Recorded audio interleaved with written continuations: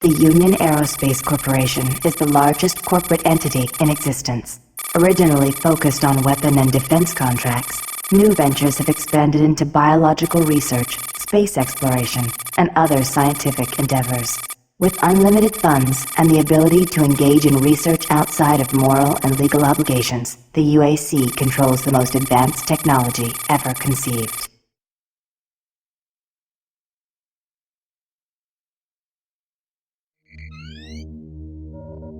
Incoming transport detected.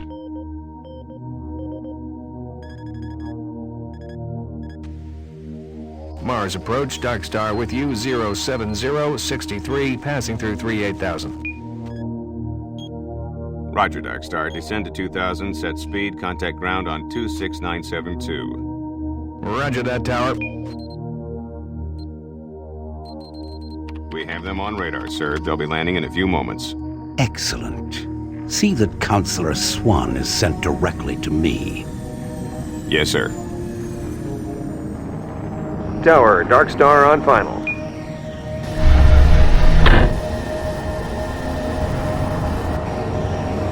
We've got you, Dark Star. You are set for lockdown. Welcome back.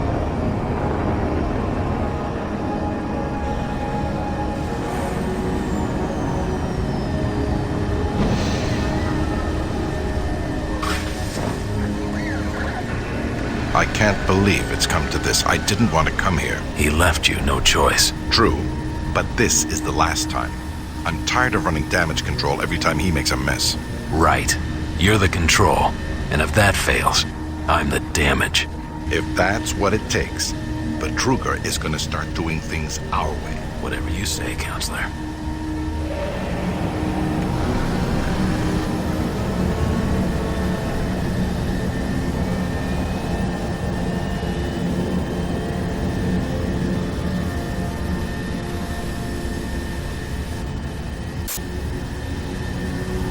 Welcome to Mars.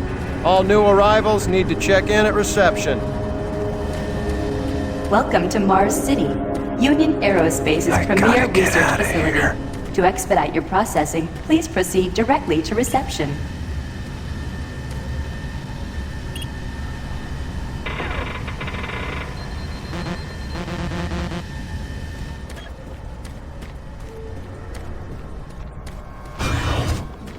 Welcome to Mars, Marine. I'm gonna need you to step on one of those red squares on the floor for a bioscan. This'll only take a second. Okay, let me get this started. Shuttle Delta. You're gonna need to hold still. Moving around only makes the test take longer. Alright, bioscan looks good. You're cleared for entry.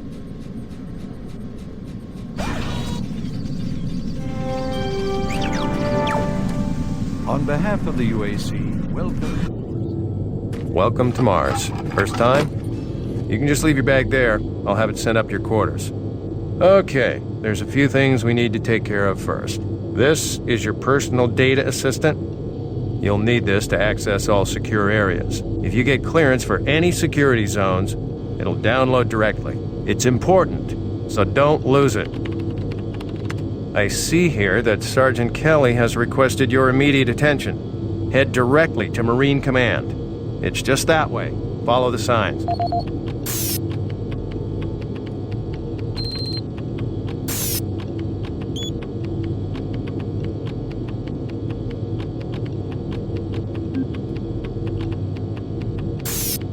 Welcome to Mars, Marine. This briefing is designed to acquaint you with a few of the standard operating procedures here on the Mars post.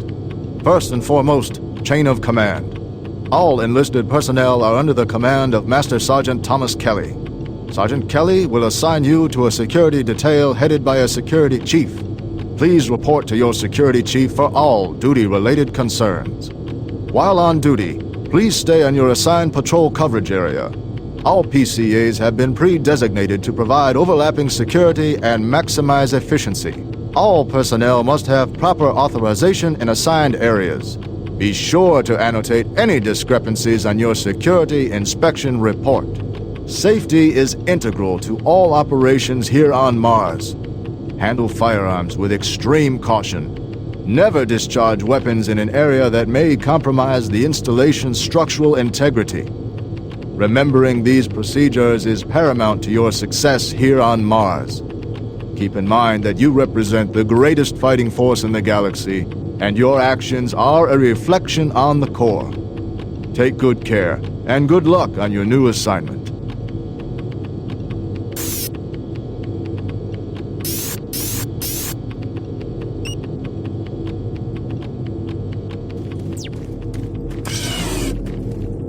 Mars City is a smoke-free facility. Please smoke only in designated areas.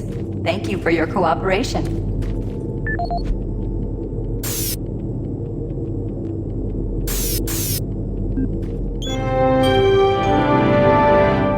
On behalf of the UAC, welcome to Mars City.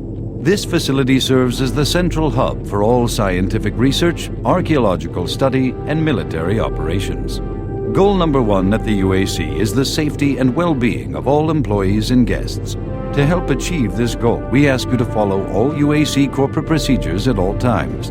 This includes restricting your movement to areas for which you have clearance. Always remain alert and aware of what you and others are doing. If you notice anything out of the ordinary or just have a simple question, find the nearest UAC security guard. They are here to help no matter how large or small the problem is. Our station on Mars provides a perfect blend of work habitats, recreational facilities, and social support structures. This ensures our goal of providing a true home-away-from-home experience for everyone. Keep this in mind as you help us pursue our groundbreaking research that is destined to transform the daily lives of everyone here and throughout the solar system. If you need more detailed assistance, please see your Human Resources Manager. If you are a guest, you may bring up any issue with your appointed UAC liaison. Thank you, and have a nice day.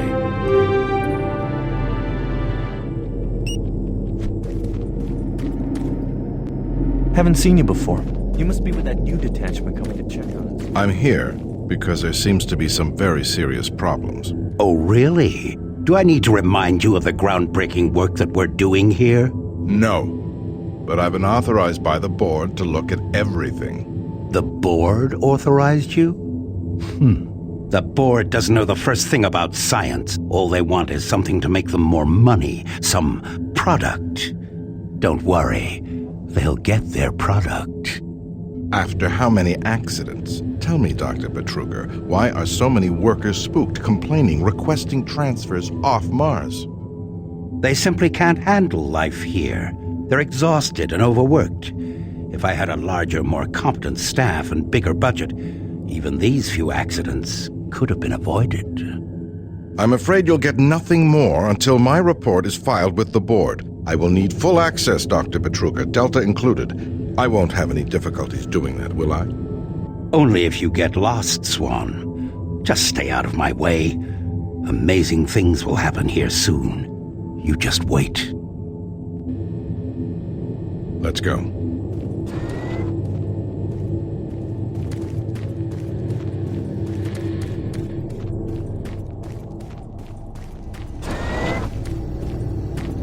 Excuse me. IBN News Network. Someone new. Denied allegations today of several reports showing a growing military presence on Mars. A spokesperson stated that increased activity is simply a tactical deployment to outlying planetary sectors. Authorities continue to search for the activists responsible in Monday's bombing of a biomech production facility, resulting in the destruction of hundreds of biomech labor units. In space news, mining station Amman is reporting 9 dead and 28 wounded in what appears to be an ore canopy failure during routine operations. This is the 5th incident in a string of mishaps that have plagued asteroid strip mining facilities in recent months. Deep Space Probe Madridi successfully executed the first of 4 engine bursts designed to alter the probe's course, according to officials. The probe's logic core first requested the diversion following yesterday's discovery of a negative light object outside the orbit of Sedna. The probe is set to resume its outer system mapping mission next week. following further scans of the fluctuating anomaly. Faint signals continue to be received from the failed Europa orbiter, which is said to be further evidence of survivors in Thursday's crash. Union Aerospace, who funded the privately operated orbiter, stated that there were no survivors and the signal is part of the Navcom system's automated distress beacon. Critics of the massive corporation say the Europa signal is undeniably originating from one or more survivors, and the high costs of mounting a rescue operation have led to the UAC's refusal. In IPN's business news, Mixom Corporation has filed suit against rival company Moxim, claiming the company infringed on several pressure seal patents utilized in planetary bases. Moxim lawyers have threatened a countersuit, saying that Mixom creates inferior parts based on original Moxim designs. Senate Majority leaders this morning approved a nearly 80... Miller, you hear about Corporal Allen? Yeah, they said he just lost it. Super Turbo Turkey Puncher 3. Wonder who they're gonna move to Bravo team now. Who knows? I just hope they don't take anyone from my squad. I hate pulling double shifts. I hear ya. Further resistance this week in its plans to introduce genetically manufactured health products on Earth. A longtime supplier to military and space sectors, genetically modified products have seen poor sales in the consumer market. Reutier's latest medkit technology was slated to hit stores next month. For IPN News, this is Roger McKellar with Subspace News on the Hour. This is the audio log of maintenance technician Adam Bernache, dated November 10th, 2145. I fixed the couplings on the heat shields this morning with no problem. Those suits arrived too. I did, however, have another odd experience while I was down there. Shortly after finishing the first coupling adjustment, I distinctly heard whispering. When I went to investigate the sounds, I found nothing. I checked the work logs, and I was the only person scheduled to be in that area today. Please report to That Environment experience, Management coupled with Office the stories I've heard from some guys over in the Delta Labs, has me pretty freaked out. I'm really beginning to hate going down to the underground maintenance area. The people down there are a bit off. The mumbling, the weird looks. The whole place is just plain creepy. I'm always expecting someone to jump out at me. I've secured my tools and the busted modulator in the storage cabinet next to the maintenance elevator. Technicians should use cabinet code 396 to access them. End of log. You need to report to Sergeant Kelly ASAP. He's in Command HQ. I'm almost ready. Hold him down. Okay. He's sedated now. I can't be interrupted now. I've got work to finish.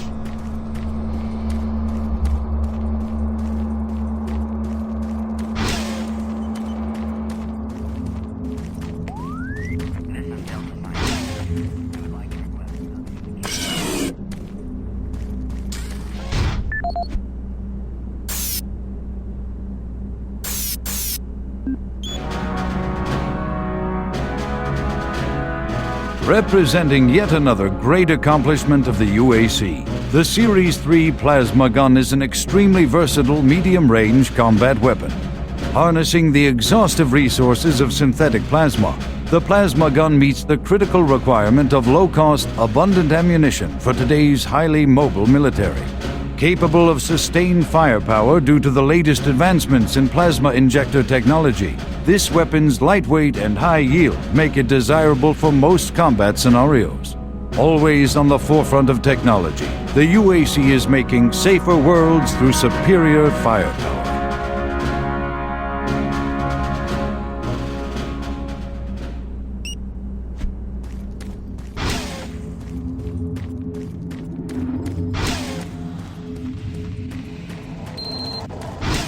Took your sweet time, Marine?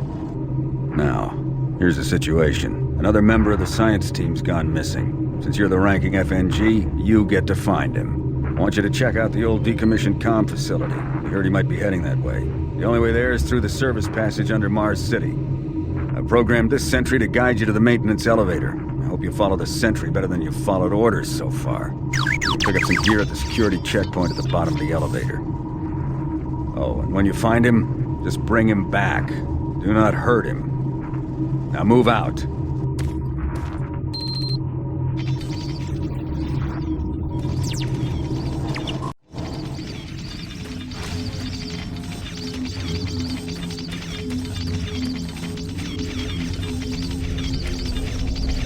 Attention UAC personnel. Interested in earning more credits? Volunteer at Delta Labs today. See your service branch director for more details. He said that he saw some strange...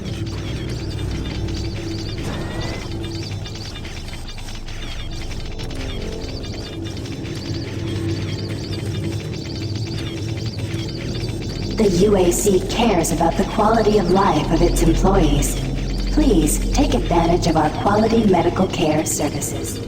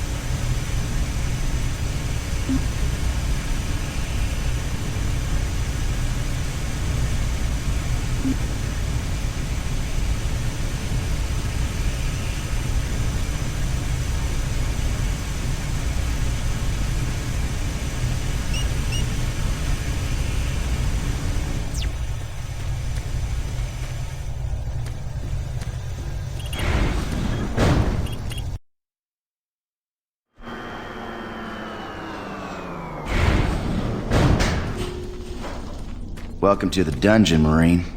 Most unexciting place on Mars. I'm gonna need you to grab some armor and secure your pistol before I can pass you through security. Okay, grab your gear. Now you're ready for combat. Let me do a radio test. MarsSec radio check. Excellent. Good signal. Looks like you've been assigned the decommissioned comm facility. Just follow the main passage through the underground junction and straight out. You'll have a quick evac. And what better way to see the Martian surface than to run across it? Okay, you're all set. Oh yeah, keep in mind, civilians are working down here. Don't get excited and shoot any.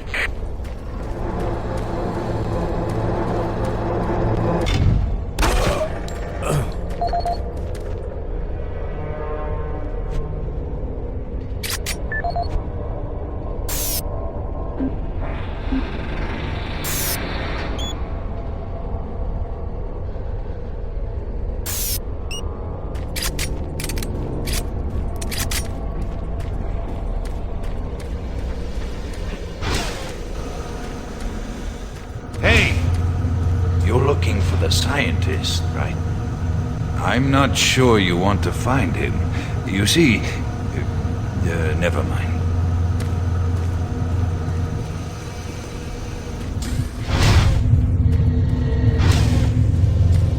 Listen, Scotty. I've done this a million times. It's not that hard. Why don't you crawl your fat ass down here and do it yourself? Because I'm getting paid to make sure you do it. Just finish the coupling so we can continue.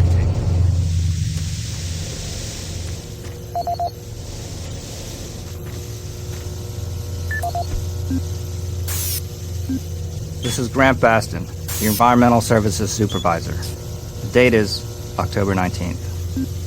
I've been hearing an alarming number of reports on some, unexplainable things. Being on another planet and working underground has always been a little spooky, so we always have the occasional report of strange things. But what is worrying me is the fact that the number of these reports are up by a lot. People are truly frightened. The rumors we're hearing about experiments from the Delta Complex are not helping. The power fluctuations aren't helping at all either.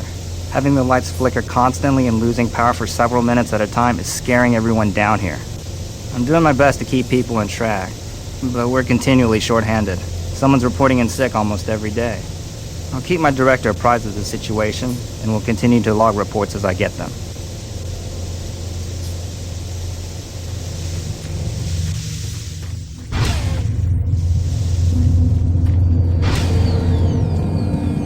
Maintenance guys not keep any of these machines running? Yes, sir. It's just that the science team demands a lot out of these things. Enough excuses. Just do your job and get the science team what they need. What do we get? Jeez!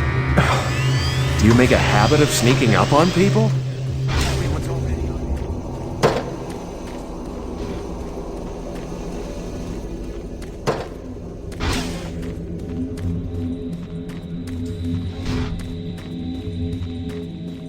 Hey, you're that new guy headed for the old comm center, right? You better hustle up, pal. This passage doesn't go all the way there. You'll have a quick walk outside to the center's airlock. Hey, don't sweat it. Your suit's got plenty of oxygen.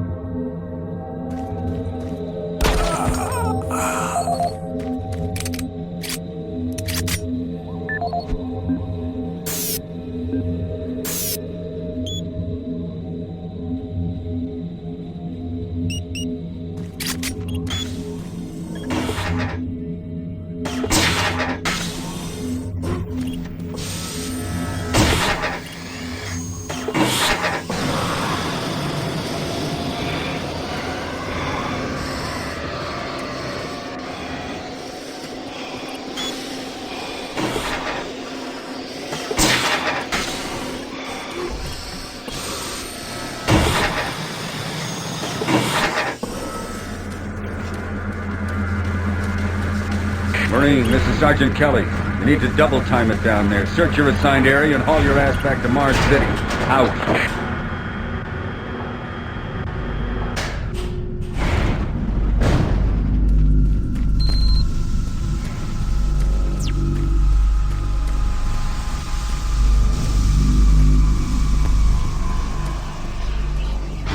Huh?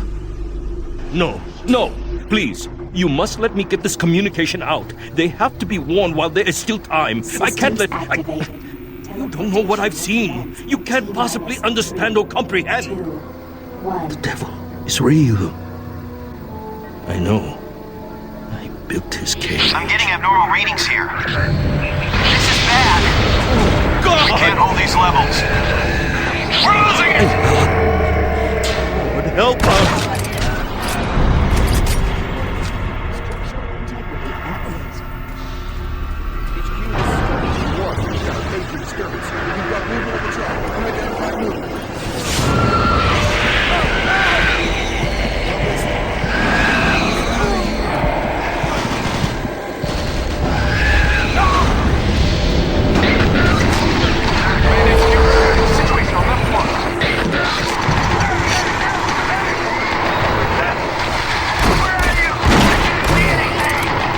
All units, this is Sergeant Kelly.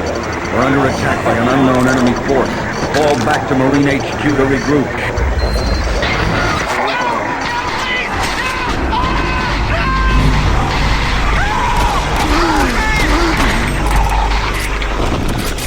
I say again, fall back to Marine HQ and await further...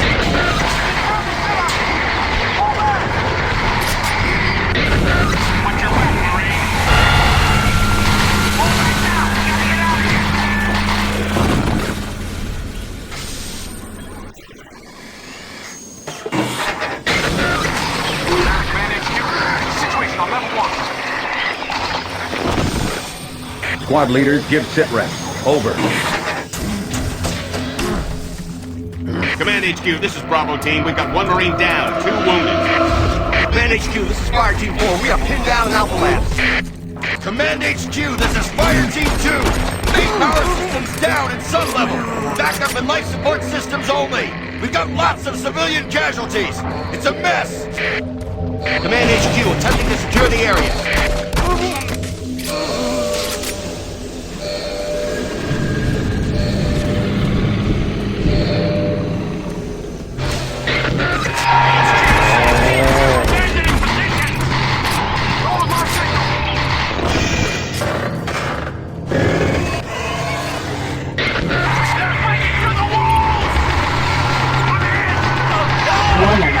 All units, this is Command HQ. Report direction. 7 seconds. Code red! We got a code red!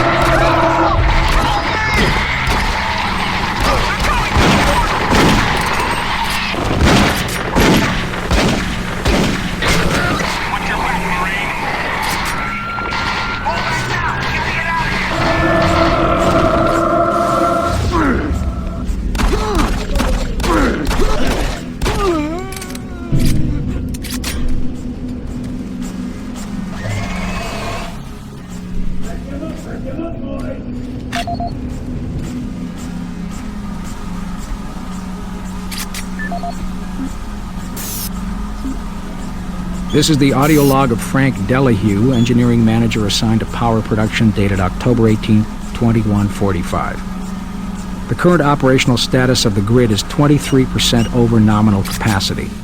I've increased work shifts to 12 hours a day for all personnel to keep up with demand. The constant and increasing load from the Delta complex is causing havoc. We are going to start losing critical systems if we have to sustain these levels much longer. I request clearance to requisition parts from other departments in order to maintain our equipment. Okay, I don't know what is going on over in Delta, but I'm doing all I can down here. The constant demands are bad enough, but the rumors all around are making things a whole lot worse. And I gotta tell you, if things don't get better soon, all hell is gonna break loose.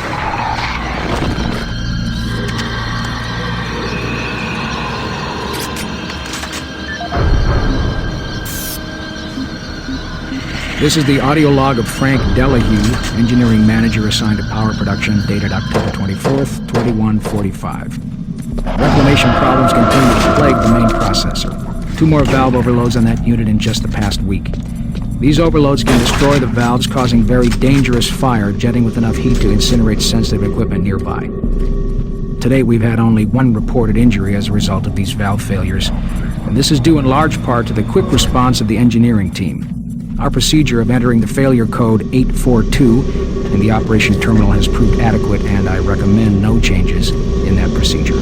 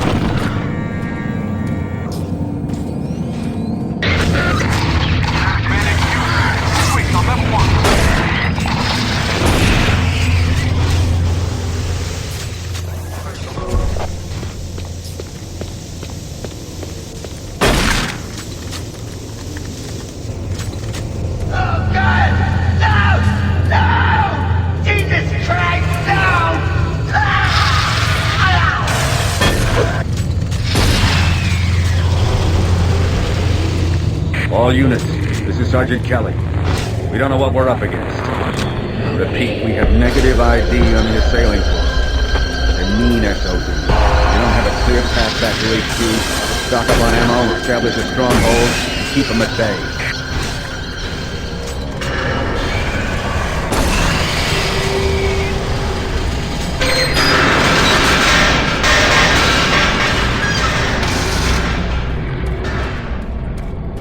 HQ, this is Bravo team. We've got 1 man down and several wounded. We are incoming and need medical on station stat. Command HQ, this is Fire Team 2. The monorail track is destroyed. Unable to secure safe transportation back to base. Over. Roger that, Fire Team 2. Fall back to the nearest station and set up a CP there. Out.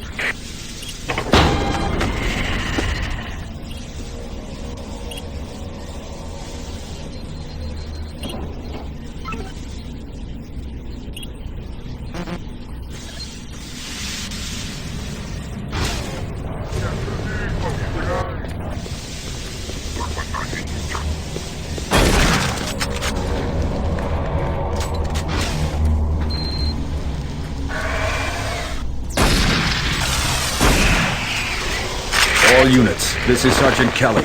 Fall back to Marine HQ and await further orders.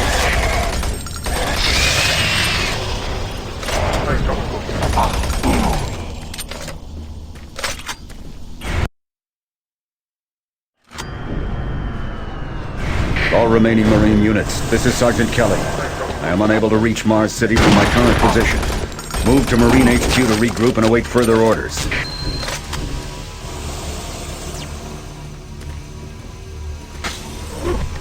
Hey, you! Up here, quickly! I thought I was the only one still alive. I can't believe I found you. Something happened.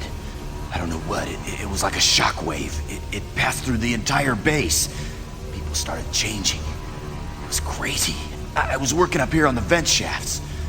I don't know how I survived. Go for help. Please.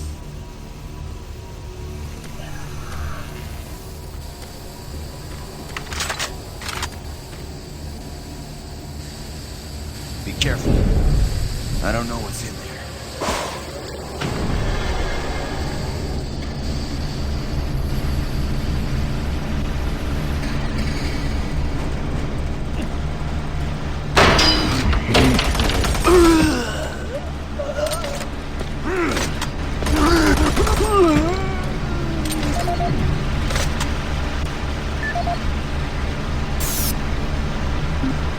This is Mark Stanton, Manifest Controller, currently stationed at Mars City.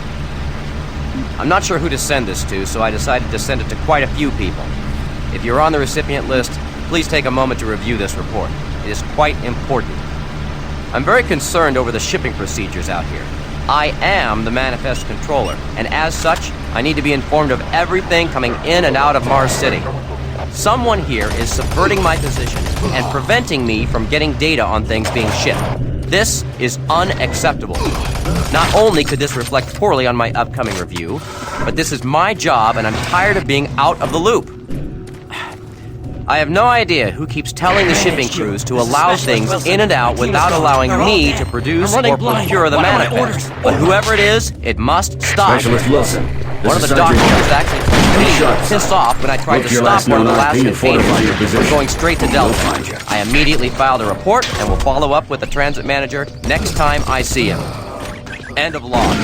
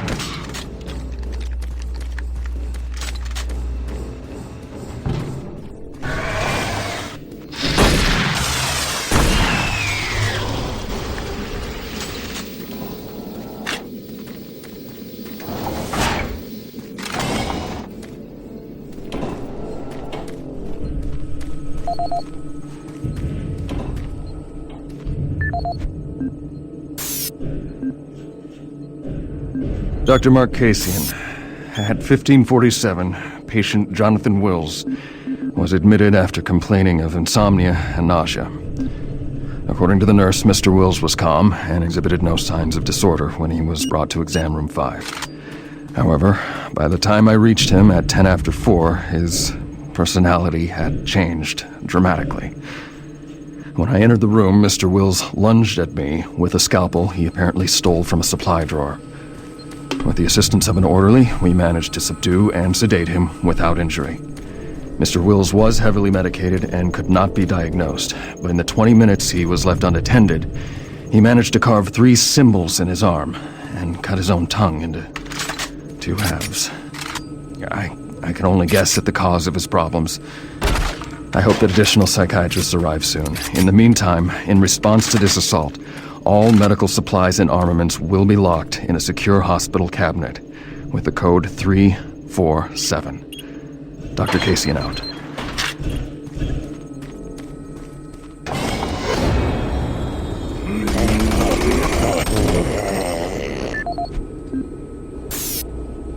Audio log for Dr. Casian, currently stationed at Mars City. I have just left the weekly status meeting here in medical.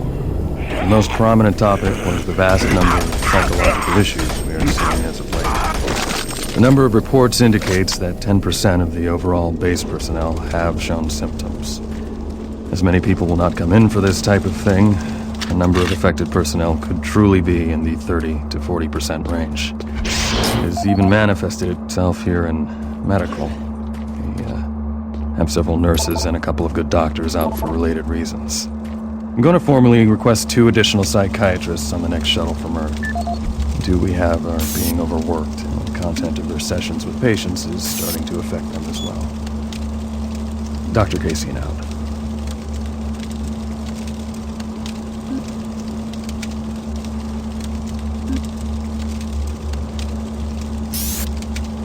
Audio report on troop morale. Morale here is beginning to drop. It's nothing to worry about yet since I keep my Marines sharp and ready to go, but events at the base are wearing on the troops. There have been a lot of things happening here on the base. I believe the UAC experiments being performed here must be the cause. Out here, they could be experimenting on God knows what. There are quite a few people missing, and no Marines, of course. It's the civilian population I'm referring to. Bottom line, whatever it is they have going on here has my men on a razor's edge. At this point, there is no cause for alarm, but I am requesting we rotate squads every 90 days instead of every 180. I will continue to report as the situation develops. It is good we have the new Marines en route. Fresh faces will help. Sergeant Tyson, out. Audio report confirming new troop deployments for the Mars City Marine Facility, October 30th, 2145. The new troops will be arriving within a few days. I've started a series of training exercises focusing on close-quarter small weapons combat, as well as instituting mandatory refresher courses on all munitions and weapons in our armory. In response to the large number of security breaches and general feelings of ill will around the base, I've doubled security details, placing 2 Marines at each checkpoint. This additional presence should help calm things down. I expect that the incoming Marines are not quite as green as the last deployment. They've turned out okay, but some combat experience will go a long way right now. Sergeant Tyson, out. Connection established. Marine, I can't believe you're still alive. I'm unable to return to Mars City. All passages out of the Delta complex have been blocked. I'm setting up a command post here. I can monitor status reports of the entire base from Delta Central Authority and communicate with other Marine teams. It's your mission to link up with Bravo Team and get that transmission sent. Head toward Alpha Labs. It's the fastest way to find them. I'll update your PDA security clearance from here.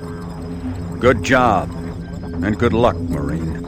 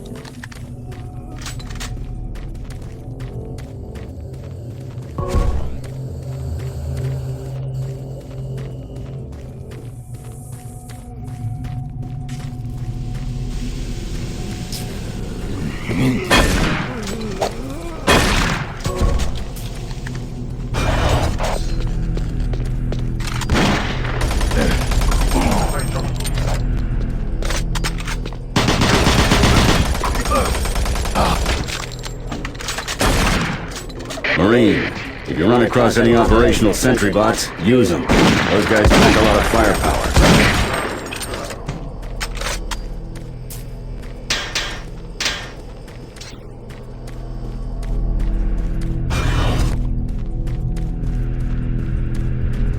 The UAC is here to help you. Psychological services are free and confidential.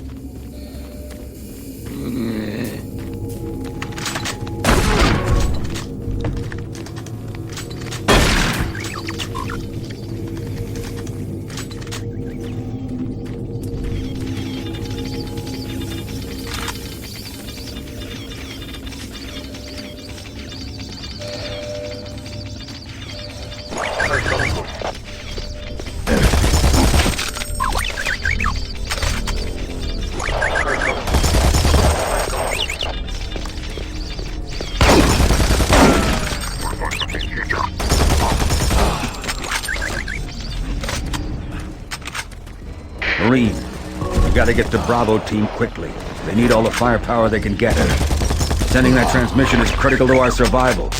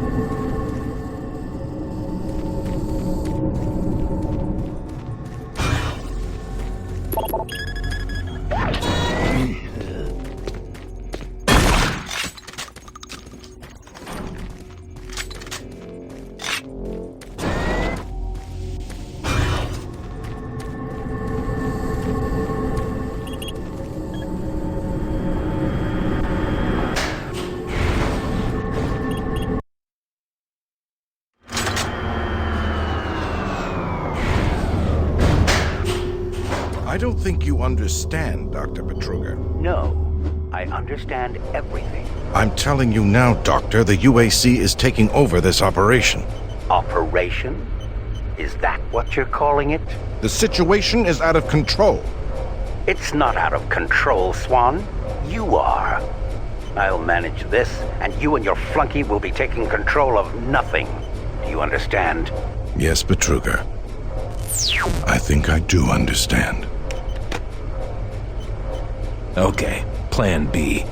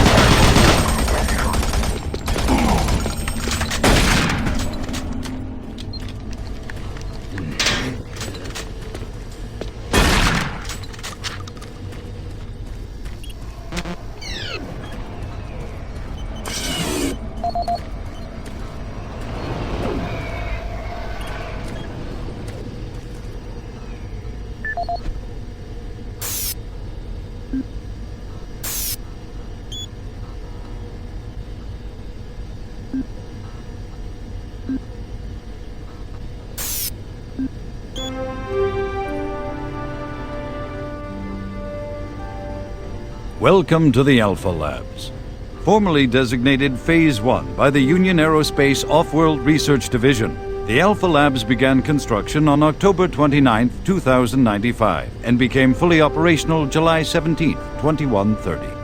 Originally created as the prime science and research facility, Alpha Labs are responsible for the development of leading-edge technology such as the elemental phase deconstructor, hydrocon, and molecular fuel storage compressor, all presently being utilized right here in the Alpha Labs. These endeavors have allowed for much-needed expansion into the UAC's current leading research facility, Delta Labs, where Union Aerospace is opening all new opportunities in research and development. With continued investment and hard work, the Union Aerospace Corporation strives for excellence and is committed to building a better tomorrow.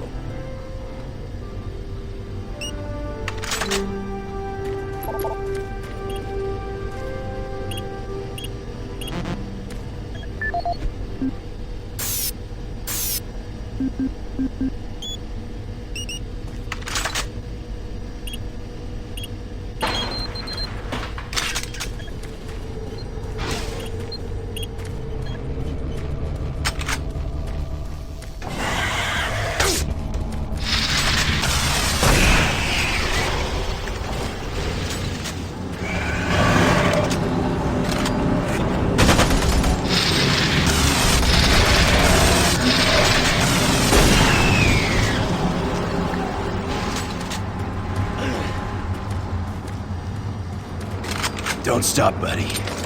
There's nothing you can do for me. They're all gone. Surprised us. They just came out of nowhere.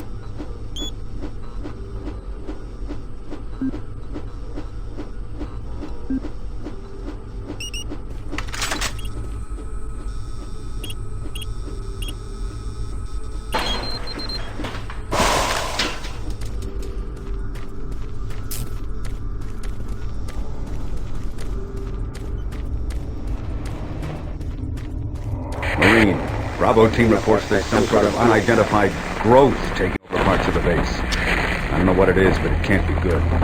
Stay sharp.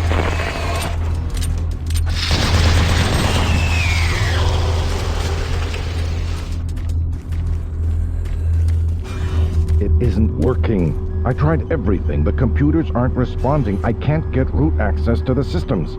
We can't do it here. We'll have to access the system somewhere else. All right, let's go.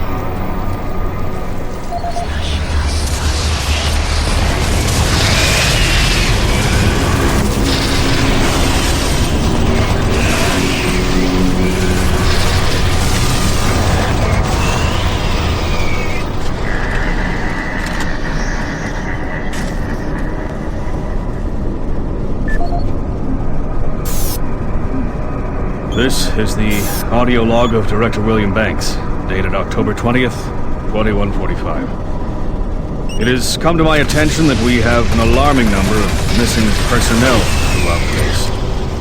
My office has received 4 additional reports from Delta in the last week alone, mentioning that personnel are not reporting for work and that calls to their quarters have gone unanswered. My office has sent the names of those personnel to Mars City Security, and they have promised to initiate an investigation. But this news is very disturbing, especially at a time when we have so many people in the infirmary suffering from sudden cases of schizophrenia and other psychological disorders. I hope there is no connection between those cases and these reports of missing personnel.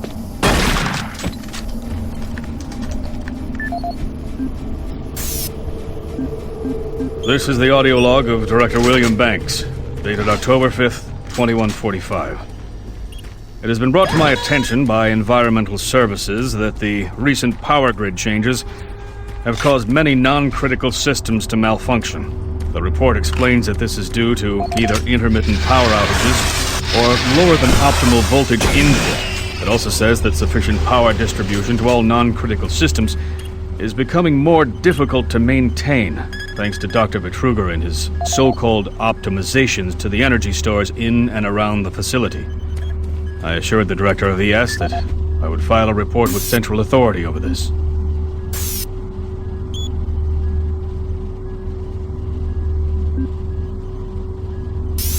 This is Paul Simon, security specialist in IT. Our network security has been breached several times over the last few days. Now, it looks like it may have been going on longer than that, but whoever did this really knew what they were doing. They covered the tracks really well. I just happened to notice some log anomalies, or it would still be going on. The intrusion came on an encrypted carrier signal from the Delta complex. They piggybacked the virus on one of the supercomputer requests, and it peeled itself from the data stream once it was inside our firewall. Someone on the inside there has to be responsible. Unfortunately, due to security in that complex, I can only tell it came from within Delta. There's no way to identify which machine or even which lab it came from.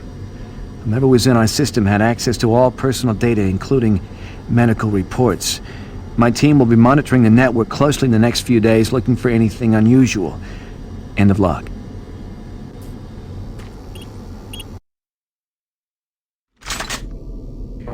Marine, I've received a report that you haven't reached Bravo Team yet. You need to pick up the pace.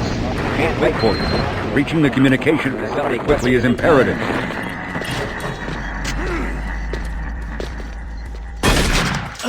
The UAC takes pride in its safety record. Please follow UAC procedures.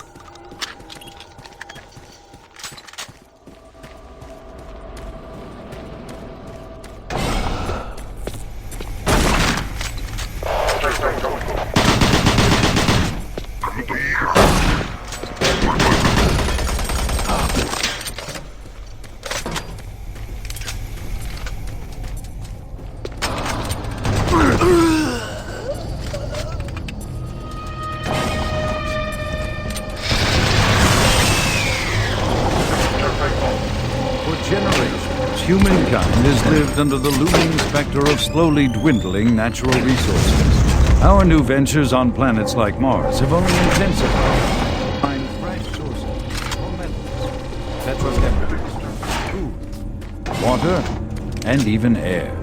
To meet that need, UAC researchers pay off for the UAC, its investors, and indeed the entire.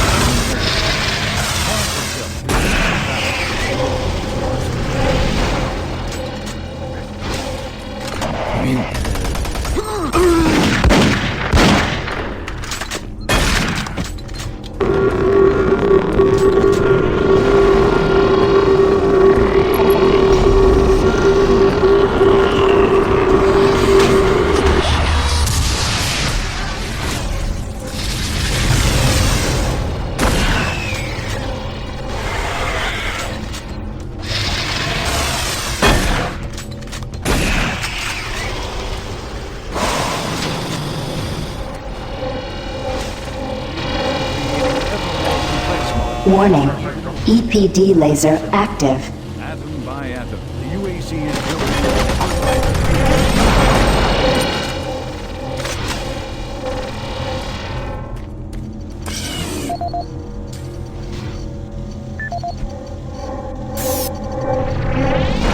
Audio log for Kyle Berger, research supervisor for the EPD project. The elemental phase deconstructor is fully operational, and the research data we have gathered so far is very impressive. Unfortunately, we had a terrible accident last week. Research assistant Patterson was calibrating one of the quark emitters in the chamber, and witnesses say he appeared to see something. It's almost like something was talking to him, and he backed right into the particle beam. It was not a pretty sight, as it took off the backside of his head. He lived a few minutes, although I'm not sure you could consider that living, but they say his eyes rolled back and forth, and he was trying to talk, although after losing that much brain matter, I'm sure it was just reflex actions. Anyway, due to this, I have enacted new safety protocols in the lab, and we have stocked one of the storage cabinets with emergency medical supplies. The code for the cabinet is 752. End of log.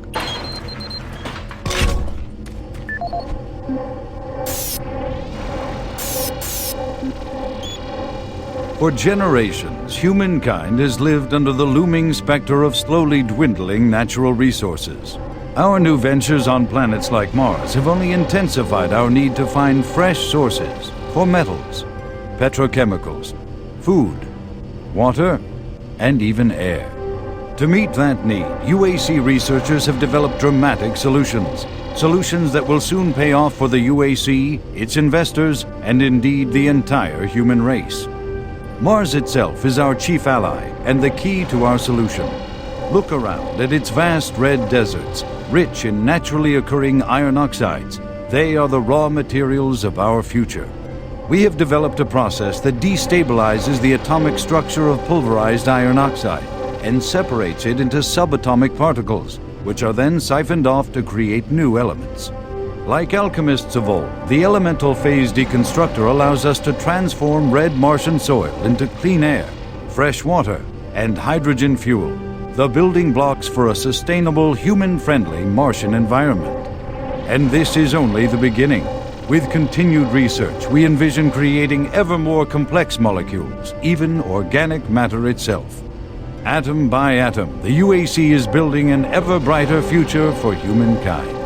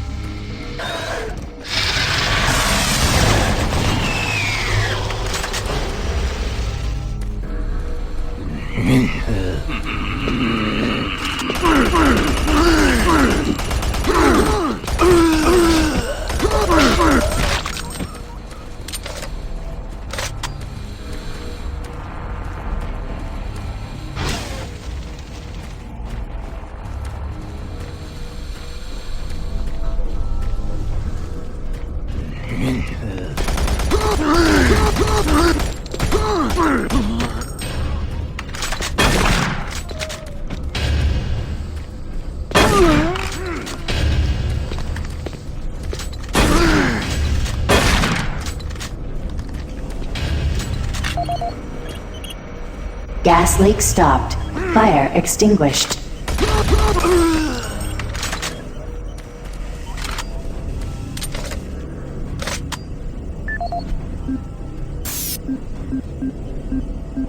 Audio log for Jack Smith, benefits analyst in HR 1024-2145. I just went through another batch of accident reports from the science team. We've had 5 more people hurt this week while working with the equipment. The most serious incident was one John Hughes, whose hand was caught in one of the plastic extrusion systems. He was performing maintenance on it and states that he unplugged it and had the safety key in his pocket. It managed to activate without an apparent power source and shredded his arm to the elbow before someone got him out. been reported that the machine is still running. Shut it down. The cost on that incident alone is enough to raise the red flag, but this is just one in a pile. We're going to overrun our budget on benefits payout this quarter. And while it's not my department, I have to assume that the new equipment budget is going to be blown out as well, because according to these reports, the equipment's breaking down on a daily basis. Please mark this for review at corporate. End of log.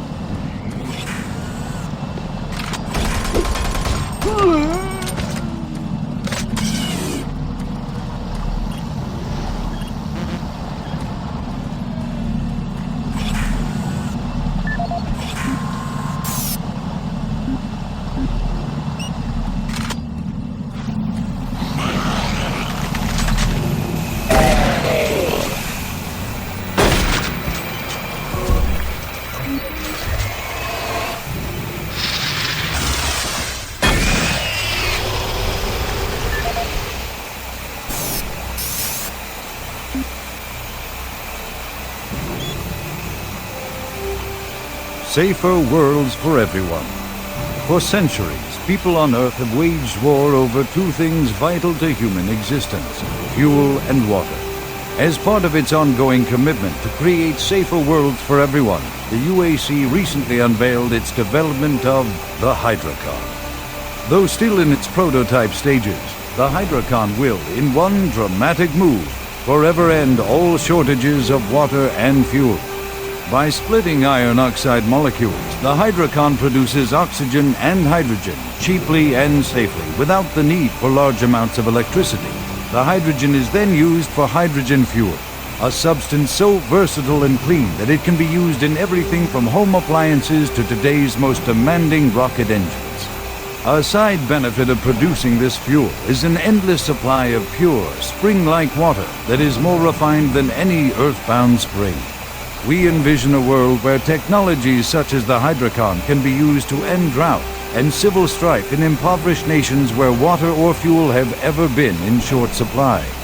While always at the forefront of scientific research and development, Union Aerospace hopes that the creation of the Hydrocon will continue to make safer worlds for everyone.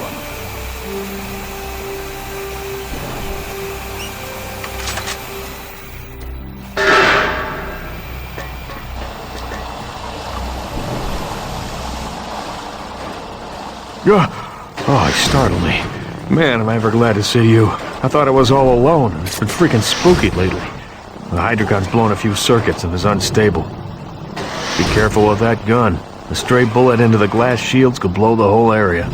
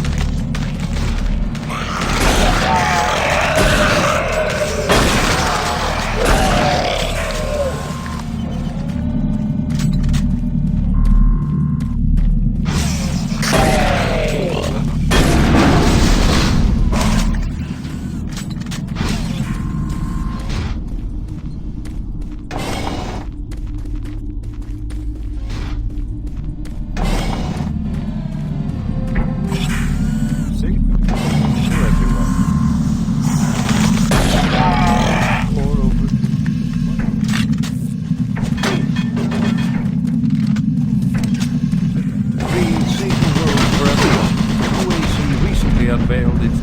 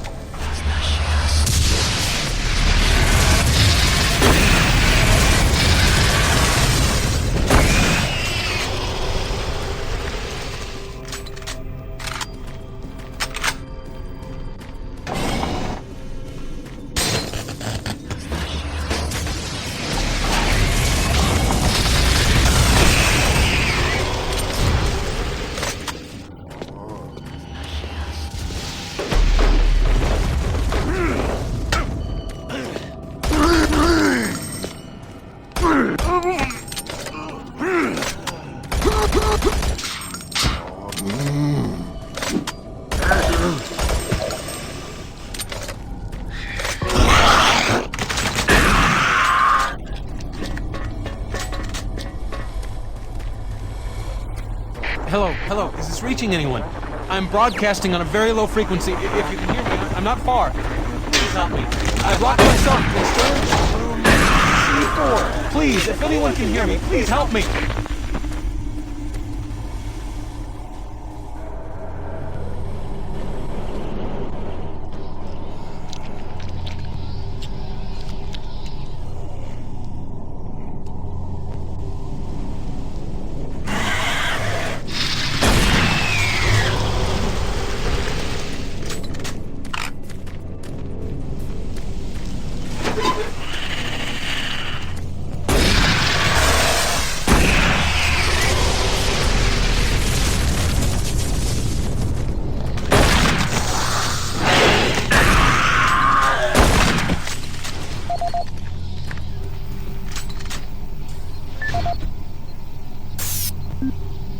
Audio report regarding the disrespectful treatment of new research staff. September 14th, 2145. As you know, I have gone to considerable effort to recruit my staff researchers for Alpha Labs. Finding team members with the qualifications, let alone the willingness to come to Mars, has not been a trivial task. You know this already. But it is necessary that I emphasize why their complaints must be taken seriously. We won't be able to keep our people or recruit new researchers if the harassment continues. No, harassment is exactly the right word. I'm routinely getting reports of UAC security asking inappropriate questions and submitting my staff to unnecessary background checks. I must insist that we be allowed to keep our personal lives private and be left to complete our assignments without further communication. If there is some type of security, I suggest that UAC security look more deeply into their own staff. This is Andrew Chin. Let's go!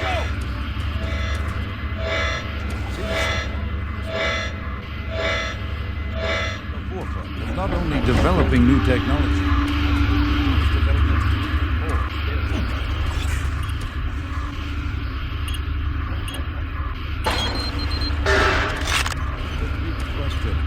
can we devise a way to store it?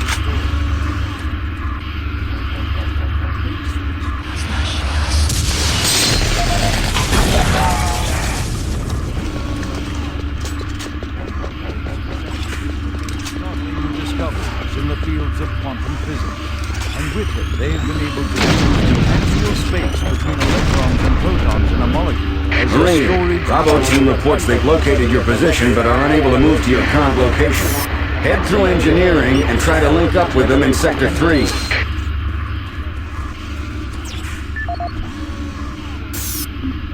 Audio log for Walter Connors. The MFS compressor is producing fantastic results. The latest modification I made to the dilation matrix were the real key to the recent breakthrough. All in all, I feel my work on this project has been the catalyst that propelled everything forward. I've also taken a set amount of time each day to make sure that everyone is doing their job, and of course I check all of their data to ensure that no mistakes are made. This is going to be a huge moneymaker for the company, and quite honestly, without my input and hard work, I'm not sure that we would have gotten this far. I wanted also to thank you for your supervisory role in the project. Working with you is a true honor. Just remember me in the end of the year reports, as I'm certain I deserve a promotion. Walter out.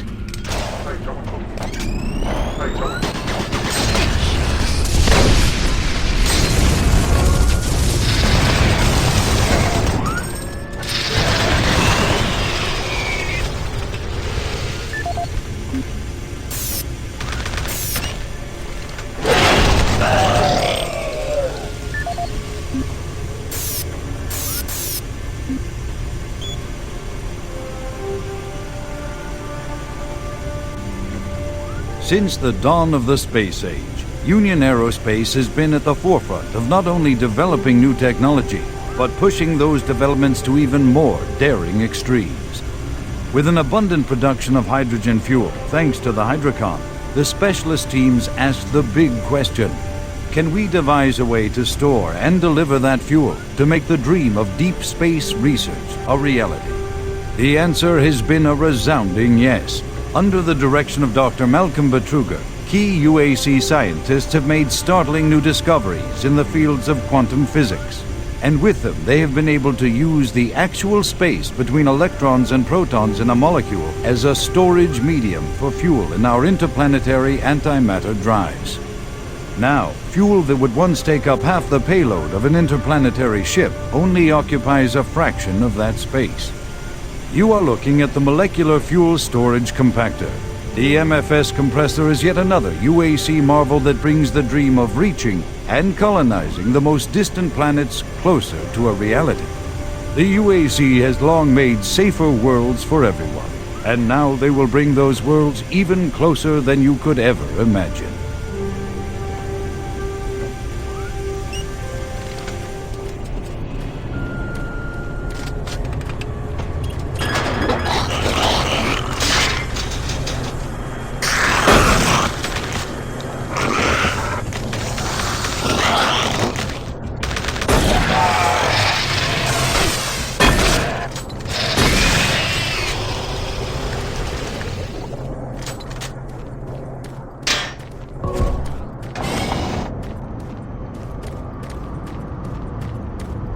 Don't shoot. I can help you. The lights are all out. I'll lead you through here. You can get me off this base.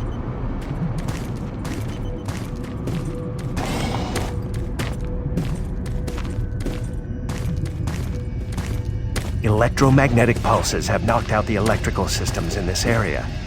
Watch out. A big one could knock out our heads.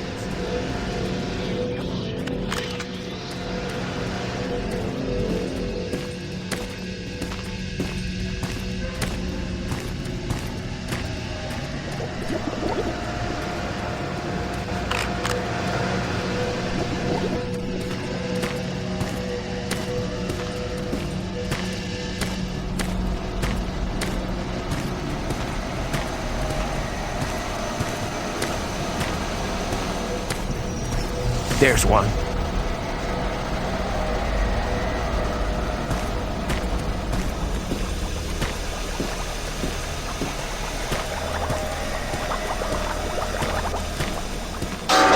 What was that?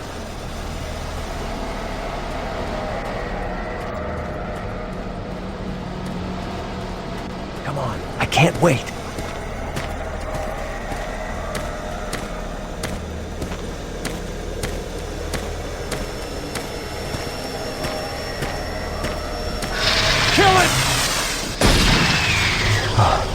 That was close.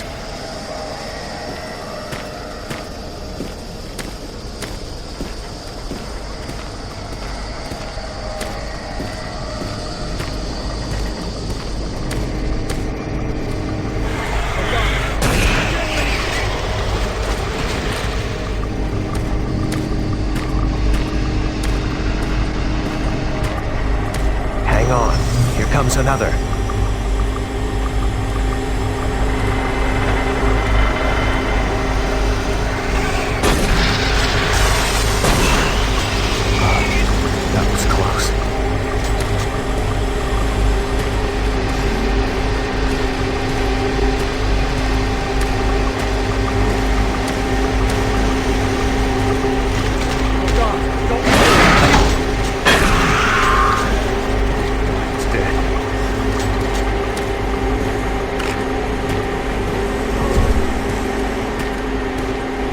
There's the exit.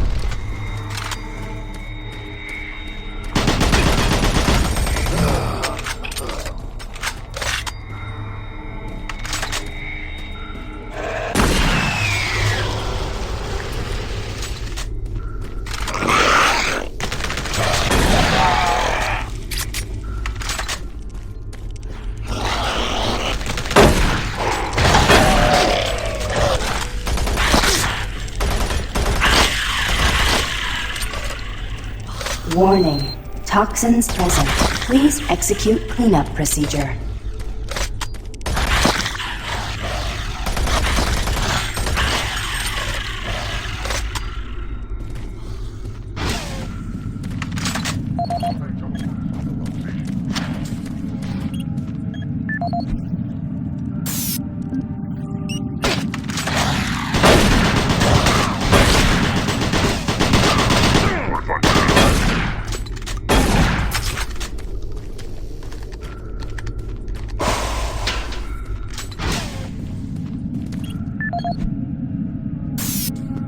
This is Operations Coordinator Mark Lamia, dated November 1st, 2145.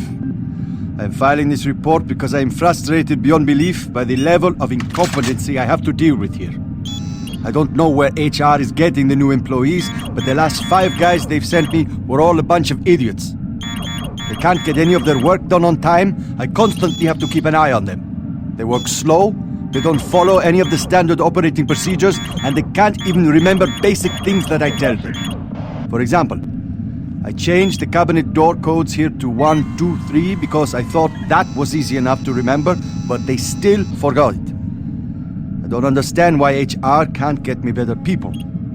I am requesting full authority to hire and fire my own employees. It's the only way I can run my department smoothly. End of log.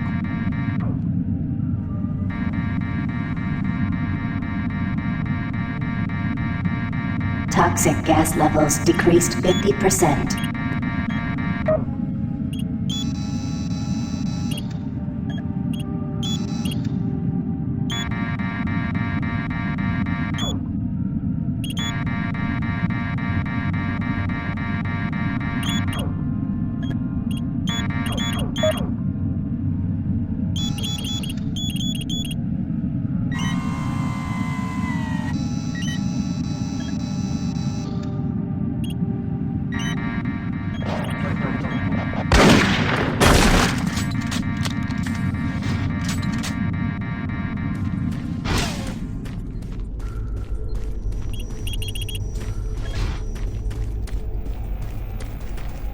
Toxic gas is cleared. Waste disposal area now safe for entry. Marine, you gotta pick up the pace. We got more men down. Bravo team is barely holding their own.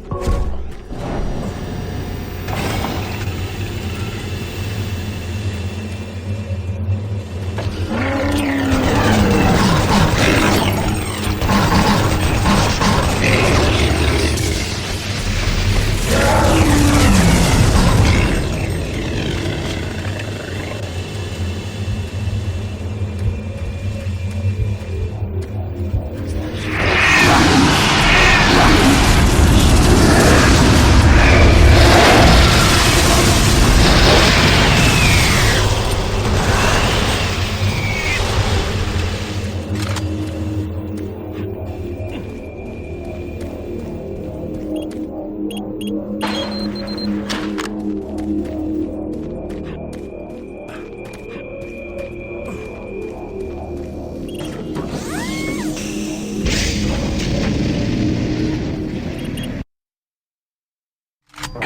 I was able to locate your position. Core comm systems are beginning to malfunction and shut down. Massive service disruptions throughout the entire base. How long I'll be able to track you. Bravo team has just entered the Enpro plant. Pick up the pace. You aren't far behind.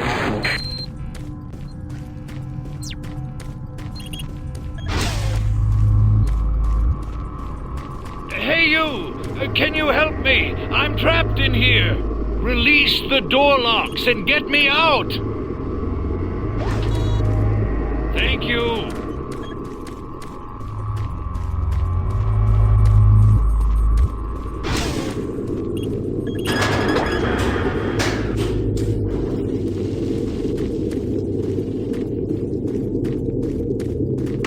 Thanks for getting me out of there. I got trapped in the chamber when the power went out. I don't know what's going on here. I don't understand why none of the systems are responding.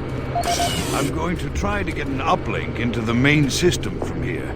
This is a secure terminal. I might be able to get a connection.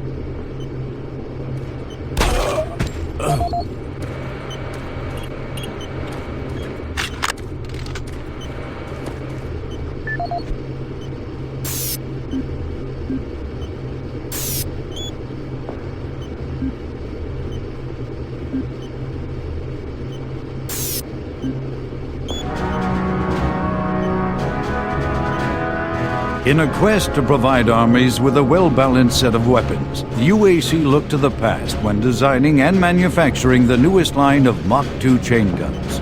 The retro style and mechanical sturdiness of the chain gun is a must for all hardened combat veterans. Early adapters have nicknamed it SAW. With its armor-piercing 30 caliber bullets, the chain gun is capable of literally cutting opponents in two. Packed with all the punch you need in close combat fighting, the chain gun delivers unparalleled reliability and functionality. Always on the forefront of technology, the UAC is making safer worlds through superior firepower.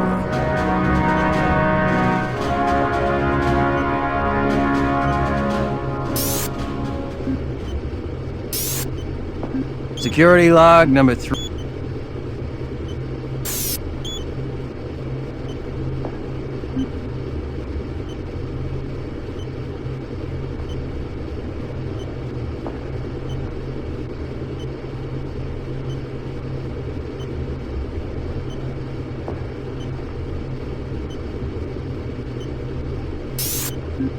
Security log number 3072 for Delta Security Chief Michael Abrams, November 15th, 2145. I've just come from the Armament Division where I was issued one of the new BFG 9000 series weapons.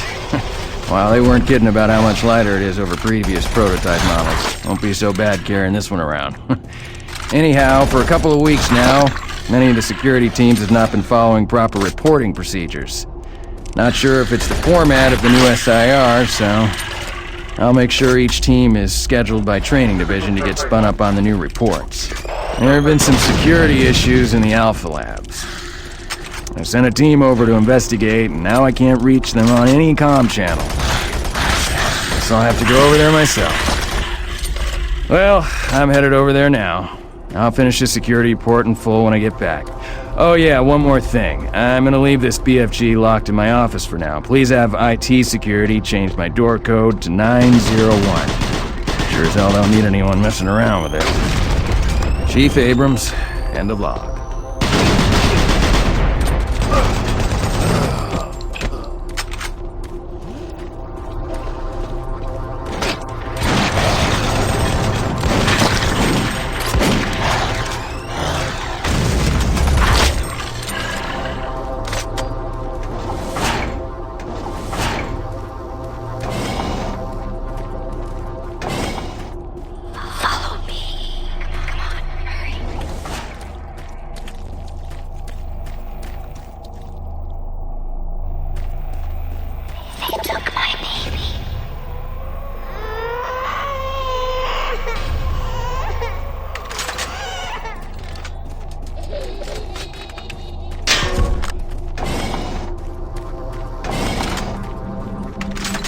Marine.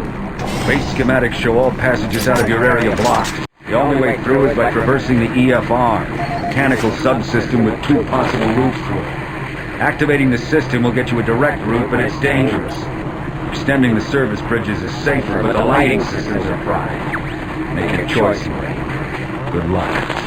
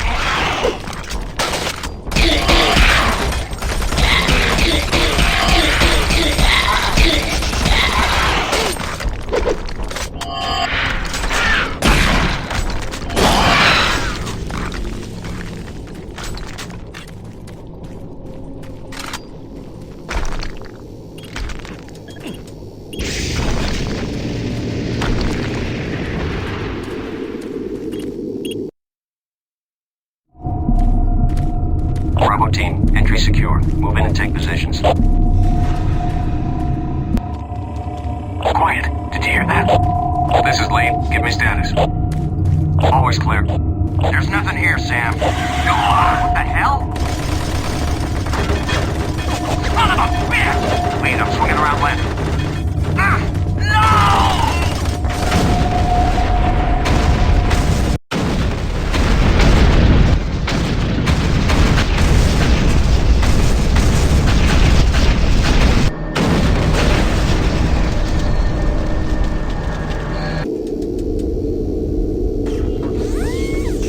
Warning.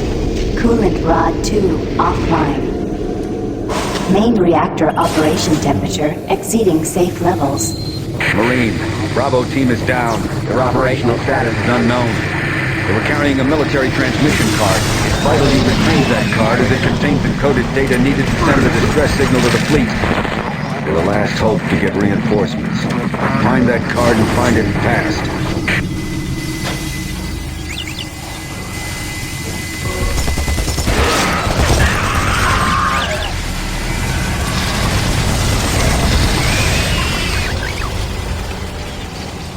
Attention. All personnel evacuate the facility.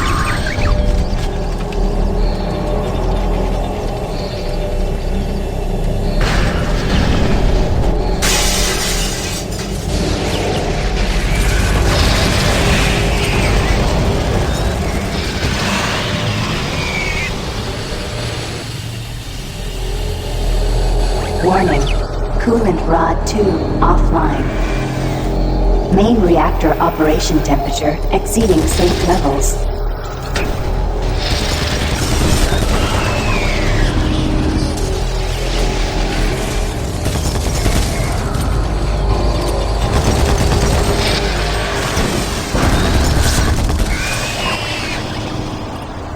Gas leak stopped. Fire extinguished.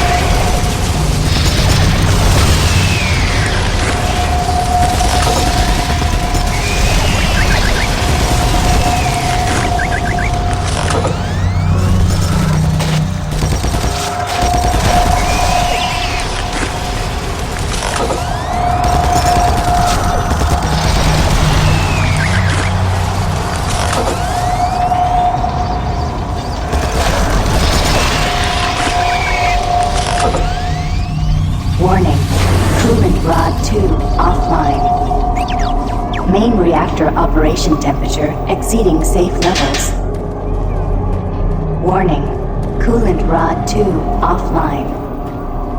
Main reactor operation temperature exceeding safe levels.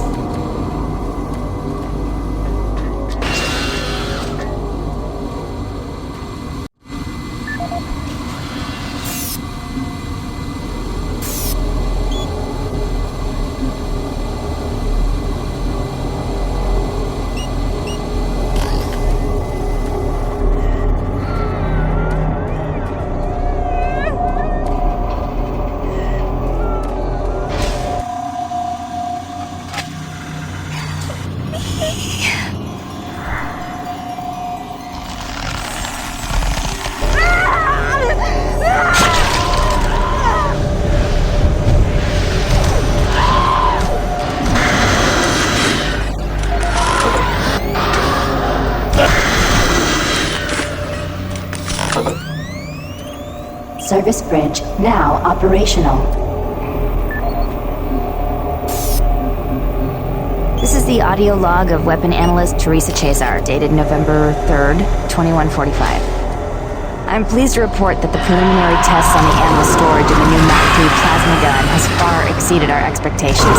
We realized a full 50% gain in the storage capacity of ammo packs as a result of utilizing techniques engineered in the Alpha Lab of molecular compacting. I believe with the ongoing compaction research, we will reach our goal of 3 times the plasma storage currently available in standard ammo packs. I would also like to mention that all of the employees here at the Enpro plant have been very helpful and quite eager to accommodate all of my requests. For security reasons, I've locked the plasma gun and the extra ammo in locker 063 with door code 972. End of log.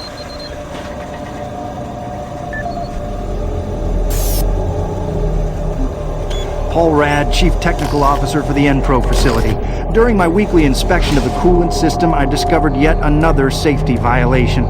As I've stated repeatedly, our service manuals must be followed to the letter. Now, this includes changing back filters for the coolant system on schedule and not when maintenance gets around to it. As you know, unclean back filters will create pressure inside the coolant system's release tubes.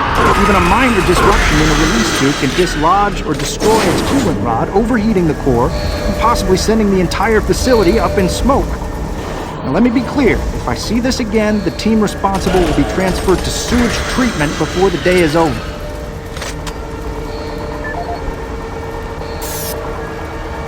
Paul Rad, Chief Technical Officer for the Enpro facility. I appreciate UAC's concerns following the number of stress-related illnesses spreading throughout the base. However, I don't understand why we require such a large detail of armed security bots in Enpro. You may disagree, but I trust my team's mental condition far more than whatever programming is running inside those bots. This brings me to the reason for this report. Today, one of my best engineers, Patrick Thomas, was nearly shot when a bot refused his clearance. That's right, shot. Luckily, a nearby team from maintenance caught up to it and smashed it with a pipe wrench before it could chase back down. Now, it'll be days before he's ready to return to work, and I don't think you'll ever get him close to one of those bots again. Our jobs are difficult enough without needing to avoid getting shot.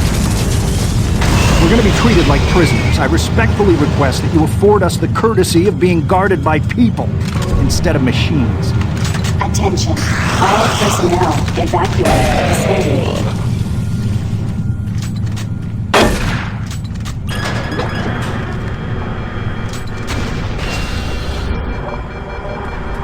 Warning. Reactor core temperature 585 degrees Celsius.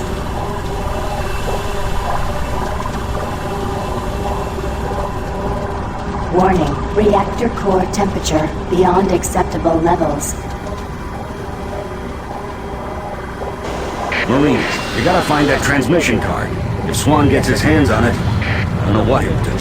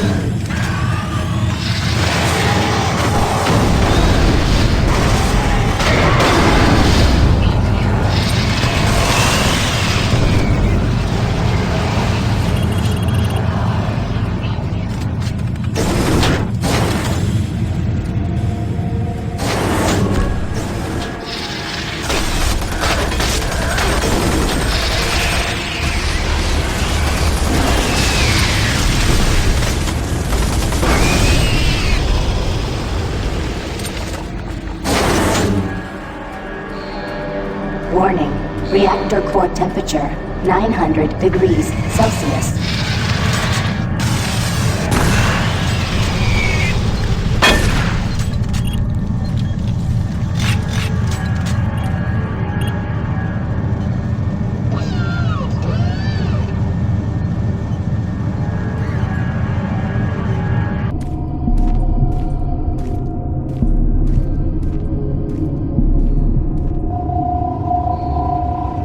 Do you see the card? No, sir. Okay, let's get to the communications facility. We can stop the transmission from there. Whatever you say, Counselor.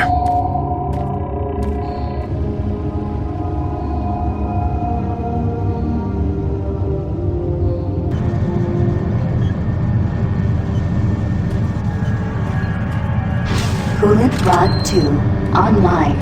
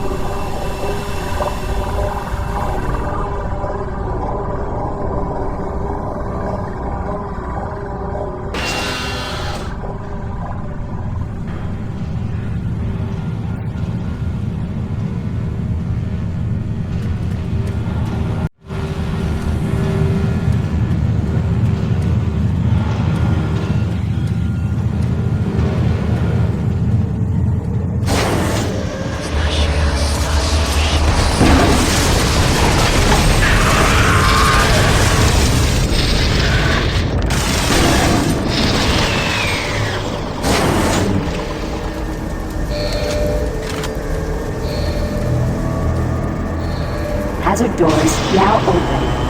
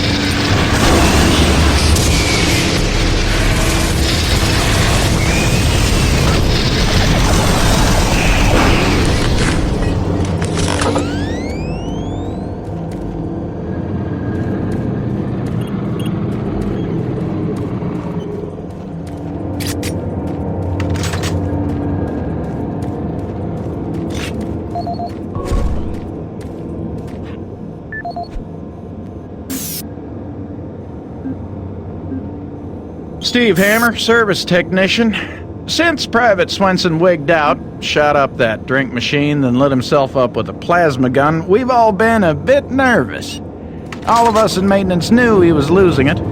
Finally, when that darn drink machine wouldn't accept his credits, he lost it. Started swearing up and down, and you had to laugh when that machine lit up, but before any of us could react, he fed himself enough plasma to power an office building. There wasn't enough head to clean up, just vapor.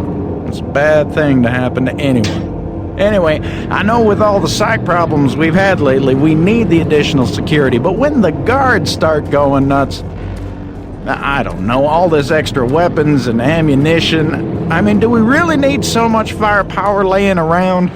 Well, a couple of us decided to lock up all of the unsecured plasma rounds we could find. The code is 734. I think we'll all sleep a bit better tonight knowing it's locked up.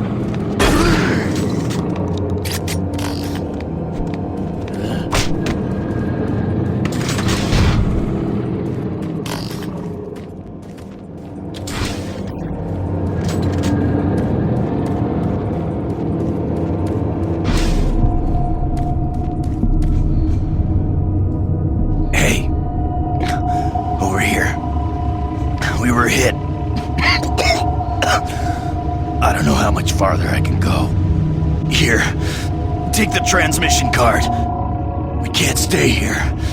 Isn't safe. We better move. No!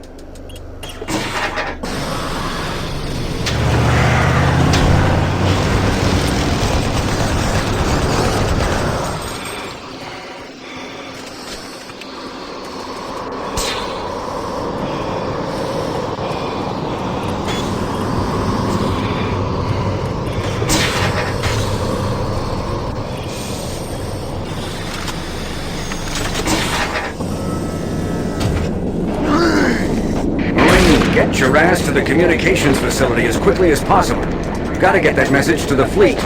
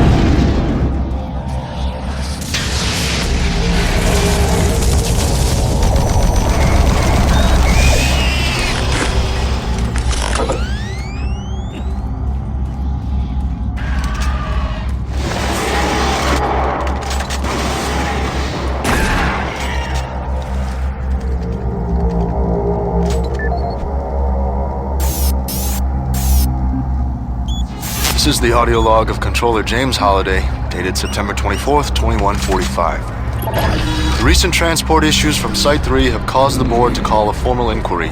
We'll study weight limits and suggest better ways to provide protection for Site 3 artifacts. Our equipment... Damn it, these PDAs, does anything work with these? Finish this later.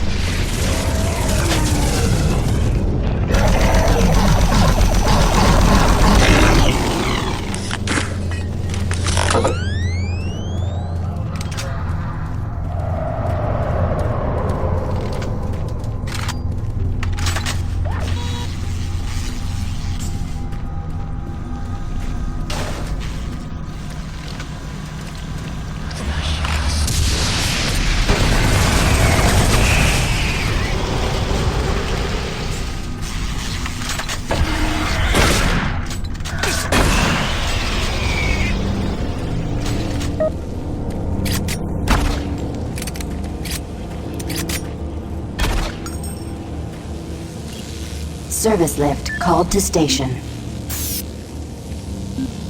This is the audio log of Officer Ron Ridge dated October 16, 2145. Recent transport tunnel accidents are causing major headaches for both supply and maintenance. Each accident causes an estimated 1 to 3 hour delay in what are mostly time-sensitive shipments.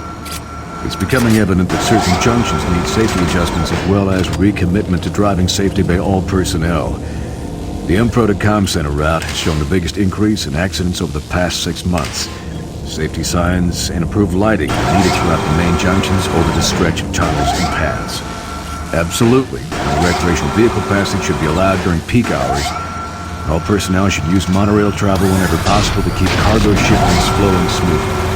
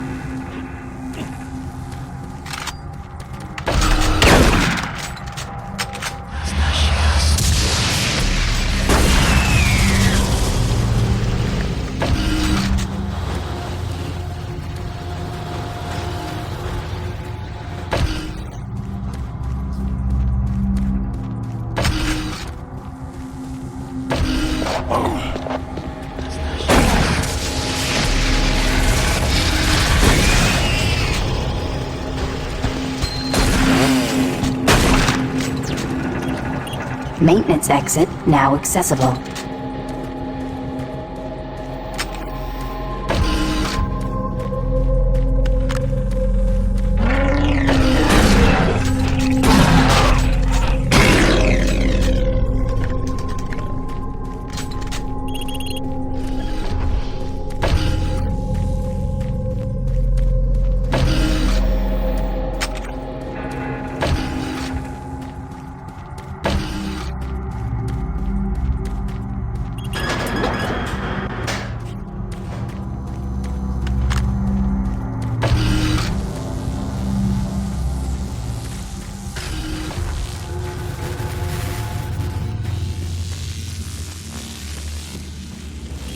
Service lift called to station.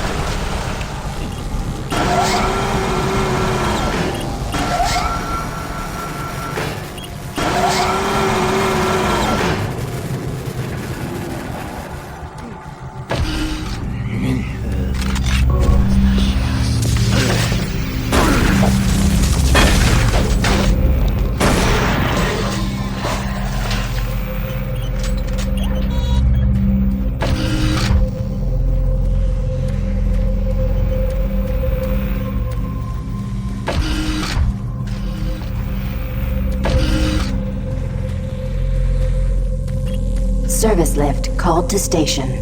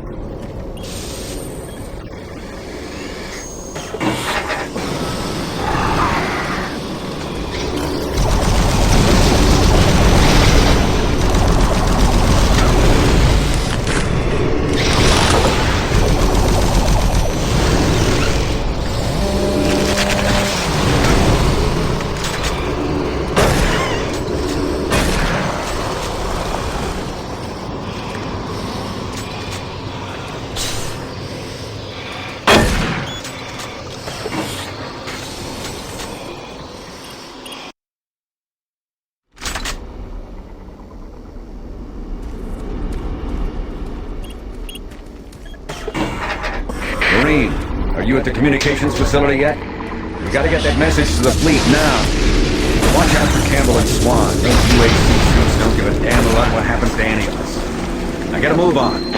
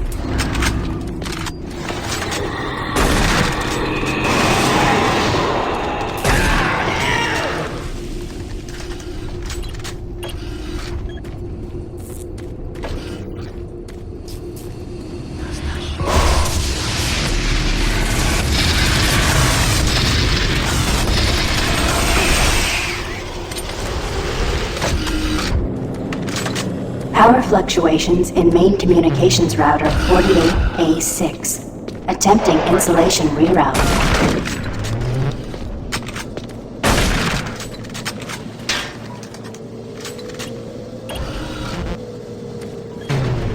Primary communication systems offline.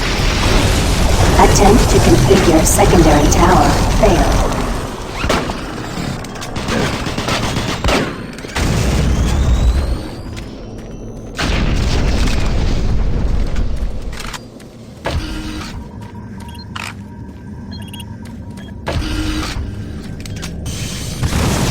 Communication system overload. Communications shut down.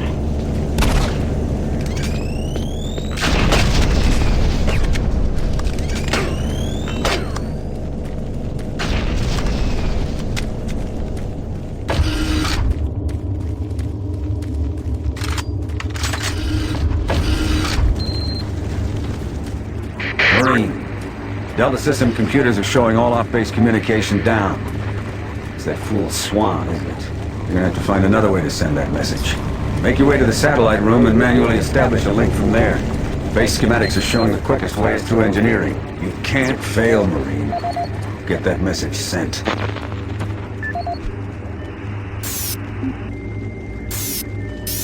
This is the audio log of Technician Seamus, dated October 16th, 2145.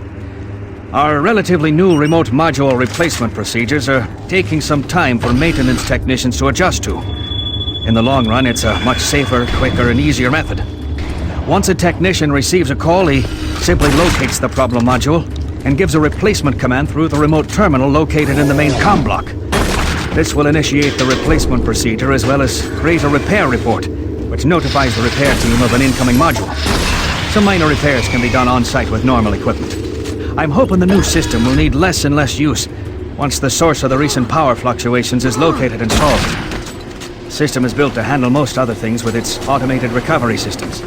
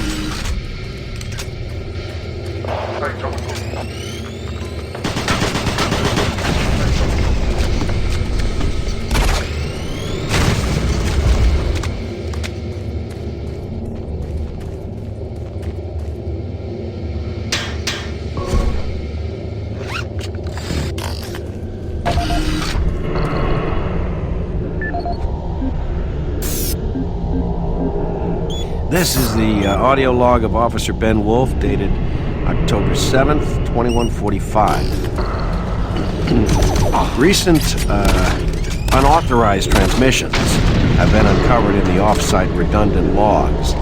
These logs are usually not validated, but an unscheduled audit has shown significant detail. More investigating will be done to get to the bottom of this matter. Particularly interesting are transmission block D4560. Marine, I believe the source of the invasion was from the main portal here in Delta, which has send no that links transmission to get here base as quickly as systems. possible. More to follow.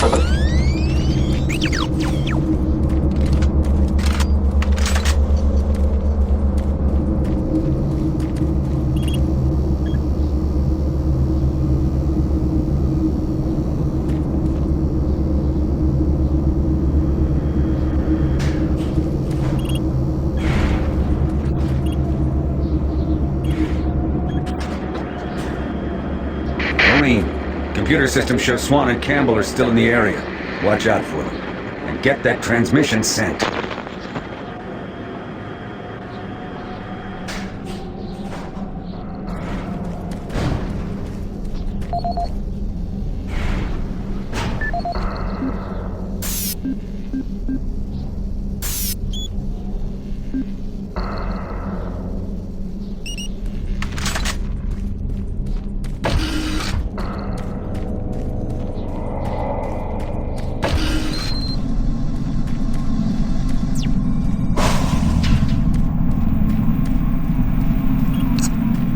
Manual uplink established. Marine, you hear me? Back off from that console. Do not call for reinforcements. We don't know what the hell is going on here. And until we do, this area remains under UAC control. Cancel that transmission. Satellite connection established. You fool! You have no idea what you just did. If the creatures get hold of those ships, who knows what can happen? You might have endangered all of Earth. I'm going to Delta to stop this. Don't get in our way. Transmission successful. Excellent work, Marine. Reinforcements will be here soon. I'll wait for you here at Delta. Get here as quickly as possible.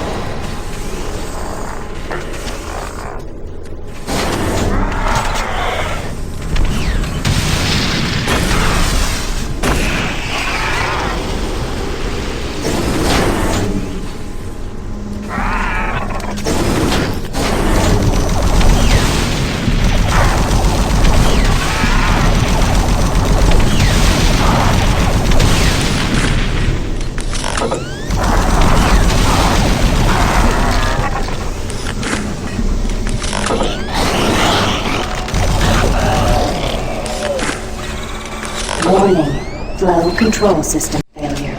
Toxins identified. Execute cleanup procedure.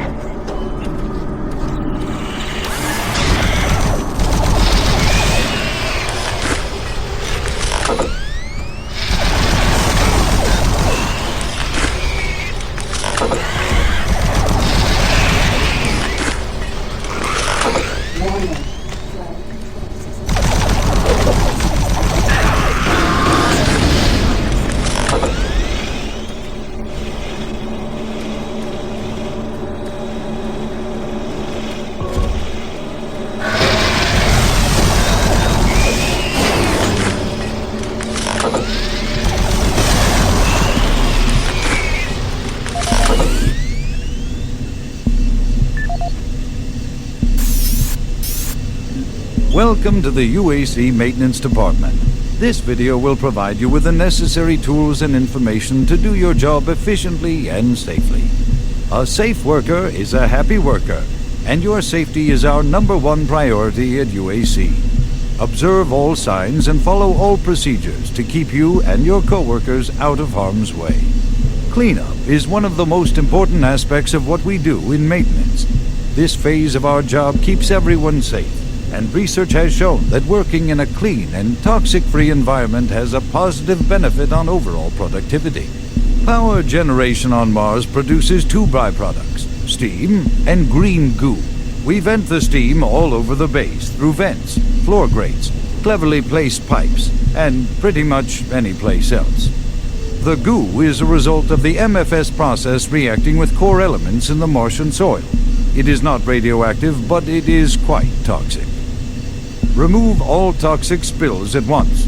Hazmat suits are the best way to protect yourself when a spill occurs. And if you happen to come in contact with the goo, report immediately to a medical station for a scrub down. After a few days in confinement, you should be ready to report back to work. Report any rule violations to your immediate supervisor. And don't forget to read your employee handbook for additional rules and information. This is the audio log of Nicholas Edgway, member of UAC Mars Hazmat Response Team, dated October 1st, 2145. We have concluded that the Martian atmosphere is wreaking havoc on the exhaust valve seals in the standard number 5 disposal drums. The engineers cannot explain the high level of contaminants in our internal atmosphere. Air scrubbers and filtration systems all seem to be operating at normal levels, yet a small layer of particulate is making it into the storage areas. That is what caused the lockdown yesterday. EAP Director Charles Hollis informs me that the personnel won't be harmed by these contaminants in the air, but we've seen that they do cause a corrosive reaction when introduced to the rubber compounds used in the storage systems. Effective immediately, all number 5 disposal drums must be locked away in at least a Class 2 rated transport medium. Assessment complete.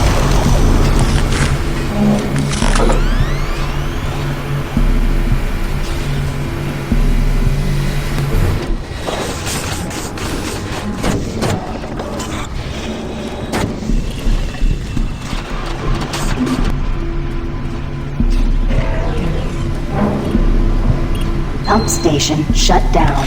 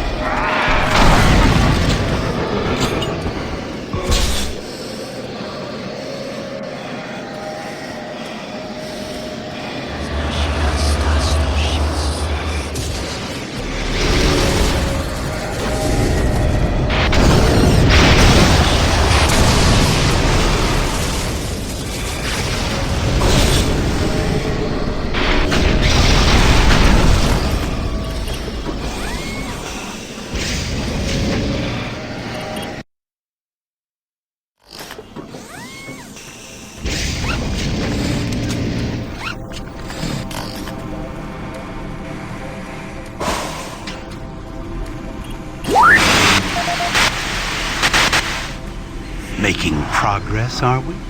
And in such a hurry to find us, to find me. There's no need to rush. I am everywhere, and everything here is mine.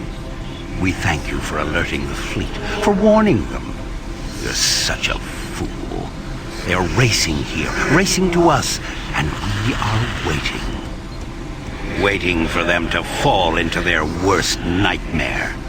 They will join my legion, and with their ships, I will bring this hell to Earth. You won't live to see it, and you will die long before you have a chance to warn them. Attention. Initiating pump station 1B.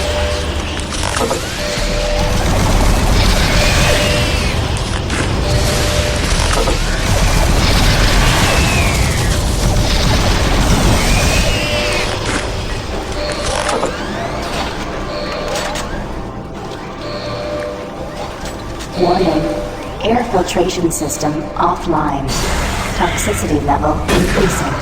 There's nothing left for you but a slow death as your lungs fill with toxic gases.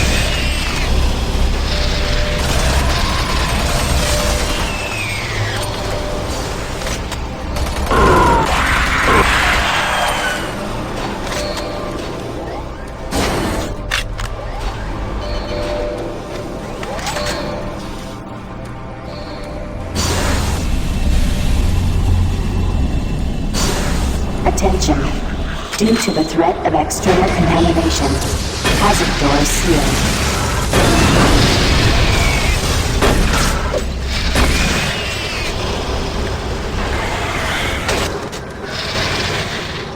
Attention. Due to the threat of external contamination, hazard doors sealed.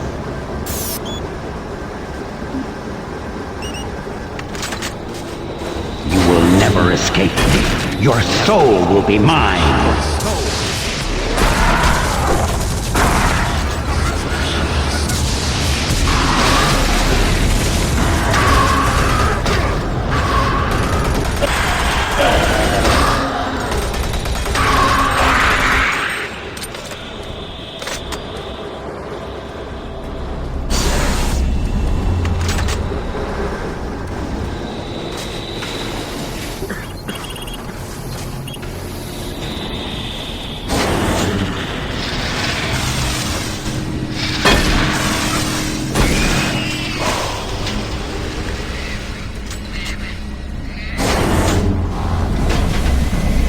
Warning.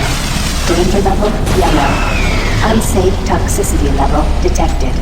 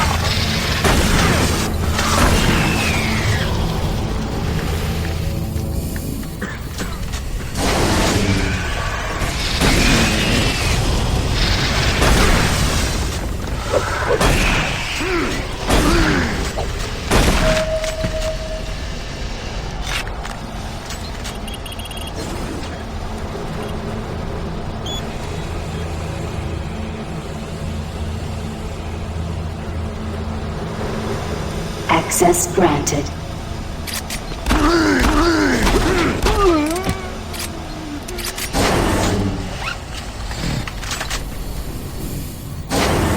Destroy him.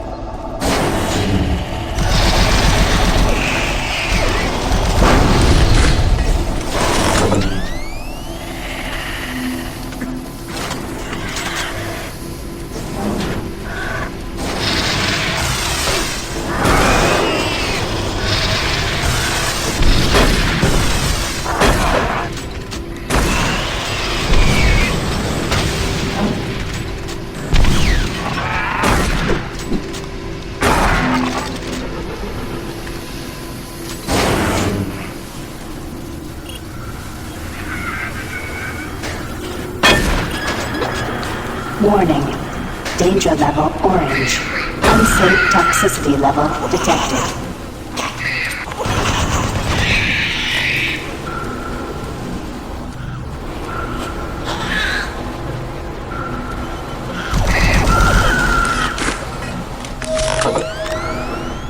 Warning. Danger level orange. Unsafe toxicity level detected.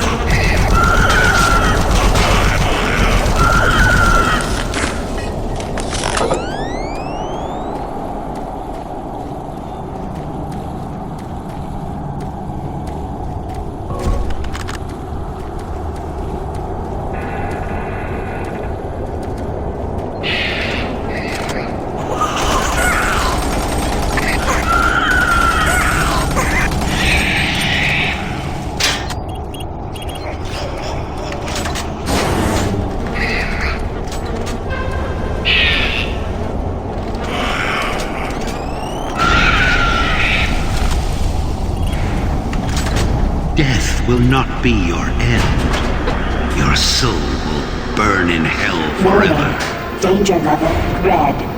Lethal toxicity level detected. Air scrubber 1 of 3 scrubber activated. Of 3 activated. Attention. Air filtration system online. Toxicity level decreasing.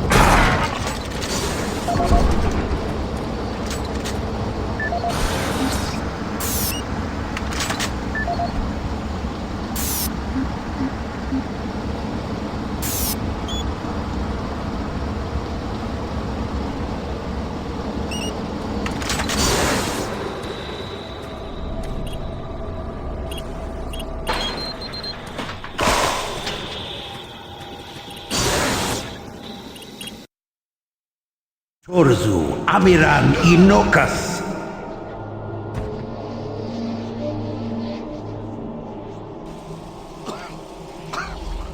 Rise, rise, Quas Mir Yalopan.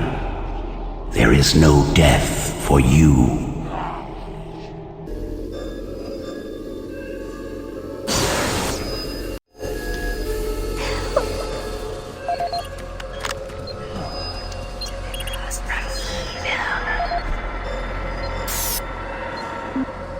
This is the audio log of Engineer Sam Harding, dated April 5th, 2145. I have just completed repairs on the magnetic locks and have significantly reprogrammed the pressure sensors on the monorail systems. My fellow engineers and I are confident that the accident of last week will never happen again. Now The leaving accident should never Environmental have happened in the Reprocessing first Center. place. Next Internal stop, sensors Site led 2. the computers to believe that there was a vacuum Who are you? inside the vehicle. What are you doing? Unfortunately, the computer decided that the only way to fix this pressure I was waiting here on the train was to for my open our partner. doors in an He went attempt to to investigate equalize what was pressure going on the on, outside. but he never came back. Going over 15,000 Now, lines I of don't code know today. where he is. I can see no I don't reason know for this what the tragic hell's event to going have on. occurred. But I bet somehow, it has to do with those the logs artifacts show we that were the digging up discrepancy is at clear as Site 2. day. Honestly, bet this they're looks to somehow me like another connected with case of those a solid system things going to hell in in the a Delta handbasket. complex. I'm confident that the layers of protection I added to the code today will prevent any such occurrences from happening again. I'm off to meet Remember, Engineer Jim safety Torben at first. the access Please doors do to not the exit Delta the Complex vehicle without platform wearing to proper try and troubleshoot a environmental faulty protection. track sensor In the that's event been of an causing the door emergency to stop, stick. MARSEC will be dispatched immediately for your safety. Have a nice day. Now entering Site 2.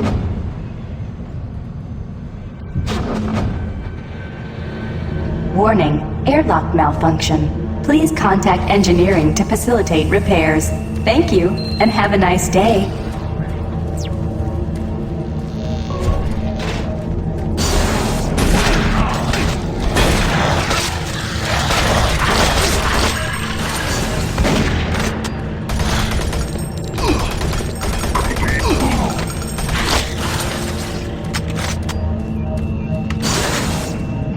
Destroy all who oppose me.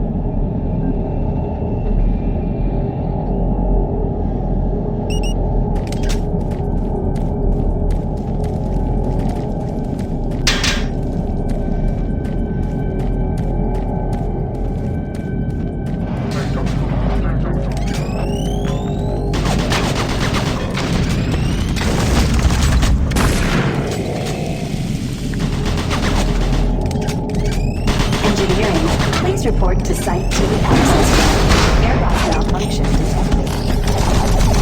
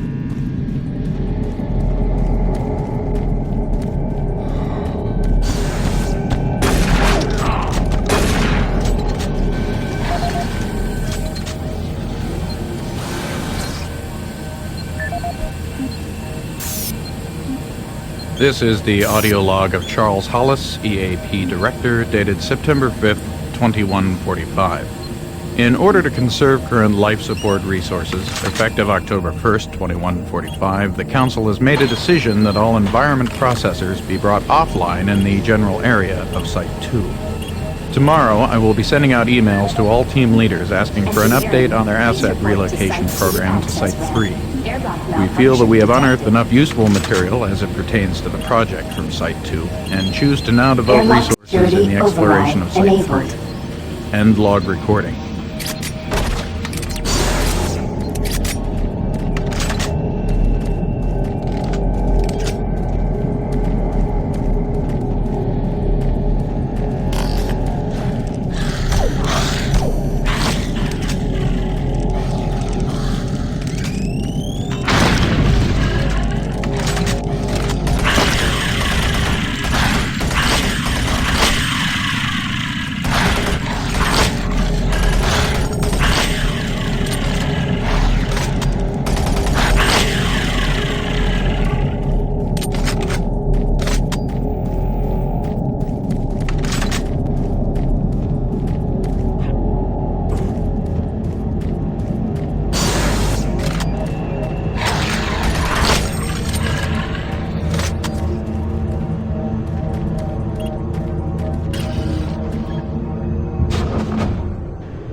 Now leaving Site 2.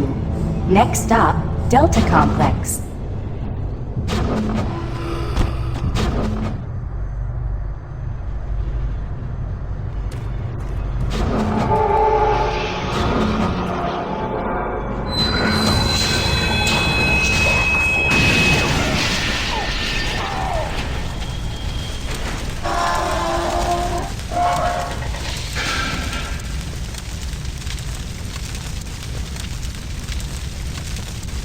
Engineering, please report to Delta Complex access ramp. Track sensor failure detected.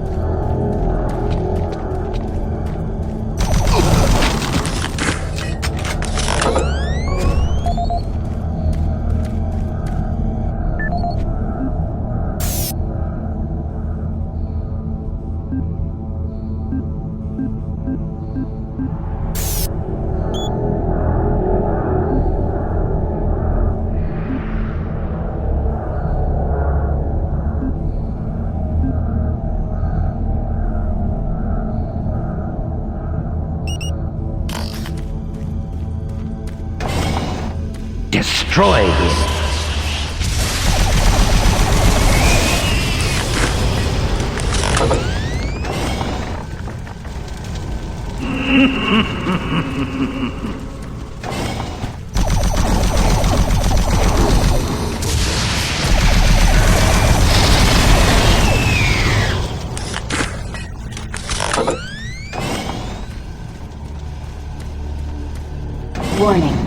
automated turret guns online.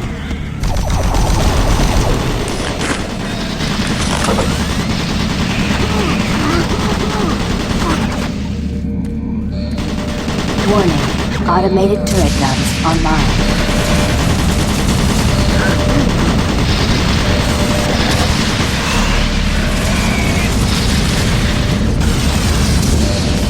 Warning, automated turret guns online.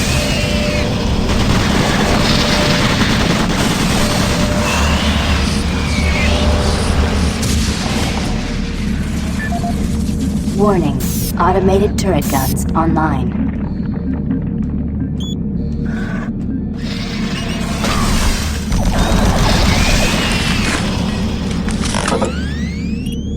Warning, automated turret guns online.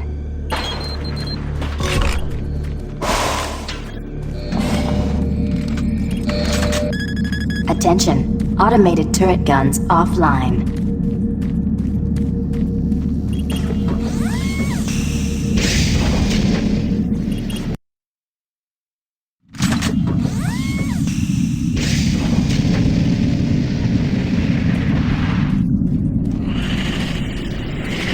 Emergency power only. All Delta operations suspended.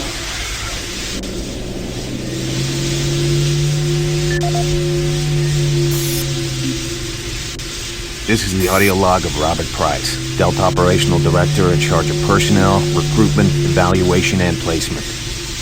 Assignment of engineers to the lower Delta labs has become almost impossible. In 6 months, we've gone from a volunteer surplus to a critical deficiency of qualified personnel willing to accept assignment. Increases in both pay and benefits have done little to help this situation. Through exit interviews as well as the weekly Delta medical brief, it's become apparent to everyone that the rate of sudden and unexplained mental illness is way beyond acceptable levels, even for Mars. They're derogatorily being called sub-delts up here, and I have a feeling this attitude will spread to other parts of the UAC. End of log. This is the audio log of Robert Price, Delta Operational Director in charge of personnel, recruitment, evaluation, and placement. Disciplinary Action Report 40C-8, responding to Mars City Administration request. Delta Labs 1 is currently addressing a problem concerning theft of security equipment. 4 members of the security detail assigned to the Delta Labs have been reprimanded with 3 others under investigation. It seems caches of weapons, armor, and ammo have been discovered in various places throughout the Delta Labs. We've located some of the missing equipment and have information that we hope will lead us to more. I have a team investigating storage room 21D with security code 298, where I've learned stolen items may be located. I hope to recover all items and find all personnel responsible. End of log.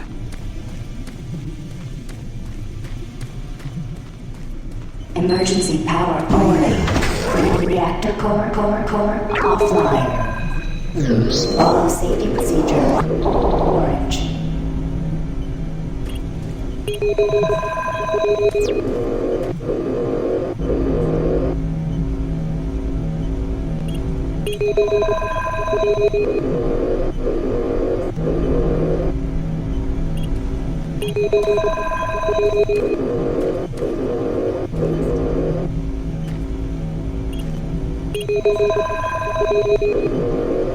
Warning, reactor core offline. Please follow safety procedure orange. Video link up requested.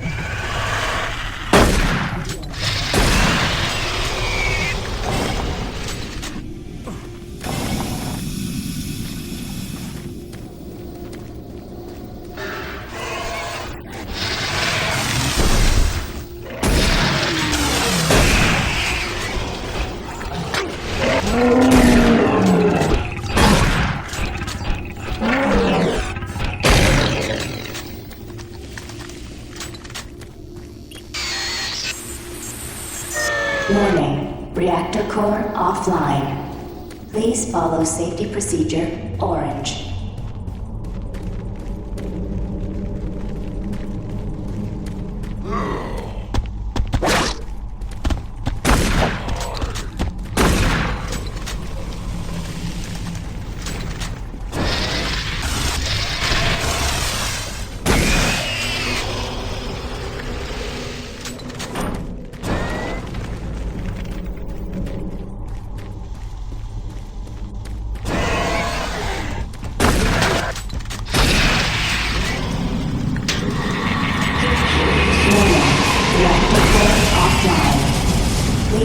follow safety procedure orange.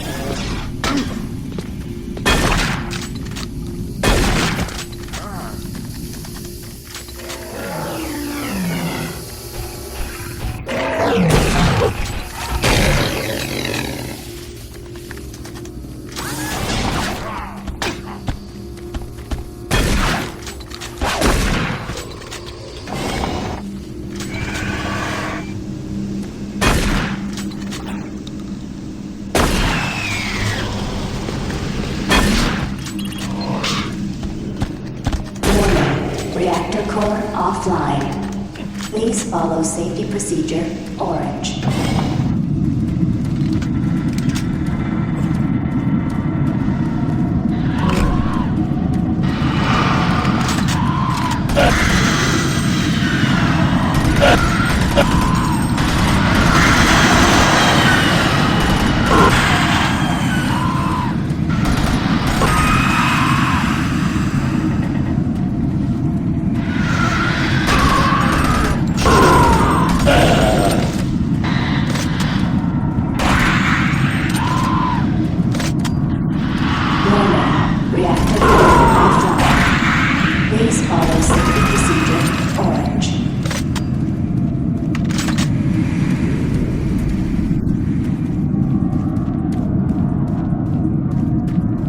Your friends are with me now.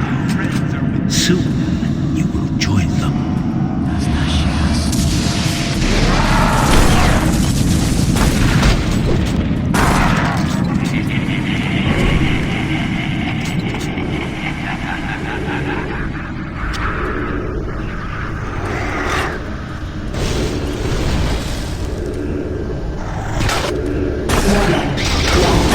Offline. Please follow safety procedure orange.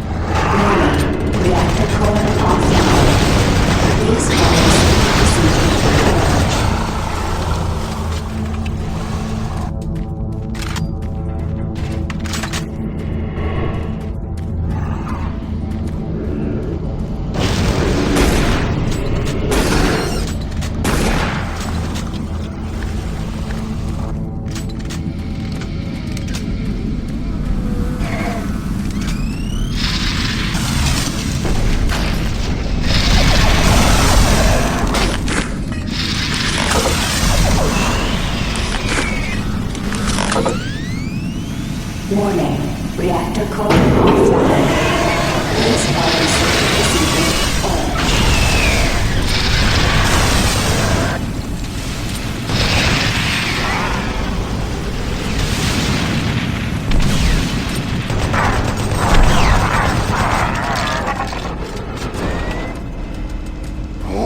orange.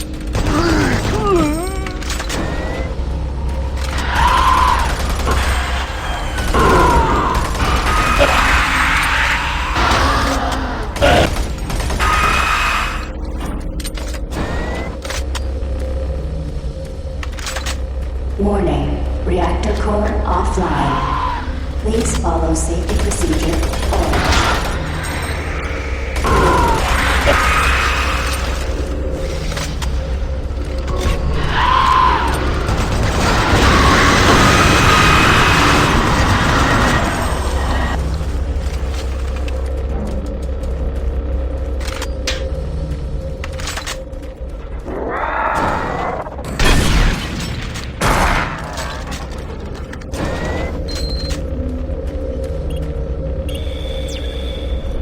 Attention, reactor core online.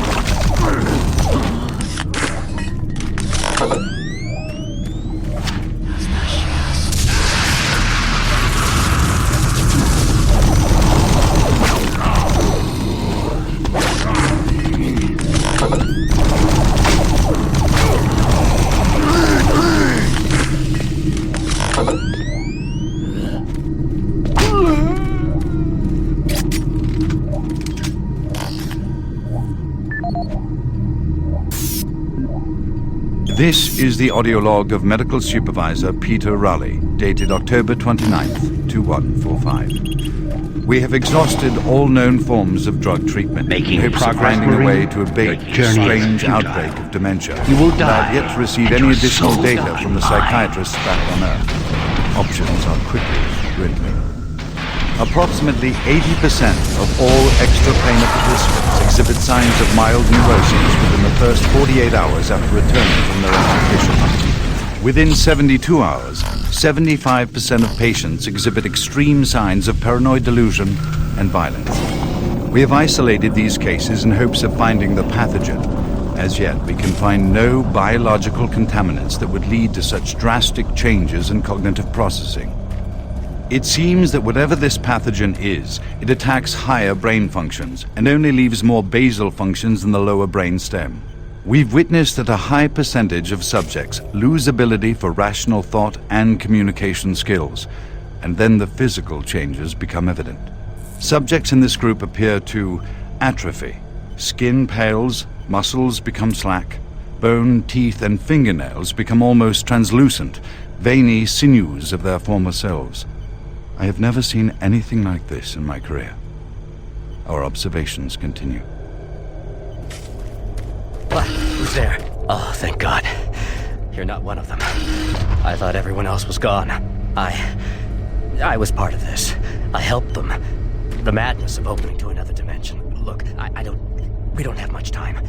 We let it through. The evil, the protective stabilizer on the portal just failed after Betruger took the device. It was an artifact we had found in the ruins. He took it into the portal, and hell followed him out. You have to help me first. I'm going to try to get the teleporter systems running again. The areas are destroyed around us, so it's the only way through this part of the complex. You need to find me a working plasma inducer. It's all I need to get the teleporter working. You can look for it in operations. I have a security clearance. I'll unlock some doors for you. There. We don't have a lot of time. Please hurry.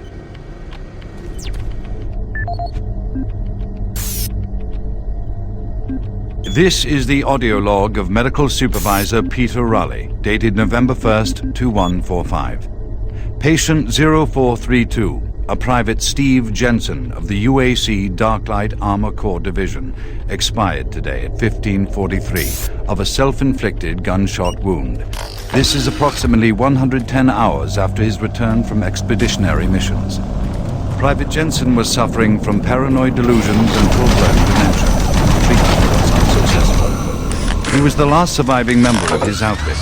4 other squad mates, who also came back with Private Jensen, expired from injuries suffered on that last mission shortly after their return. Before his death, Private Jensen was heard screaming in both English and other languages. Something about demon hordes feasting on our souls. The other language was later discovered to be Aramaic. Due to security concerns in the area, I've secured some armaments within my office.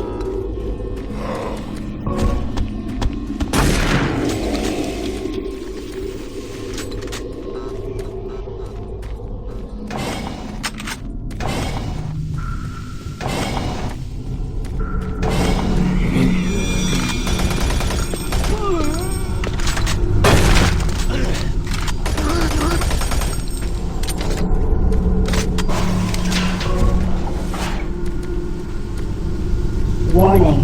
Halon systems active. Access denied.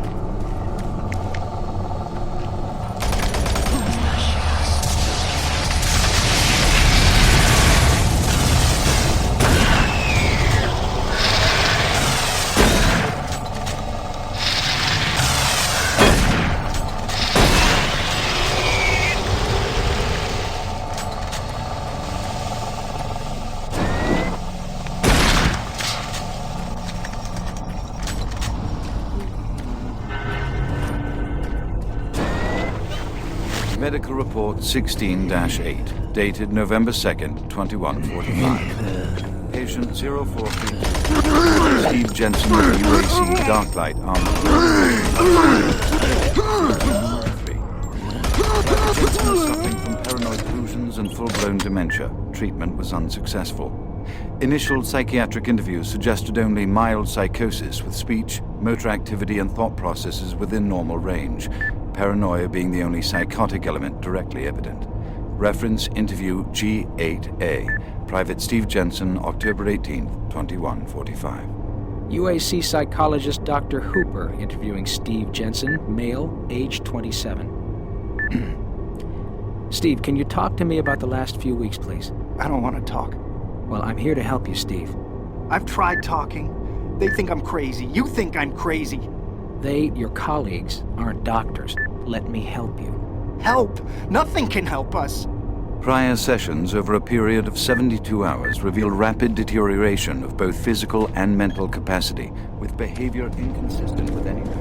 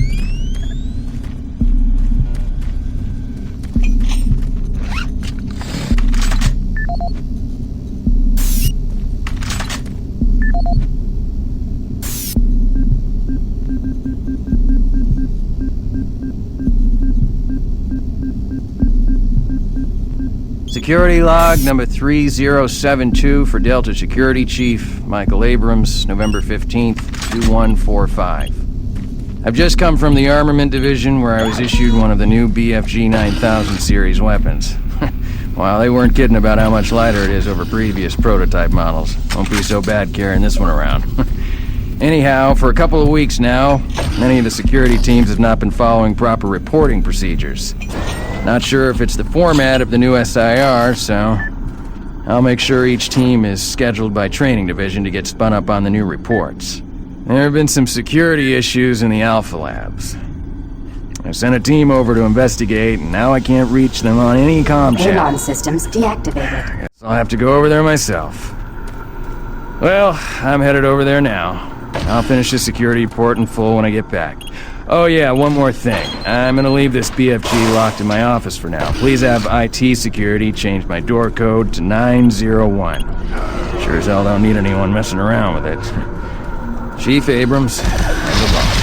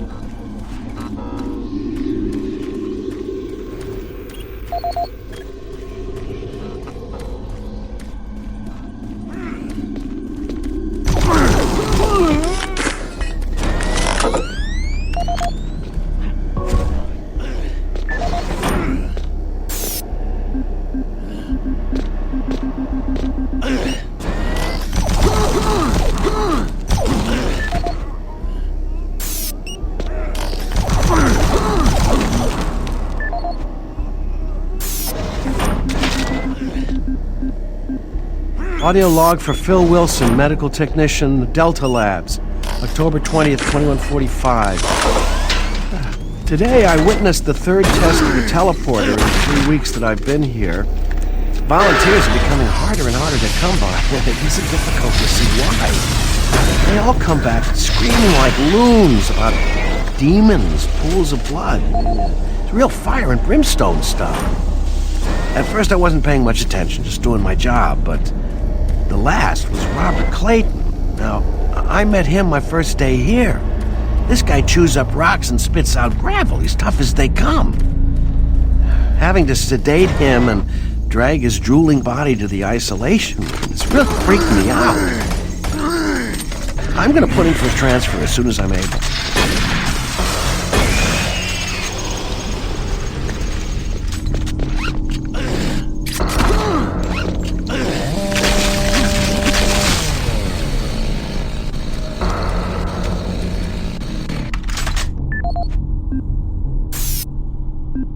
As requested, the following is my initial feedback on my first trip through the portal.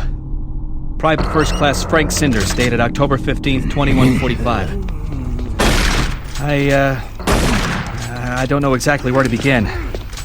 Obviously, I survived the first trip and feel no worse for the wear. I'm not feeling any of the symptoms reported by the others who have gone in before me, but I'm at a point where I'm still trying to process everything. Thankfully, the place looks deserted and devoid of any life, but the flames and heat and stench of the place, it smells of death, decay, and burnt flesh. Tomorrow we're going back in with some of the eggheads, science division, to start securing forward positions, and we expect to start sending out the mapping droids at the same time. I must admit, on a personal note, I've got a really bad feeling about this. I don't understand what we're doing there or what we hope to prove. PFC Cinders, signing off.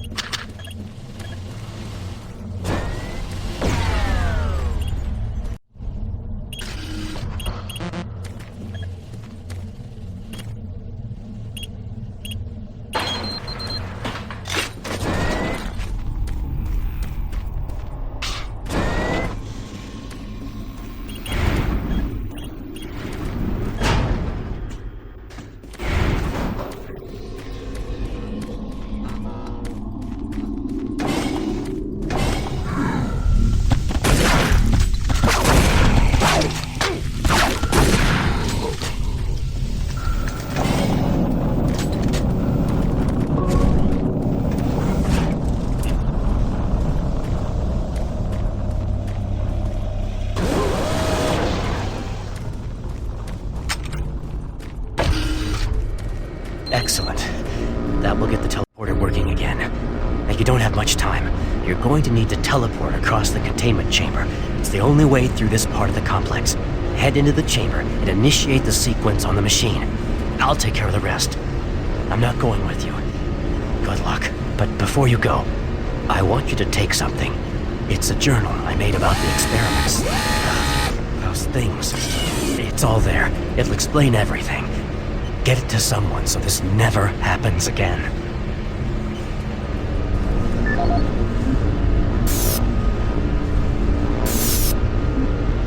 My name is Ian McCormick.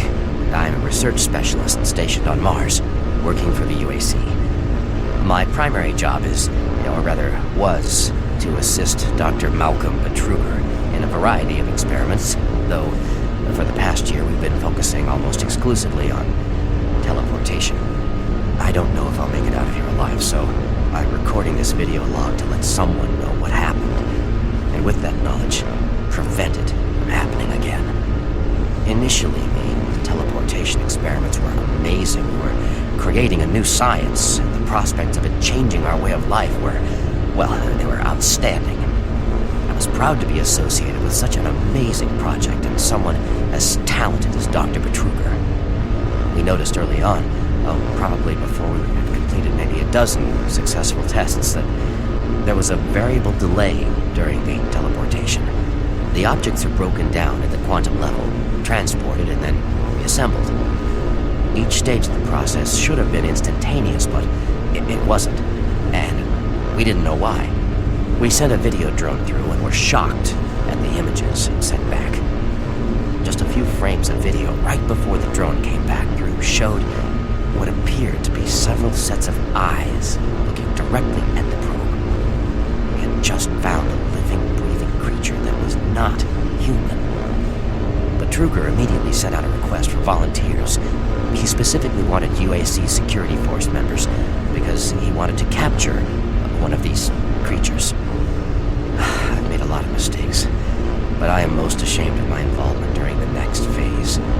To get medical clearance to send human subjects through the device, I doctored up several of our reports to indicate that we had performed living tissue experiments. I did not regret it at the time, but a few days later, when our third test subject came back, he was chewing off his own fingers. It seemed he was clinically insane. We started sending teams in about once every 2 days. The teams were reporting nightmarish experiences, sightings of things that ultimately made us conclude that the other dimension was not just another dimension. It was hell, and the creatures we were bringing back, demons. And then Betruger, he went through the portal himself. I don't know what he was thinking. It was an unscheduled trip, and he just went, and we couldn't stop him. And when he came back, he had changed. He sounded and looked the same, but he just... I don't know, he was just different. And then he did the unthinkable. He took the Soul Cube, the device that was discovered in the ruins, into the portal. The portal stabilizers just started to fail, and then living hell erupted into the base. Oh, we were stupid for not destroying the portals as soon as we realized what was on the other side. Oh God, forgive me. I blame myself for my part in this. Please, someone, never let this happen again. I'm sorry, Ian McCormick.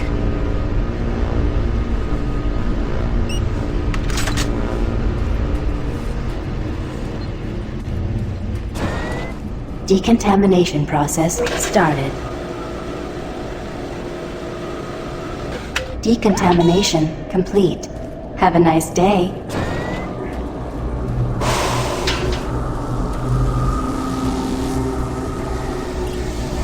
Systems activated.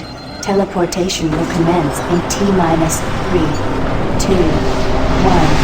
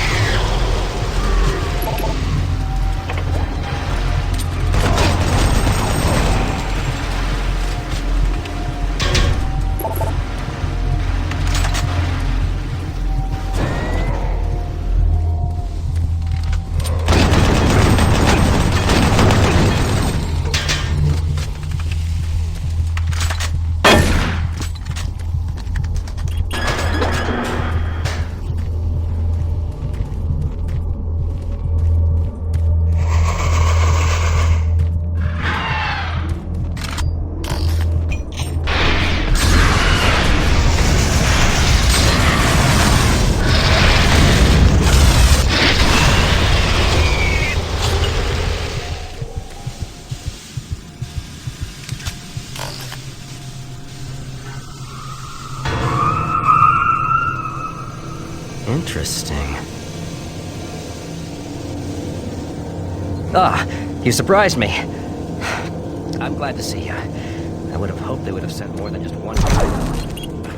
I've been studying the specimens you brought back to see if there's something physiological that would be a weakness, a way to stop them.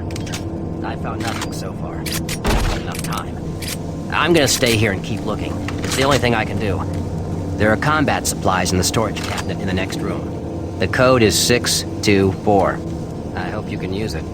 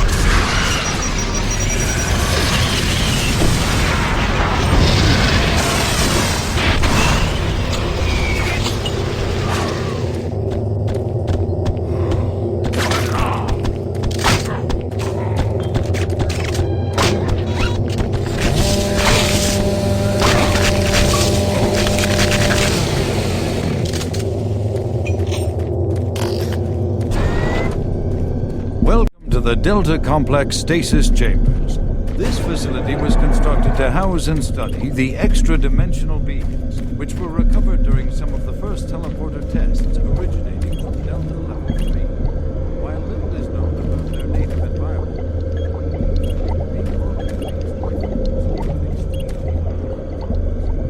the epidermal tissue is extremely resilient to abrasion or incision, which is complicated internal studies.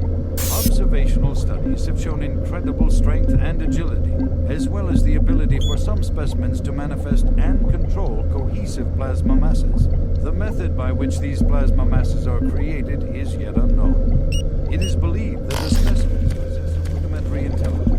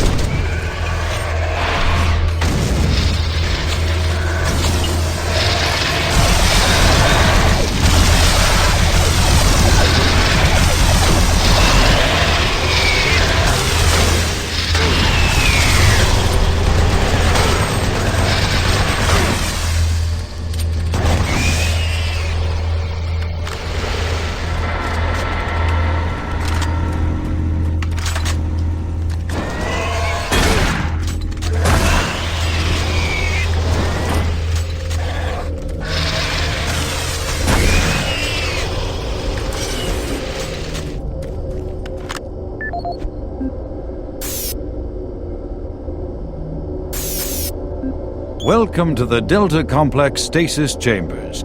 This facility was constructed to house and study the extra-dimensional beings, which were recovered during some of the first teleporter tests originating from Delta Level 3. While little is known about their native environment, the specimens appear to be carbon-based lifeforms with extremely high heat tolerances. The epidermal tissue is extremely resilient to abrasion or incision, which has complicated internal studies. Observational studies have shown incredible strength and agility, as well as the ability for some specimens to manifest and control cohesive plasma masses. The method by which these plasma masses are created is yet unknown. It is believed that the specimens possess a rudimentary intelligence and social structure, as was demonstrated during the first tragic expeditions through the portal. While the cost in human life has been great in acquiring these specimens, we hope to one day complete genomic mapping and begin to answer the many questions we have about these entities.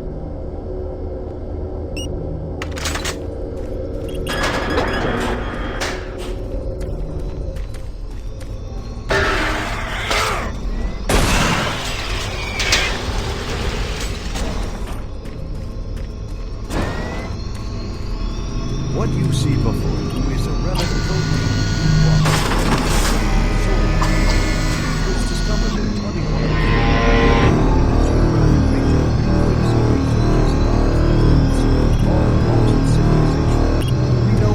of this civilization other than they existed, and that they were all wiped out in some type of cataclysmic event, according to what we've been able to recover from stone tablets.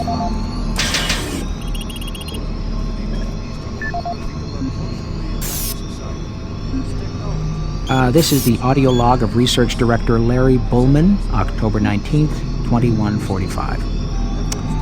I've been examining the glyphs on the cube-shaped artifact, which some are calling the Soul Cube, and combined with previous research data, it is my conclusion the device is some sort of weapon.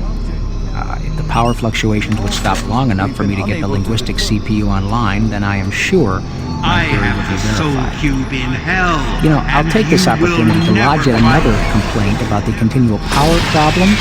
Living in this godforsaken base is bad enough without having to watch the lights flicker constantly. It's just... Well, never mind. Back to the task at hand. What I've deciphered so far is a bit, I must say, disturbing.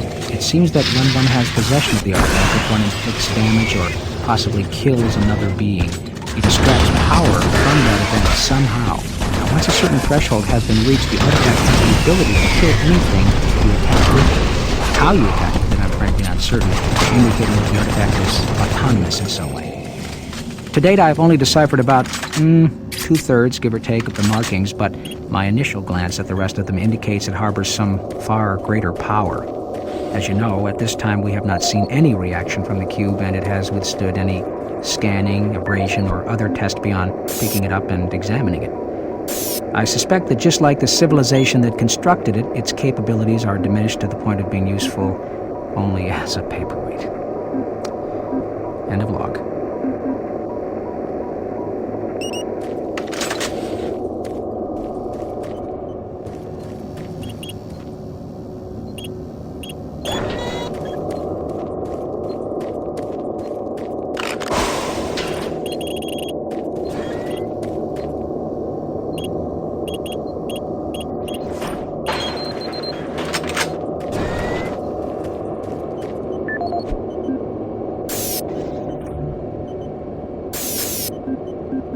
What you see before you is a relic codenamed U1, or simply Soul Cube. It was discovered in 2104, located in a geographic region where UAC researchers have unearthed evidence of a long-lost civilization.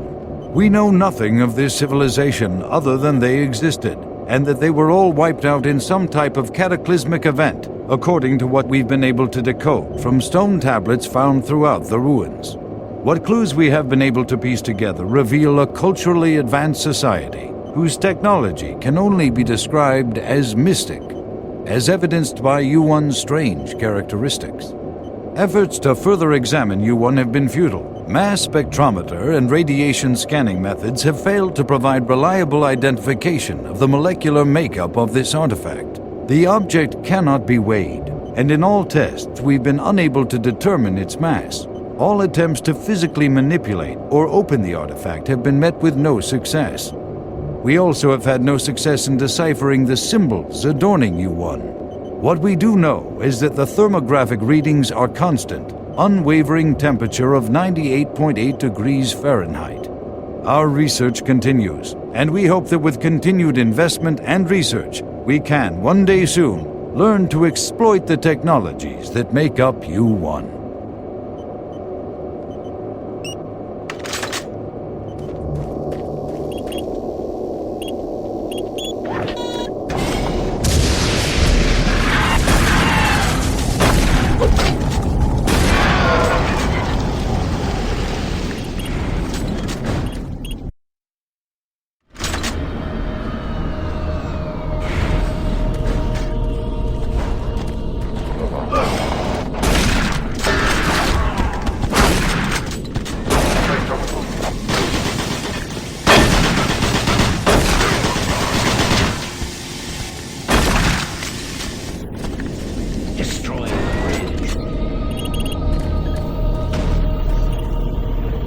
Access granted.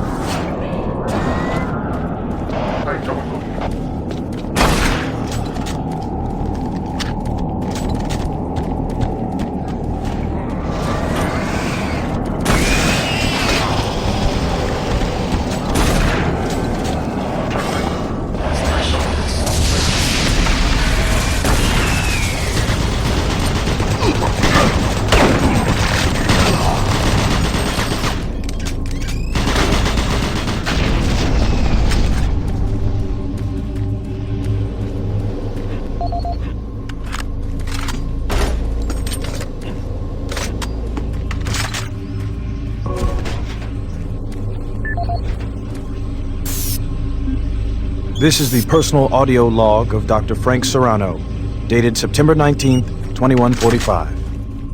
I've been brainstorming with Kruger's thoughts about achieving sustained, uninterrupted transfers for teleportation units. Currently, our systems can only build enough of a charge to have the portals open for approximately 10 to 15 seconds. It's enough time to get a team through, but not enough time to send in some of the heavier equipment. Engineering in the Inpro facility informed me that we can theoretically boost the active portal time to 45 seconds quite easily. Decontamination This will chamber require sequence rerouting power from initiated. central processing, and we just can't afford the downtime.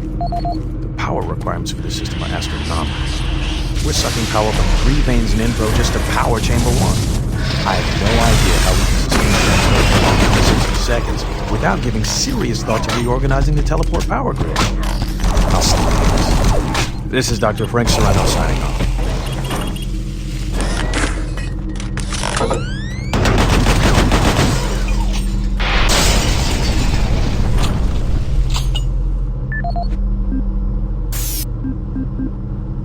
This is the audio log of Administrative Assistant Han Lee, dated October 16, 2145. Decontamination Why is it that I keep process getting the crummy started. jobs? Armor Corps 1st Platoon and 1st Science Team were completely wiped out Decontamination this morning complete. on their second Have a nice excursion. day. And I am the one charged with writing up the reports and sending this information back to the next. So here I am. First cup of coffee for the day. 5 hours of sleep the night before. No shower. And I have 20 dead bodies to fill out paperwork on. I haven't seen their actual corpses, but word coming down from the grapevine says that it looks like they have been hacked up pretty good. This says everyone on the base spooked. But Truger is nowhere to be found, and there are a lot of questions being asked with no answers from last I heard, they were suiting up the next outfit with the new BFGs. Sounds like they weren't taking any chances on this next trip with them packing that kind of firepower.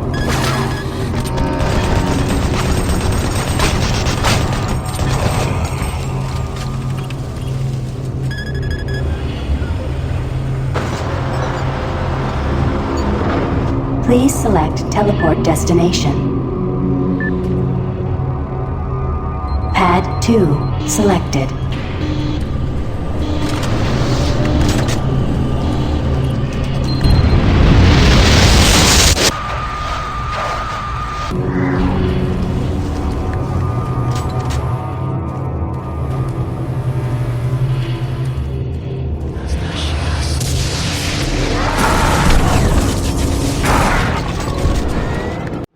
Decontamination process started. Decontamination complete. Have a nice day. My patience with you is wearing thin.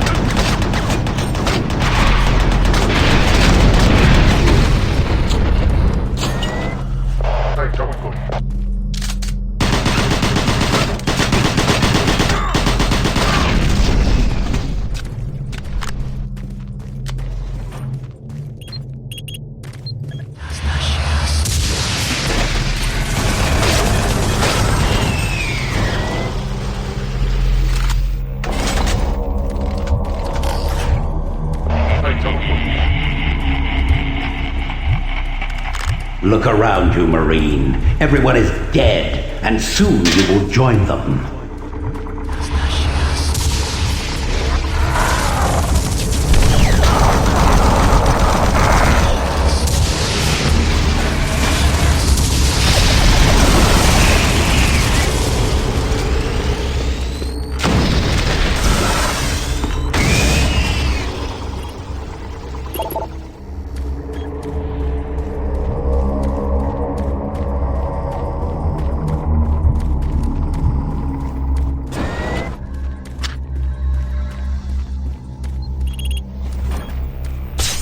Access granted.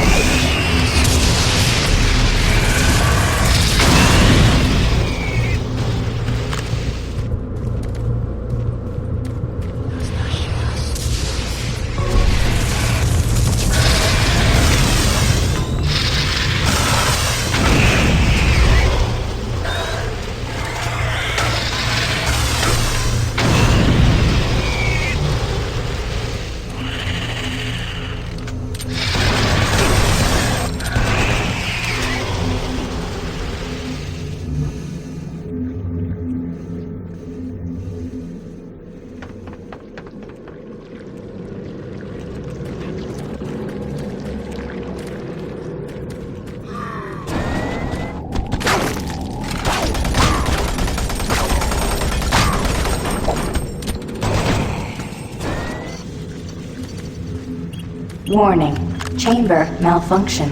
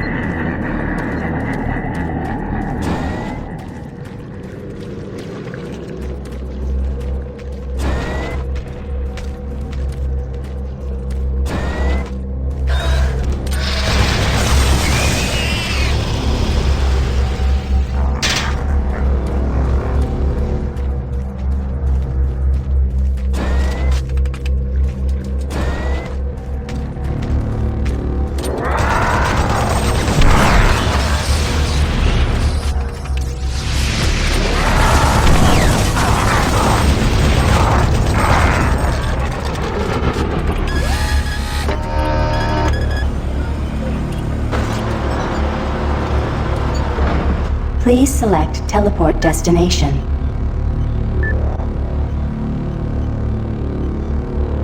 Pad 3 selected.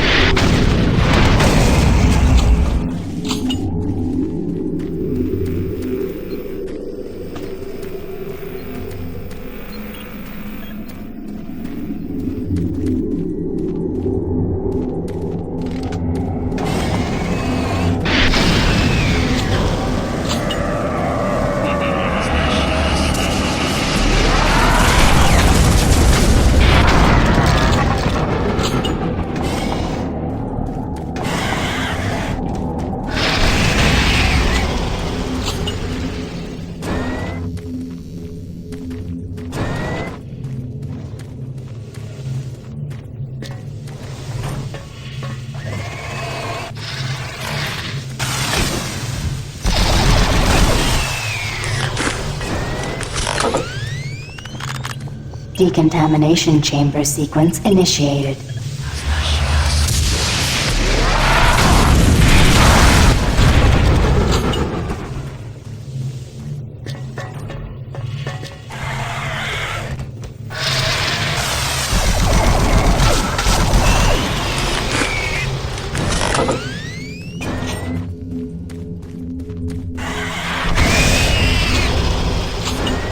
Decontamination process started.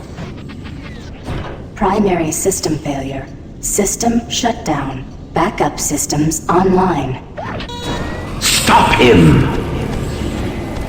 Maintenance personnel needed in chamber 3.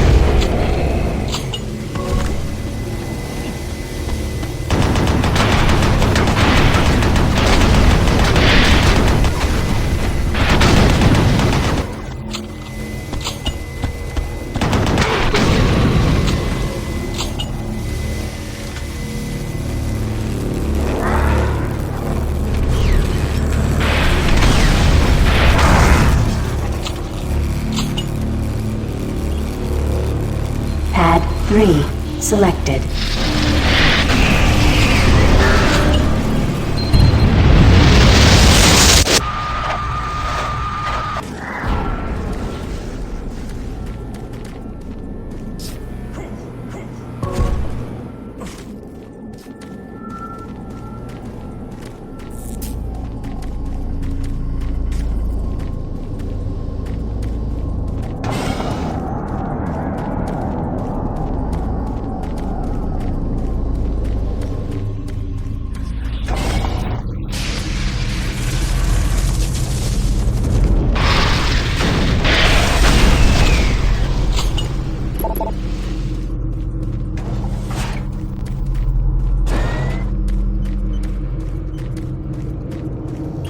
Decontamination chamber sequence initiated. Decontamination process started. Decontamination complete. Have a nice day.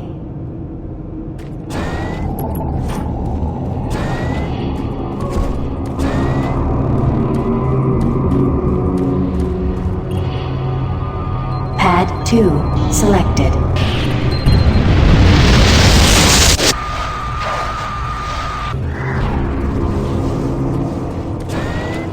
Decontamination process started. Decontamination complete. Have a nice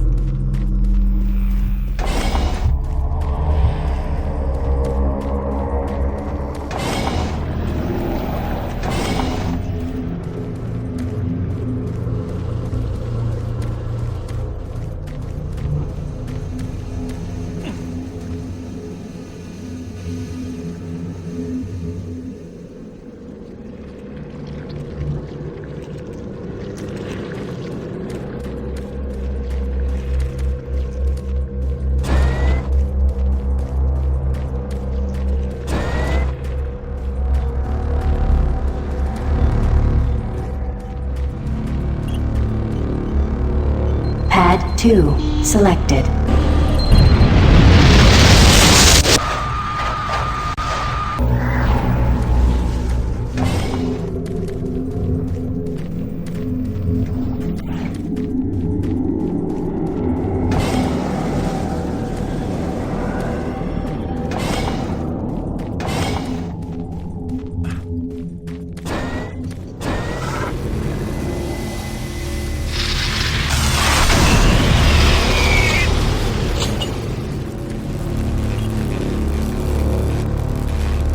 Pad 1 selected.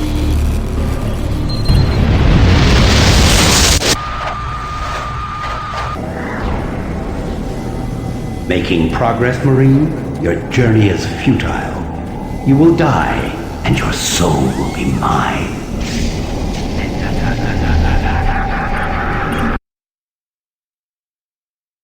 You will never find the thing you seek. It is trapped in hell forever.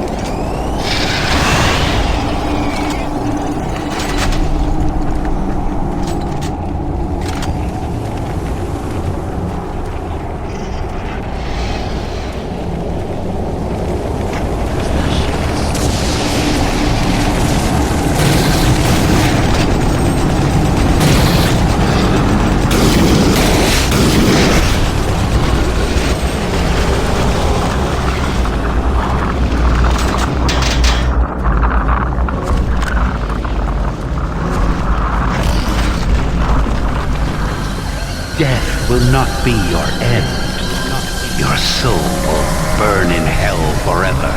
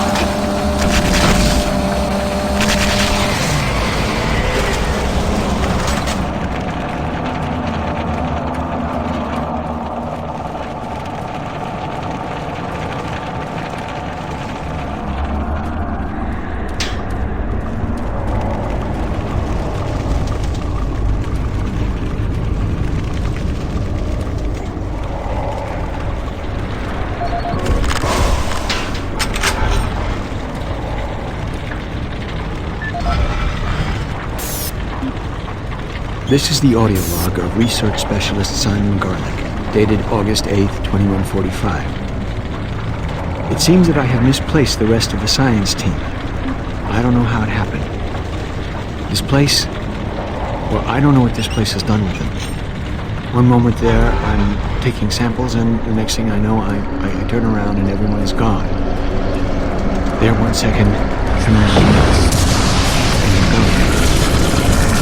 I can't raise anyone in the comments. The only signs of the team I can find are tools and other personal effects that seem to be left behind. Almost as if they had stopped working midway through the experiments. This place does funny things with your eyes and your perception of time. Hopefully, I just went into the next sector and I'm waiting for me to catch up. I'm going off to find them. This is something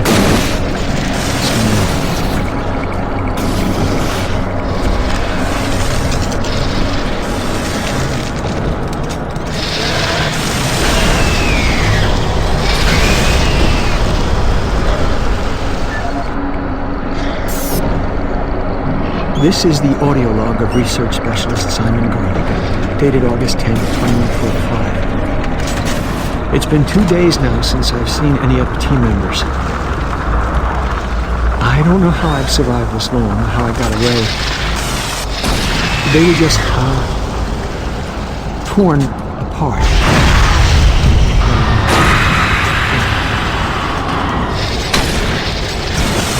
They could only be described as demons. I have never seen such a big thing move so quickly. Oh dear God, what has happened to us? The teeth. That's the last thing I remember seeing. Teeth. The sounds. Words cannot describe it. I'm sure it's just a matter of time before they find me again. I'm convinced they are toying with me, allowing me to stay 2 steps ahead of them. I can see them in the shadows sometimes.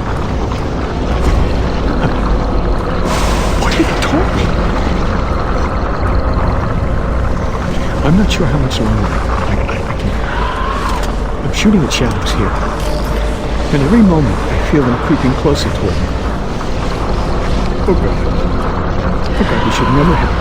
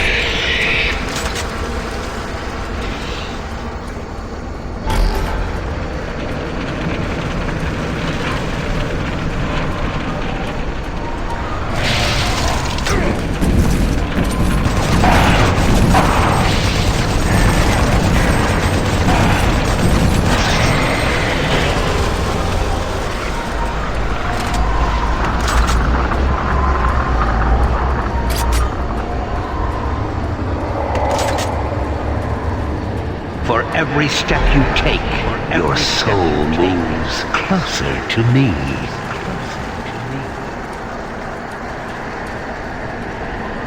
Suffering and pain waits for you.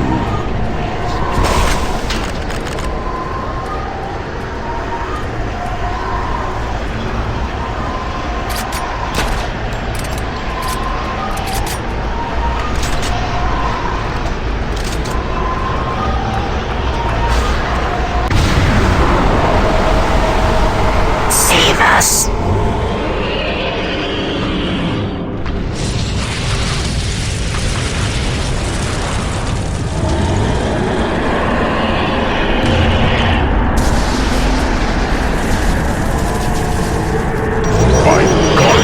Destroy you!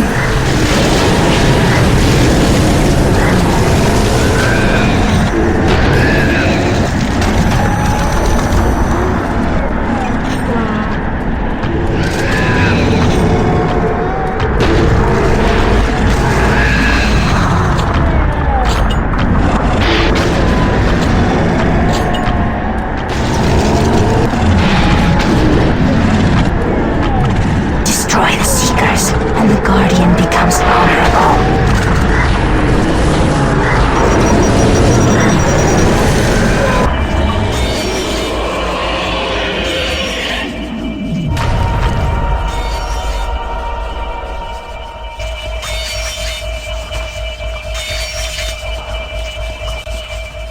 We are many. We are one. We are the Brilliant Thor. You know us as the Soul Cube. Free us from our eternal prison, and we will help you. Vanquish our enemies, and we grow stronger. Listen for our call, and then free us to smite down the evil.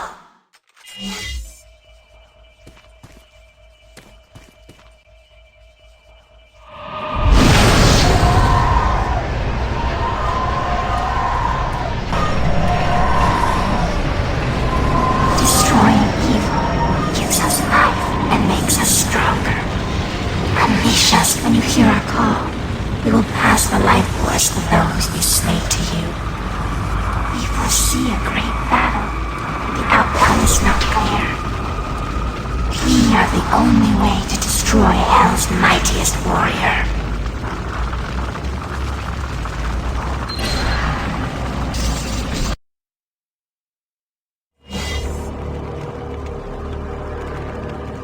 You are too late. Hell no longer needs that portal to enter this world. The invasion you saw was only the first wave. The Hell Gate is capable of sending millions of my children into your world. And soon, the fleet from Earth will be here, and with their ships, we will bring this hell to Earth.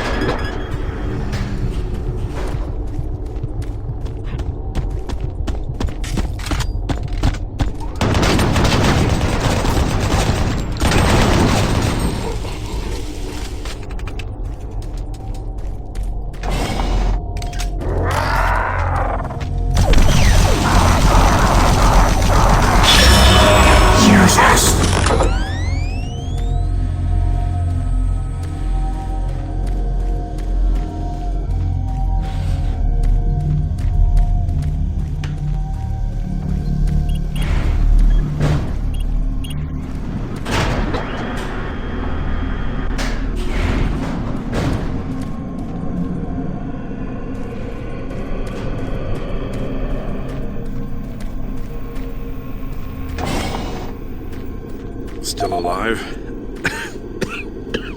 Looks like you might be on your own. Sarge is gone. They've got to him. I don't know how long he's been working against us.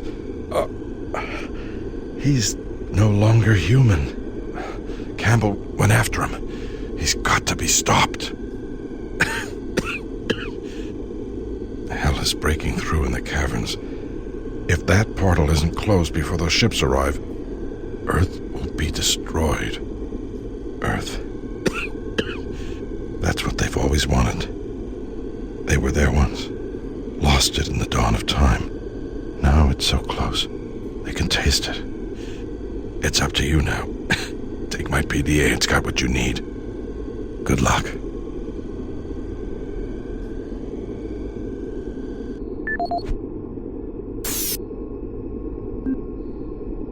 This is the audio log of Counselor Elliot Swan, dated November 15th, 2145. This entire research facility is in chaos.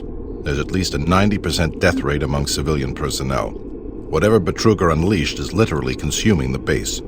People have been turned into some sort of undead creatures that are relentless. Campbell and I are making our way towards the communications facility. We must stop all communications. If a distress call leaves the base, then everyone here and on Earth is doomed.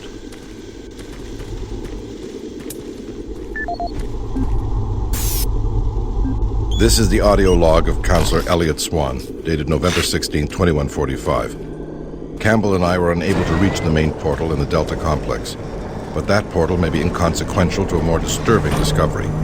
We have uncovered reference to another portal, created by the demons themselves, a passageway between Hell and Mars. We suspect it resides within the cavern somewhere near the archaeological dig. The fleet is on its way. Campbell and I will attempt to move there and somehow either shut it down or destroy it. That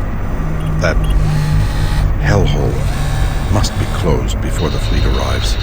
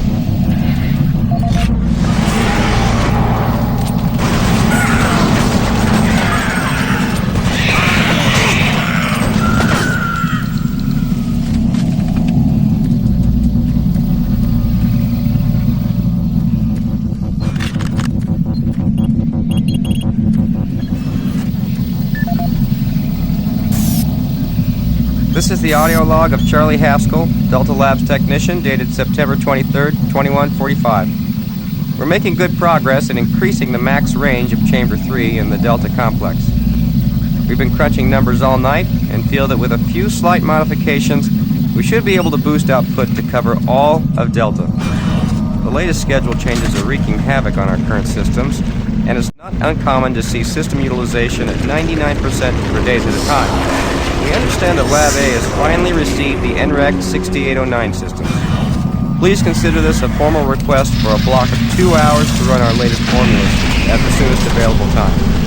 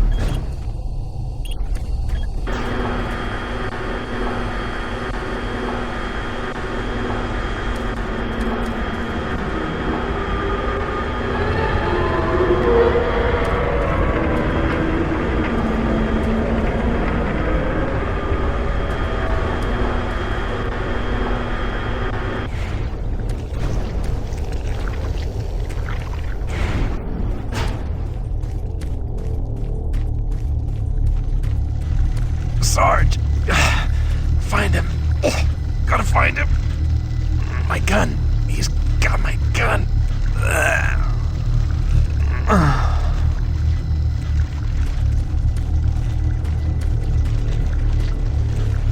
I killed that pathetic bodyguard. And now I will kill you.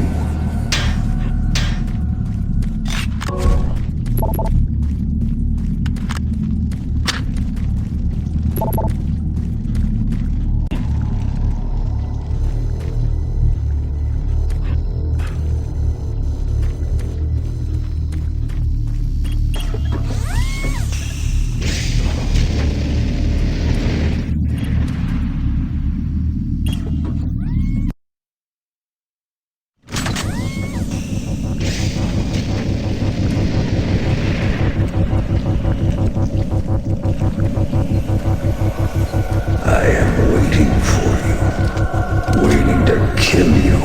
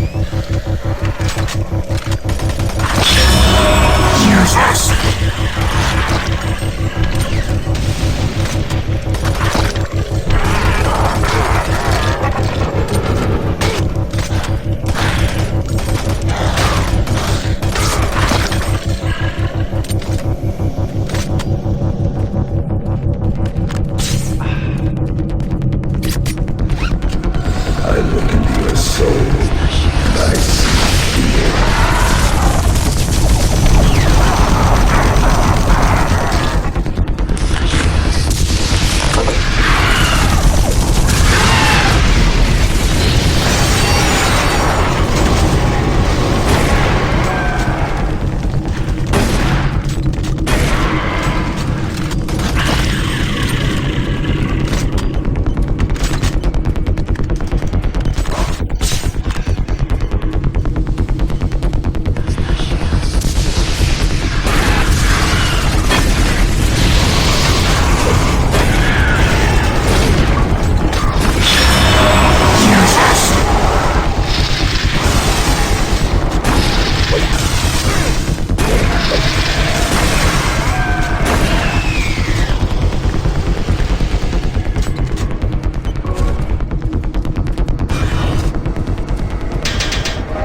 Warning. Security bridge in motion.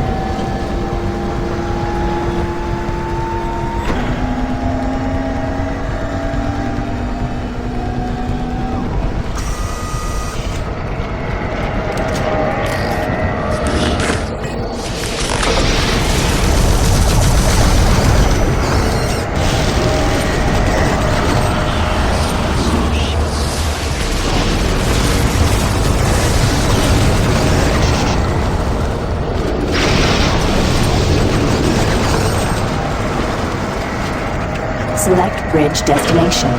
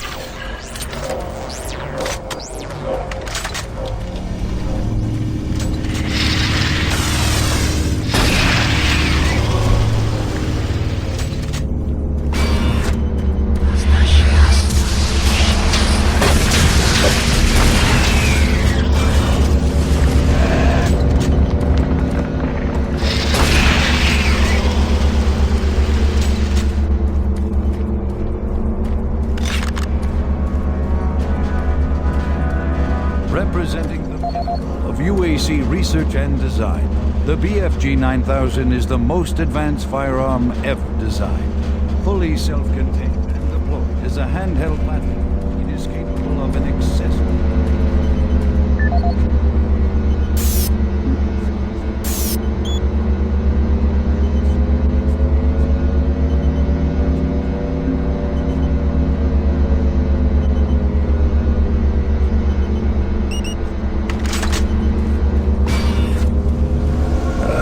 Smell your fear.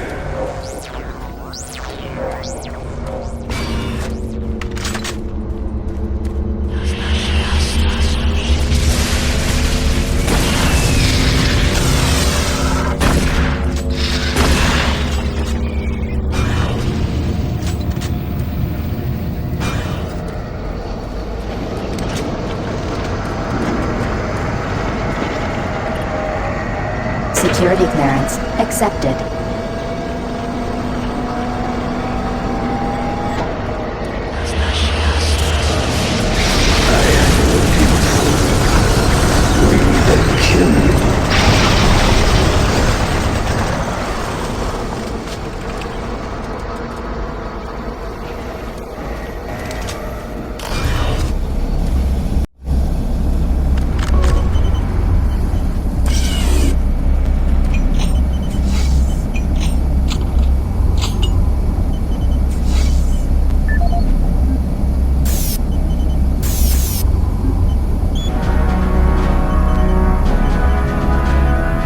Representing the pinnacle of UAC research and design, the BFG 9000 is the most advanced firearm ever designed. Fully self-contained and deployed as a handheld platform, it is capable of an excessive amount of firepower. The BFG 9000 contains sophisticated friend or foe technology that discriminates targets in real time. Each projectile contains a small but very powerful computer core that actively maintains targeting and delivers a stream charge down each beam to soften targets before detonation. The detonation stage of the projectile is devastating. Targets within 15 meters of the flashpoint are not likely to survive. While not recommended for small quarter combat, the BFG 9000 is ideal in the field and against multiple targets. The only foreseeable defense is small arms ballistics. If the projectile is destroyed before exploding, the computer core cannot process the final fusion reaction, resulting in a less than optimal detonation. For more information, contact the UAC's Advanced Weapons Department.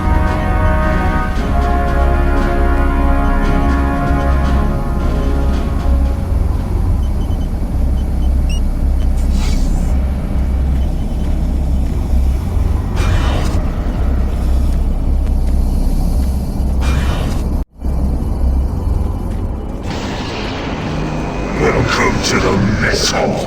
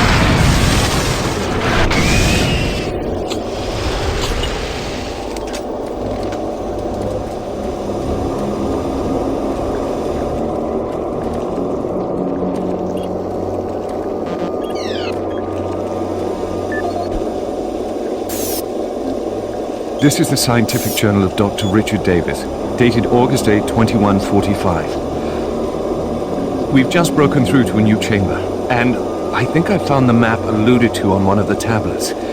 The artifact is constructed into the ceiling, and it is a magnificent find. It appears to be made of some crystalline material, and even after all this time, it is still emitting a soft glow. The markings on it were strangely familiar when I first observed it, and after digitizing it and analyzing it, I'm certain this is a map of our solar system. It seems to show a connection between Mars and Earth. My current working theory is that the last survivors used the teleportation technology to escape to Earth. The ramifications of this are overwhelming. This may end up proving that we are actually descendants of this race, and what we are exploring is our own history. I'm going to report my findings as soon as we finish the excavation, and they should show up in corporate within a few days. These are truly exciting times. Log out. In the dig site under what has become known as Site 6. Subsequent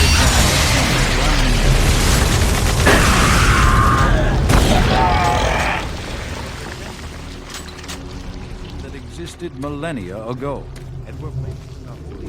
Are you sure you killed them? What? You have the Soul Cube, just like in the carvings I've been researching. If I'm correct, that cube is our only chance to stop this. No time to explain now. You need to get to the caverns quickly. Take my PDA. It's right there on the desk. It's got security codes for the area, and my research logs on it. It'll help. I can't go with you. I need to finish my work here. Good luck.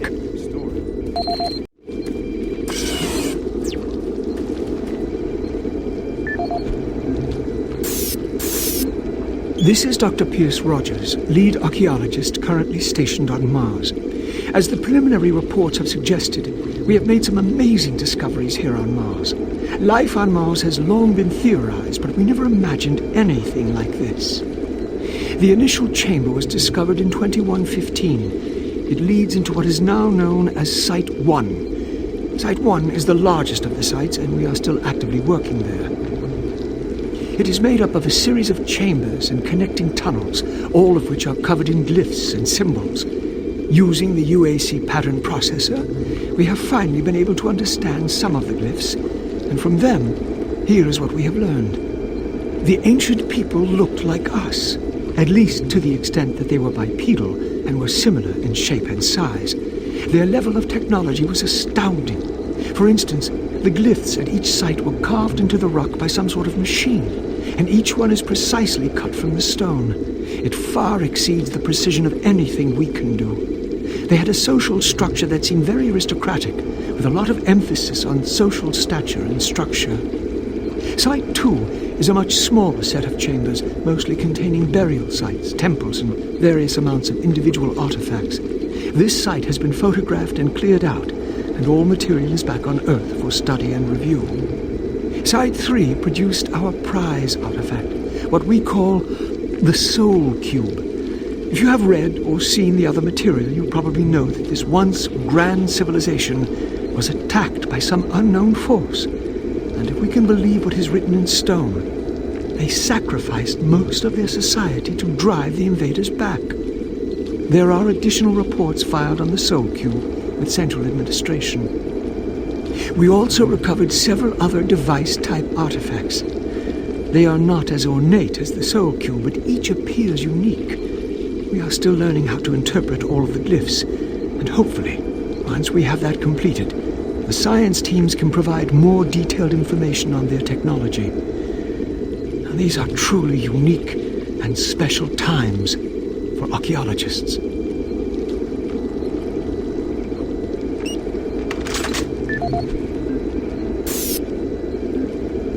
This is the audio log of Dr. Pierce Rogers. I don't know if I'll make it off the base alive. I don't have much time, so I'll sum up what I have quickly and upload the rest of my finding into the databank. I hope someone finds them. It was all on the stone tablets, all the answers. I can't believe we never saw it. It was as plain as day. If we had only slowed down the development of the teleporters and tried to really learn what the tablets were trying to tell us, trying to warn us. Jesus! The ancient people battled the same demons that are attacking us now. The demons came through the teleporters that they built. Utilizing the just like best now. minds in linguistics. They created a soul cube and used it to stop the demons, to drive them back to hell. I don't know how, but that must be the answer. That is why that artifact was left behind, left for someone to find if something like that ever happens again. I can't reach Delta from here. I won't make it. I truly hope and pray someone finds the soul cube. And it helps. End of log.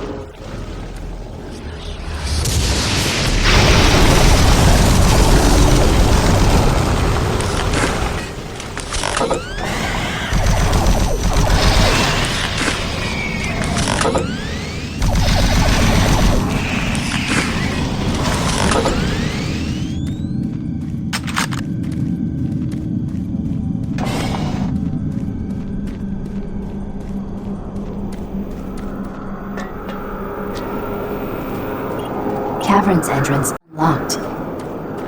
Freight loader returning to station.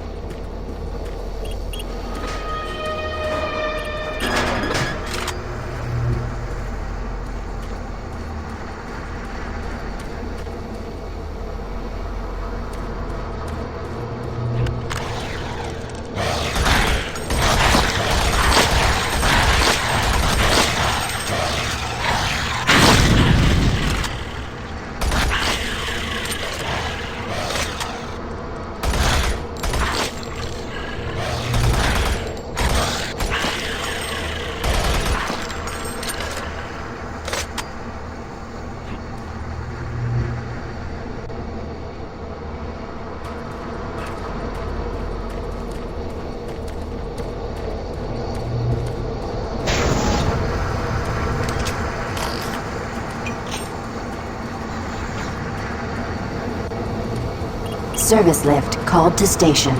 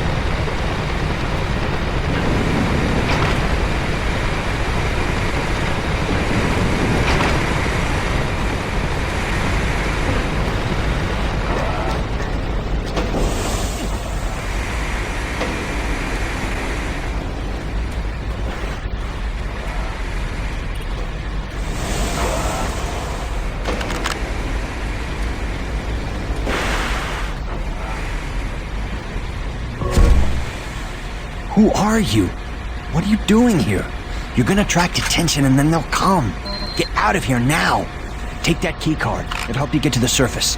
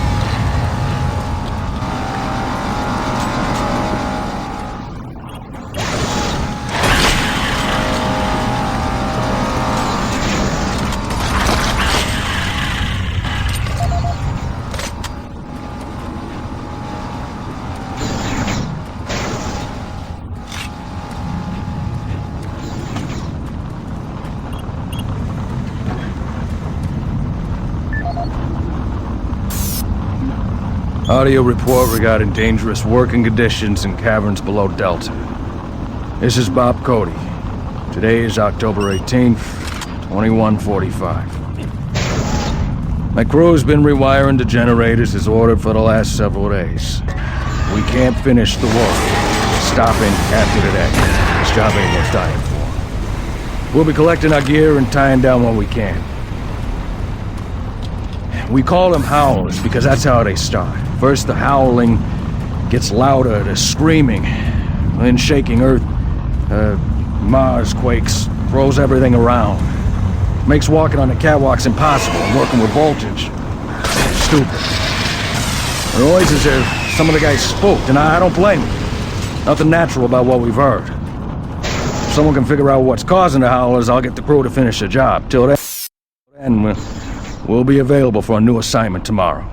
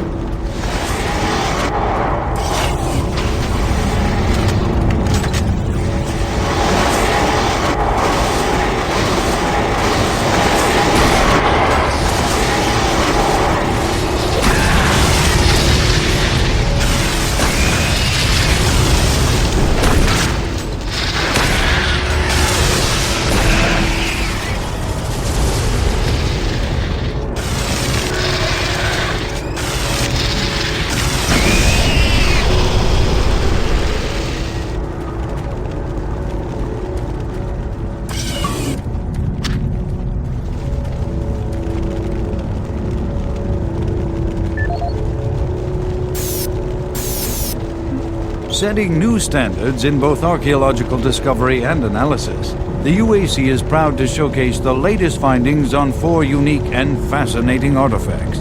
These tablets were originally discovered in the dig site under what has become known as Site 3. Subsequent examination of the surrounding area and carbon dating of the tablets brought UAC researchers to the conclusion that the tablets belonged to a civilization that existed millennia ago and were placed in a holy burial ground of some sort. Utilizing the best minds in linguistics and UAC proprietary pattern recognition software, the tablets were exhaustively examined. What we found was fantastic. The first tablet provided us with a wealth of scientific data, specifically detailing the mathematical concepts behind teleportation. UAC researchers use this information as the cornerstone for building the Delta teleportation devices. The second and third tablets illustrate an epic story, a story of war, and how, faced with impossible odds, the ultimate sacrifice of an entire race to achieve victory. The fourth tablet details how the essence of each individual was captured and placed in the artifact we now refer to as the Soul Cube. This device was wielded by their mightiest warrior, and with it he banished the invading horde forever. Our researchers are still analyzing a recently found hidden section of the fourth stone and some related fragments. It goes into detail on the invading force and indicates the remaining survivors may have teleported somewhere. Where we do not know, although it seems to reference a map we have yet to locate. To date, there remains no evidence of any type of invasion at any of the sites. Our assumption is that time has removed all but what we now see.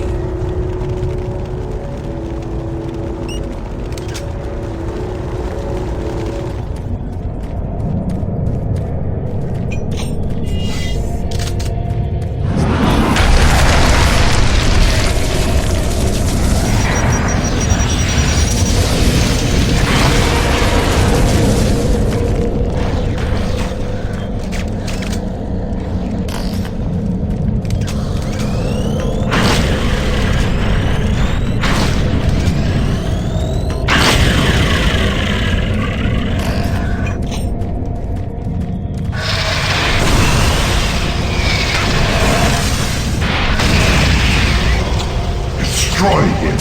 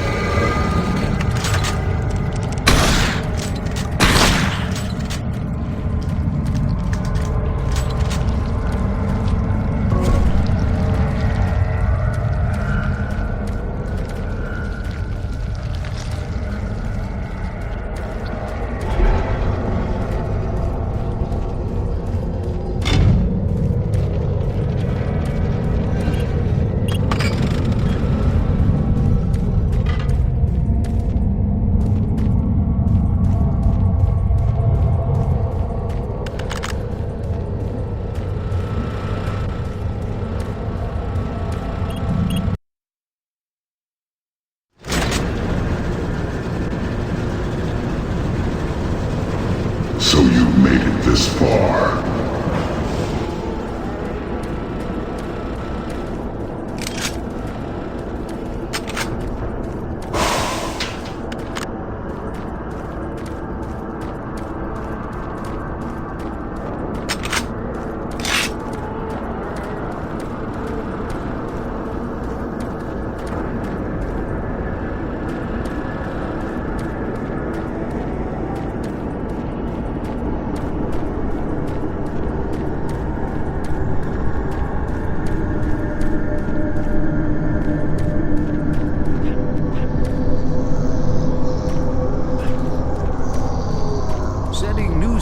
methods in both archaeological discovery and analysis, the UAC is proud to show and fascinating artifacts. These ornaments were originally discovered in the dig site of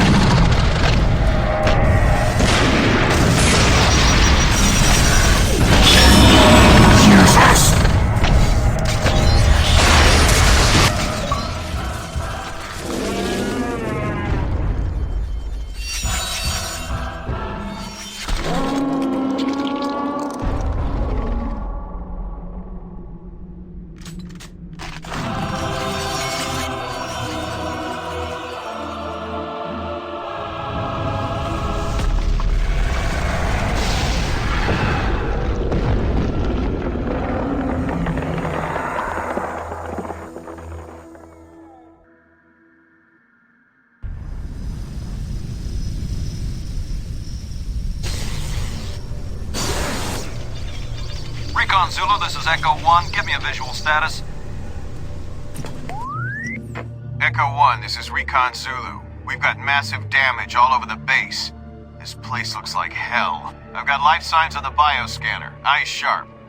Echo 1, we've got a survivor, a Marine. Corporal, you hear me? You alright? Can you hear me? Echo 1, this is Recon Zulu. Prepare for medevac. Copy that. Have you located Counselor Swan? Yes, sir. He's dead. Roger, Recon 1. What about Dr. Betruger? He's nowhere to be found, sir.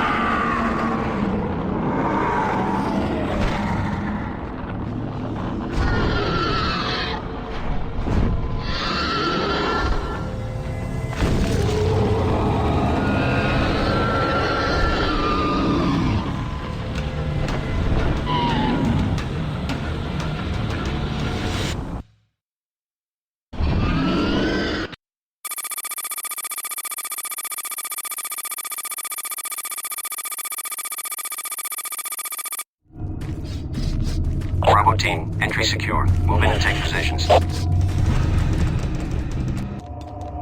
Quiet. Did you hear that? This is lead. Give me status.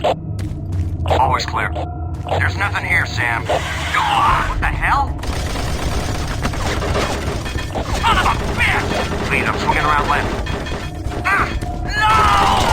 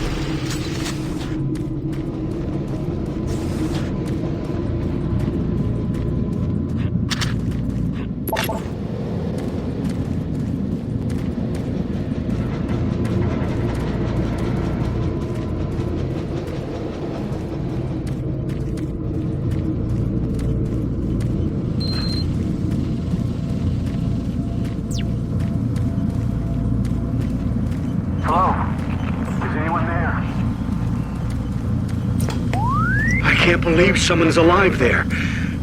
You must help me. Time is critical. My name is Richard. Dr. Richard Myers, and I believe I'm the last one alive from my team. I was working with the engineers there before the connection was lost. I don't know what happened to them, but without your help, we may all die. I hope I can count on you. Here's the situation. We were conducting bi-dimensional tests before the attack, and I've lost control of the communication relays. And now we have a functional teleporter still active in the other dimension. And if it's not destroyed, those creatures may be able to use it to reach as far as Earth. You've got to help me. I've done everything I can here, but I don't have enough power to activate the teleporter on this side. The engineers were working with me to redirect auxiliary power from NPRO straight to Exus Labs. But now, looks like you're the only one that can help. I'll upload the array instructions to the SSD at your console. There. Take the SSD and find the main power station in Sector 2. Just plug it into the main terminal and I'll contact you there. Here's very little time. Please hurry.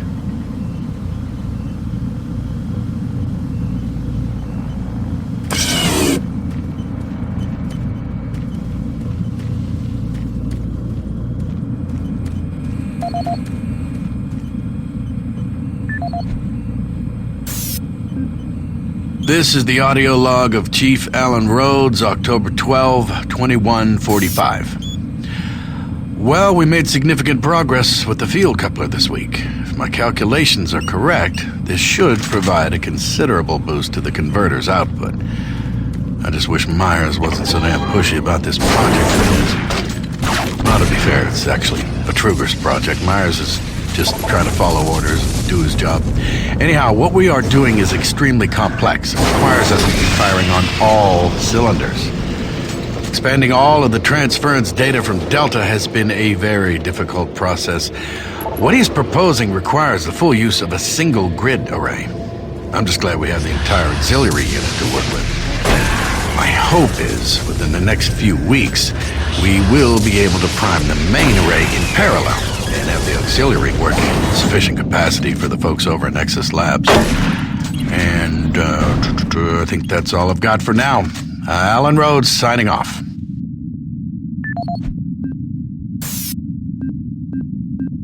Chief Alan Rhodes, November 15th, 2145.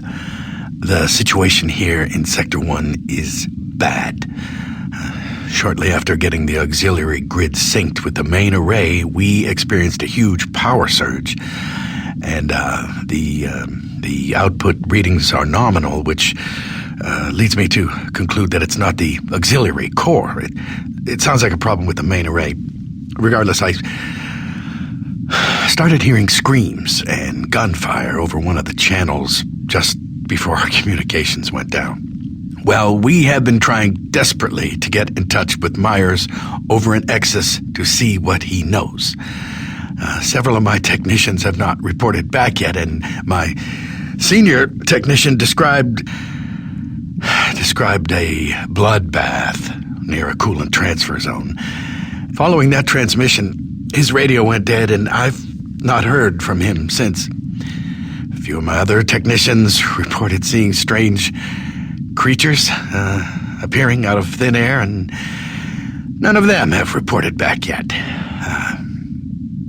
The rest of my team and myself, we just barricaded ourselves into a control room here in Sector 1, and we will continue trying to get communications working, but I don't know how much longer we can stay here. I'll update soon. That's Chief Rhodes signing off.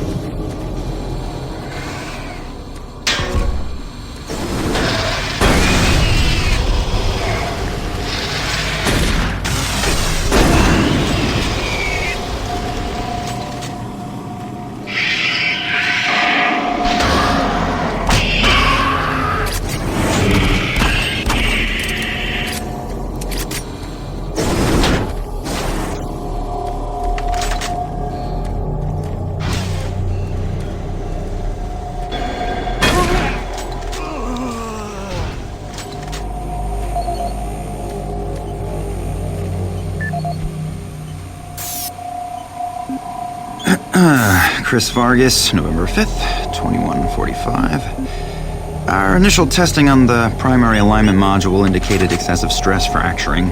I immediately ordered the team to discontinue the tests, and they've been working around the clock to repair the damaged module. Testing will resume once the unit's back online, and I'm pretty confident we'll be ready for next week's load tests for Chief Rhodes. I have also been asked to help Rhodes with the number crunching going on with the transfer data, which I hope to be finished with soon, provided interruptions are at a minimum. Interruptions, like the one earlier this week when Dave Voss, our security officer, insisted I change the code yet again for the cabinet displaying the shotgun my brother sent to me. It's not like I actually used the damn thing. I don't know, maybe the guy is just anal about code regulations. Personally, I heard he failed the Marine entrance exams and resents being relegated to security officer. I sent an email off to the guy with the new code. Vargas, signing off.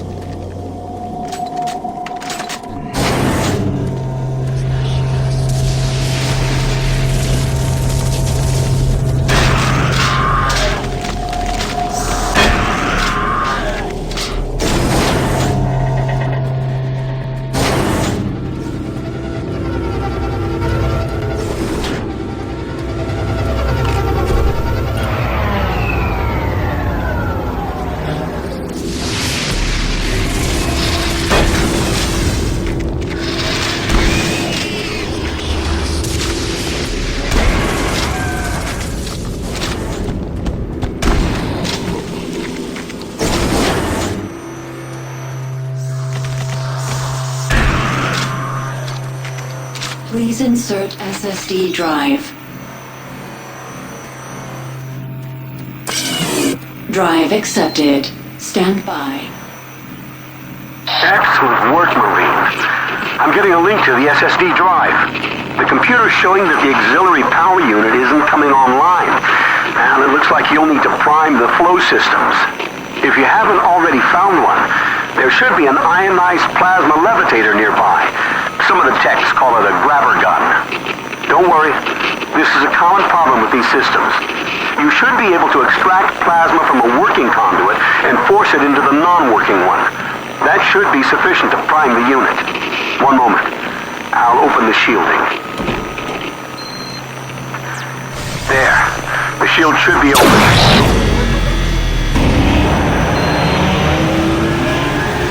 Good. I'm getting adequate readings from the power converters. Now we just need to get that power rerouted here. Head to the terminal in the lower level. Hurry. We don't have a lot of time.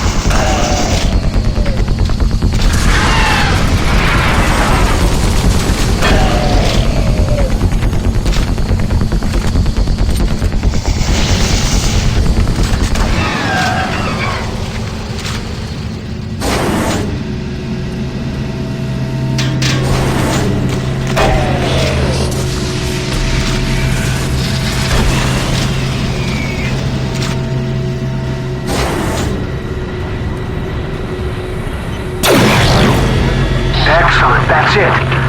Now, I need you here at the SS Labs. From where you are, head through Mars City sublevel. It's the fastest way. Move quickly. I'll explain more when you get here.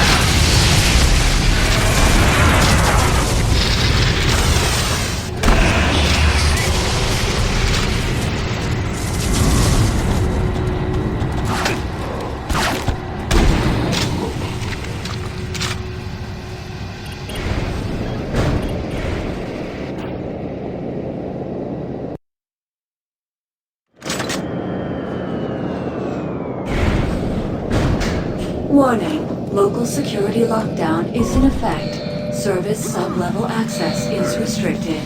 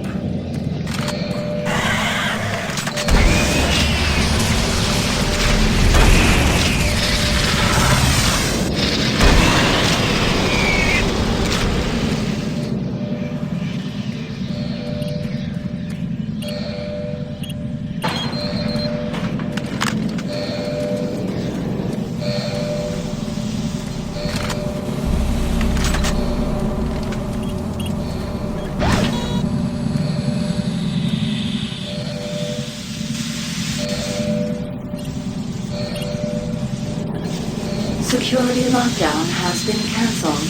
Sub-level access for authorized personnel permitted.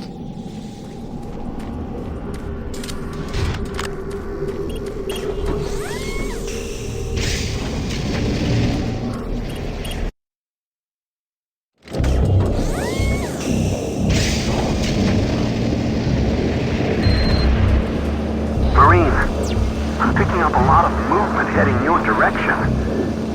There should be a sentry box station nearby if you need assistance.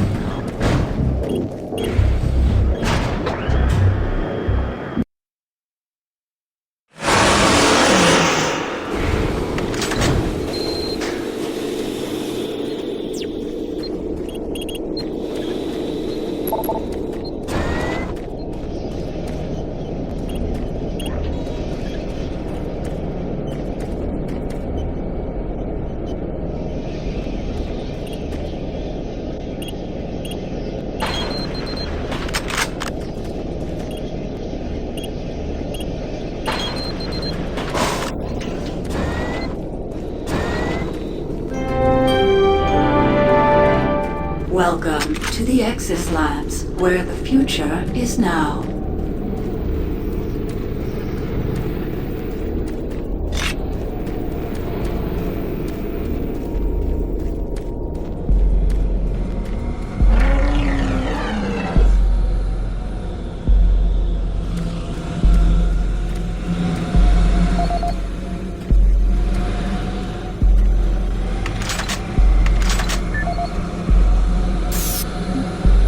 This is Nasser Adil, Security Chief for the Exis Labs facility.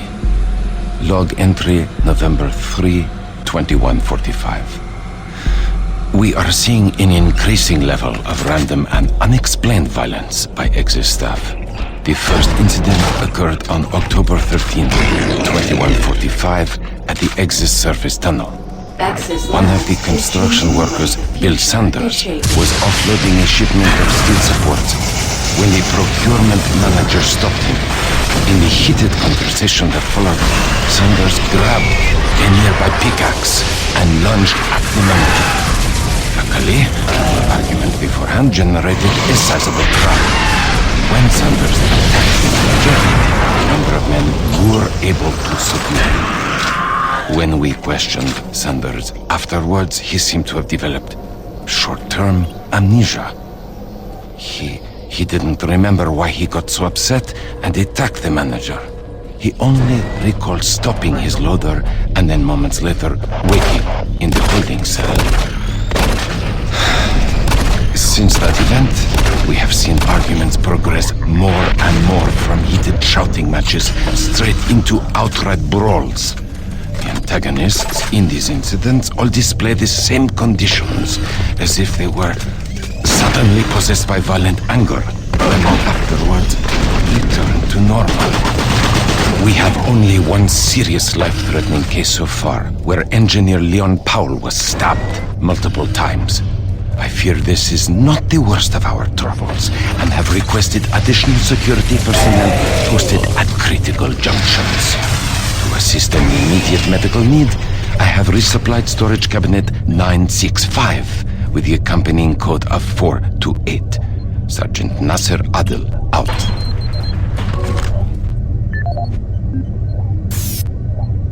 Nasser Adil, personal log dated November 12th, 2145.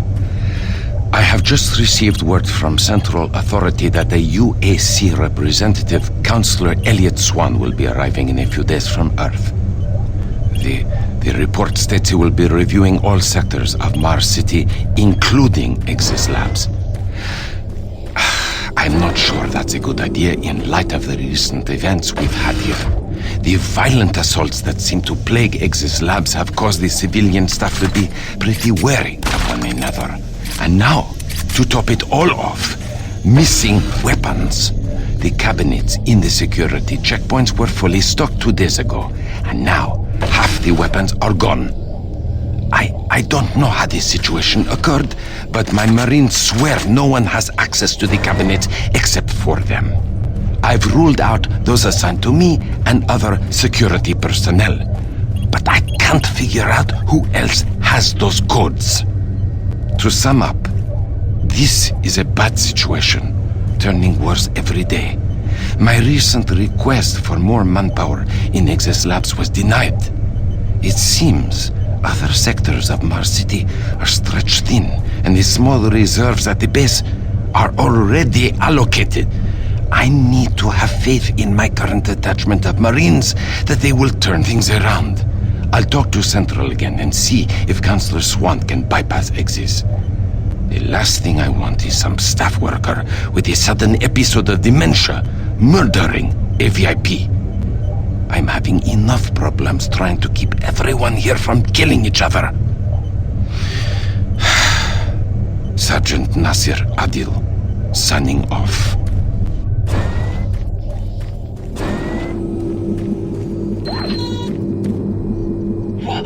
Oh, thank God. You made it here. I didn't know if you could with all those things out there. Look, we don't have much time. These creatures are spreading throughout the base, and if we don't act quickly, all could be lost. I understand you have a lot of questions, but I can't answer them right now. All I can say is we need to get the teleporter in the next chamber working. But to do that, I need you to find a plasma inducer for the stabilizer bank. There's one in engineering. Now, if you head through the service tunnel, you can reach it. I'll unlock some doors. There. That will give you the necessary clearance. Now, please, get the inducer and hurry back. We don't have a lot of time. Please hurry.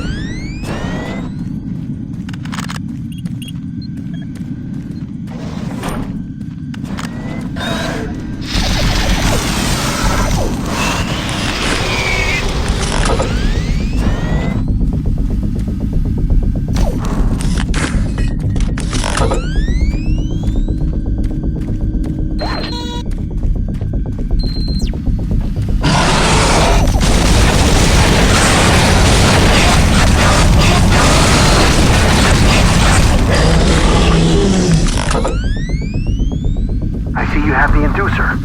I'll unlock some doors so you can make it back through operations.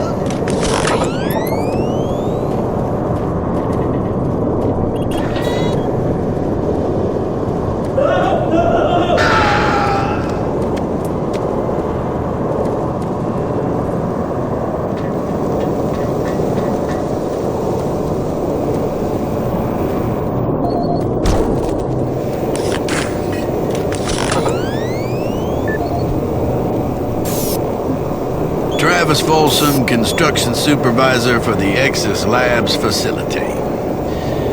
We recently reached substantial completion on the facility's engineering sector and began work on the environmental systems sector early.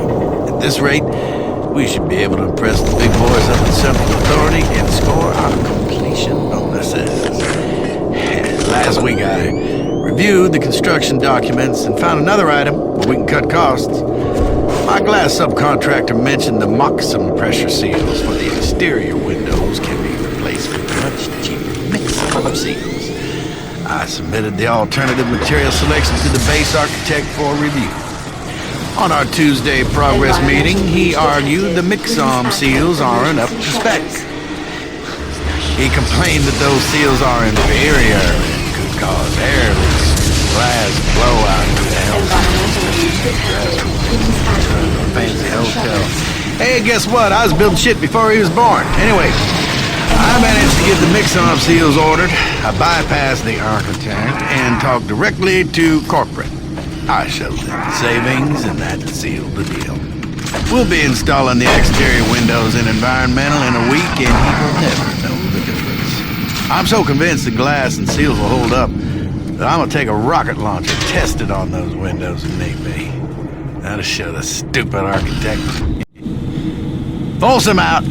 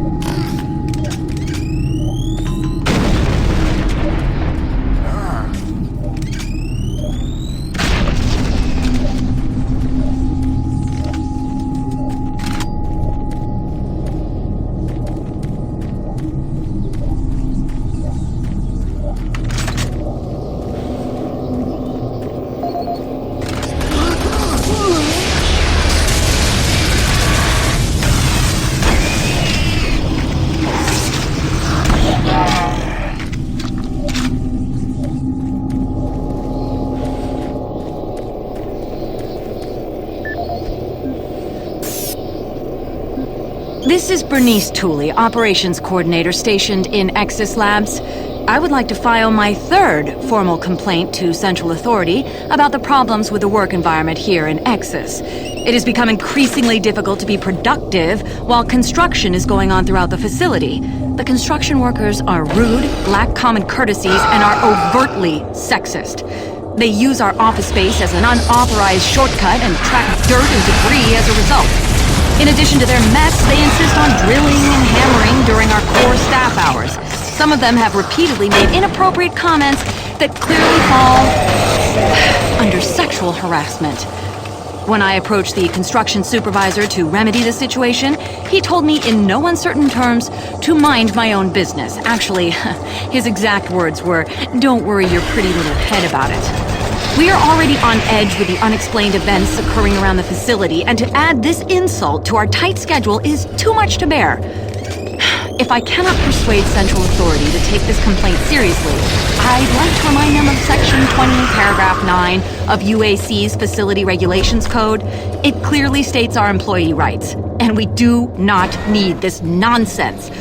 I suggest you reprimand the individuals responsible and take adequate measures to ensure it doesn't happen again. Do not make me log additional complaints. Bernice Tooley, signing off.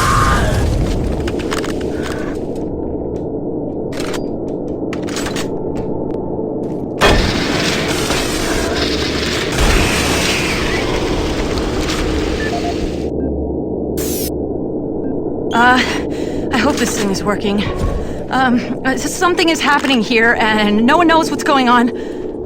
The power is going crazy. We can't communicate with Central Administration, and I've heard something like screams. I don't know. It was so disturbing. Okay, my assistant left me, and I'm all alone here.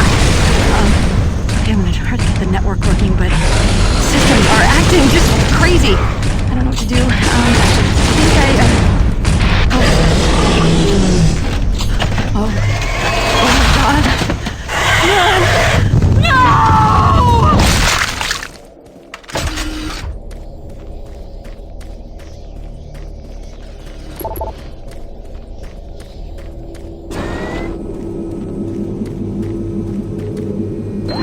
Excellent. You're back. The inducer is working perfectly, and the teleporter is ready for transport. Here's the situation.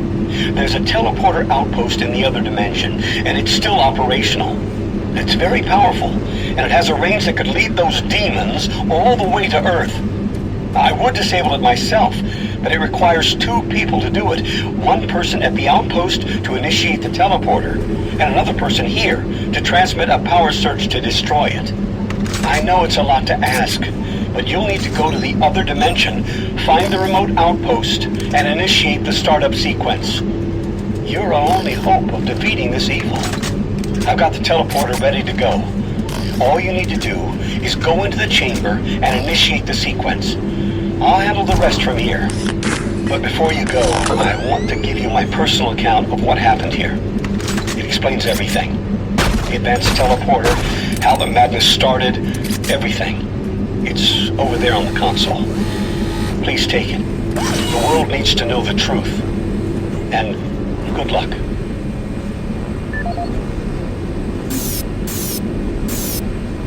Welcome to Mars, Marine. This briefing is designed to acquaint you with a few of the standard operating procedures here on the Mars post. First and foremost, chain of command. All enlisted personnel are under the command of Master Sergeant Thomas Kelly. Sergeant Kelly will assign you to a security detail headed by a security chief. Please report to your security chief for all duty-related concerns. While on duty, please stay on your assigned patrol coverage area. All PCAs have been pre-designated to provide overlapping security and maximize efficiency. All personnel must have proper authorization in assigned areas. Be sure to annotate any discrepancies on your security inspection report. Safety is integral to all operations here on Mars. Handle firearms with extreme caution. Never discharge weapons in an area that may compromise the installation's structural integrity. Remembering these procedures is paramount to your success here on Mars. Keep in mind that you represent the greatest fighting force in the galaxy, and your actions are a reflection on the Corps. Take good care, and good luck on your new assignment. My name is Dr. Richard Myers, and I'm a research specialist stationed in Nexus Labs. I don't know who'll be hearing this, but I wanted to alert someone of the disaster at Mars City. What has been unleashed across this base is an unimaginable evil, and we only have a slight chance of stopping it. The research I participated in was the next step in teleportation. To give context to my research, back in 2115, UAC researchers discovered an ancient Martian civilization. At the Urbis dig site, they found a Martian teleportation device. It was non-functional, and all attempts to start it proved fruitless. It took many years, but the researchers managed to learn enough from the device and other wall carvings to reverse engineer it. The first prototype teleporter, codenamed Project Mercury, was built in Delta Labs and became operational in 2139. This teleporter was only capable of short-distance travel and limited quantities of matter transference. It could only teleport a single test subject, small animals and chimps usually, across a room. Once testing intensified and technical data increased, we were able to fabricate more powerful teleporters. In Delta Labs Sector 3, Project Gemini managed to increase teleportation across greater distances. In addition to the increased range, we found we could begin transporting human-sized subjects. It was during this stage we began to see the effects of opening up these portals to that strange dimension. Our scientific curiosity overruled the obvious warnings, and under Dr. Malcolm Betruger's direction, we continued experimenting. On Project Apollo, the engineers developed a room-sized teleporter in Delta Lab Sector 4. It was capable of teleporting a small-sized team to destinations on this new dimensional plane. The expedition teams began exploring and setting up small research outposts. We could only teleport small equipment with a Delta 4 teleporter, and this condition frustrated Dr. Betruger. Soon after the success of Project Apollo,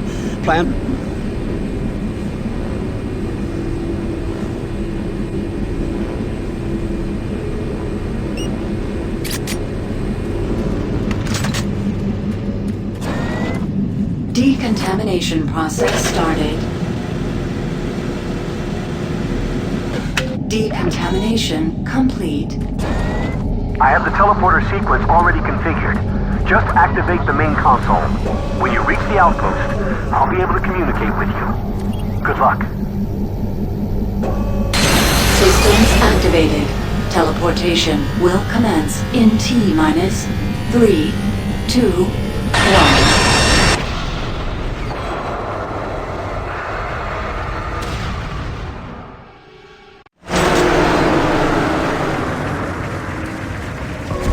I'm detecting a faint signal from your location.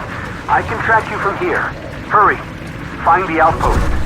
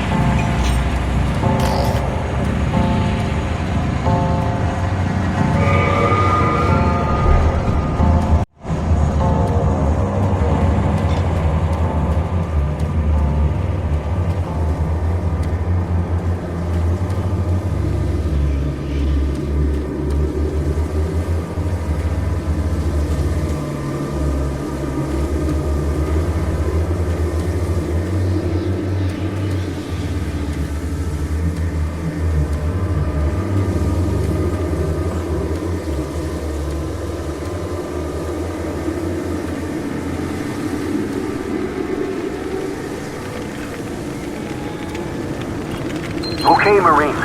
I'm receiving your signal from the communication relay.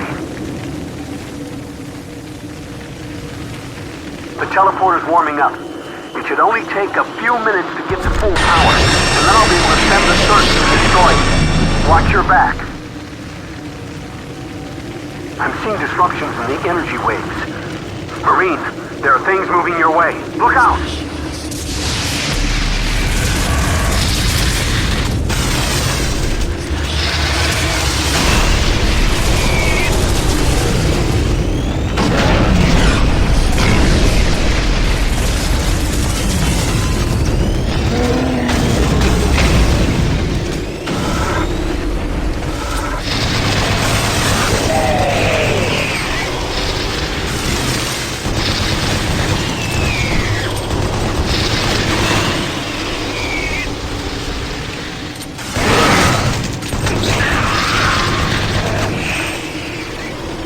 Teleporters reach 25% capacity. We should be at full. There's a redox modulation forming. It might cause a transference wave. Transference wave? Oh no. I've lost control of the modulation.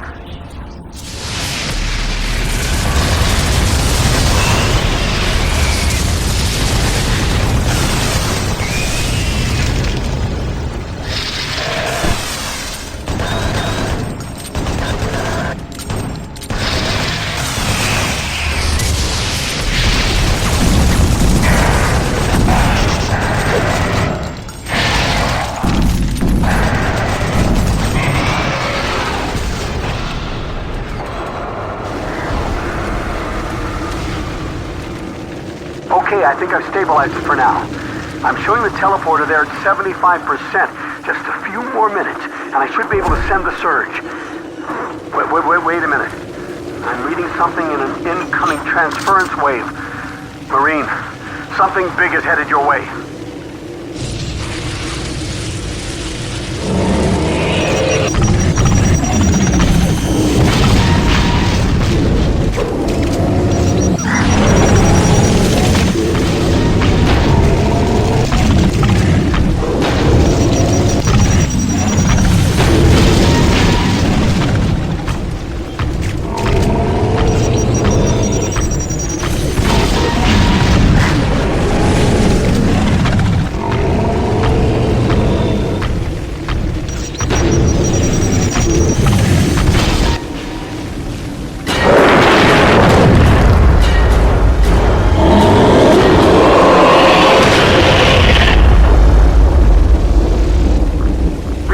Power on all systems. I'm sending the search now. Hurry! Get to the center of the teleporter.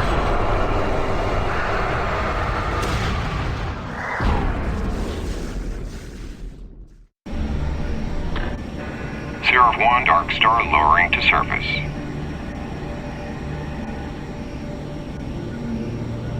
Dark Star confirmed, we have visual, moving to pickup.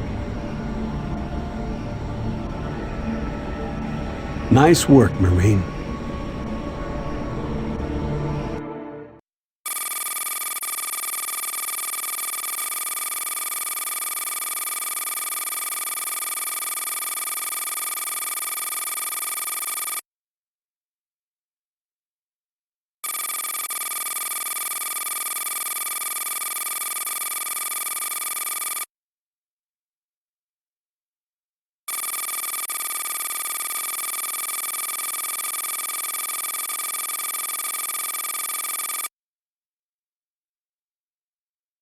Dr. McNeil, they're close. Red Team, MPS coordinates 08. Red Team, we're showing your position less than 100 meters from the signal. There's no data suggesting any ancient civ development in that area. I think they're up to something they just don't want us to know about. Some things never change around here.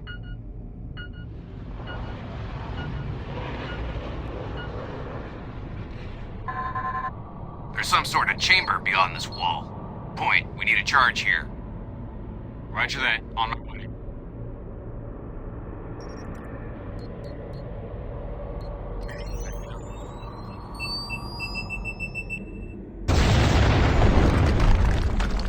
We're in.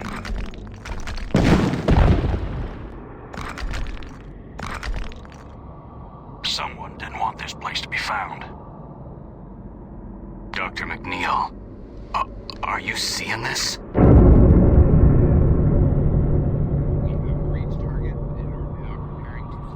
We're having trouble with your transmission. I need that stream brought back online now. Damn it. Can't see a thing. Move slowly.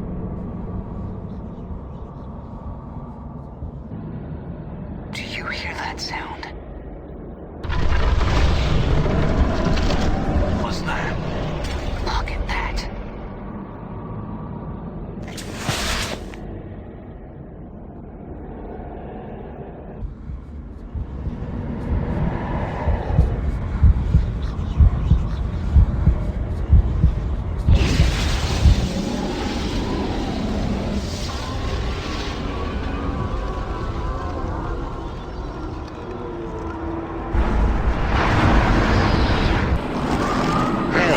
Is out for what is ours. We have been unbound.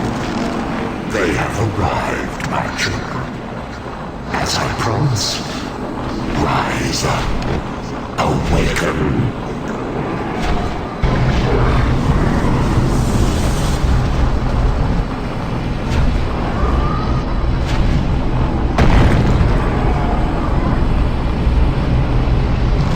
Hunt them down.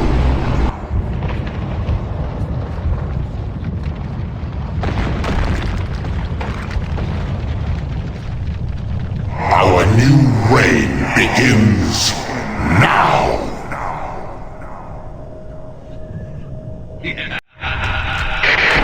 Red Team, what's going on down there? We got major power loss reported throughout the facility. We got a major cluster here! Fall back to the RP! No!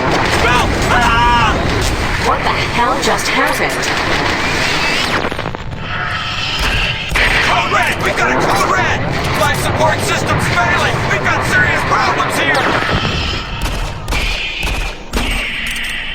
Victor Team, what is your location? Someone talk to him!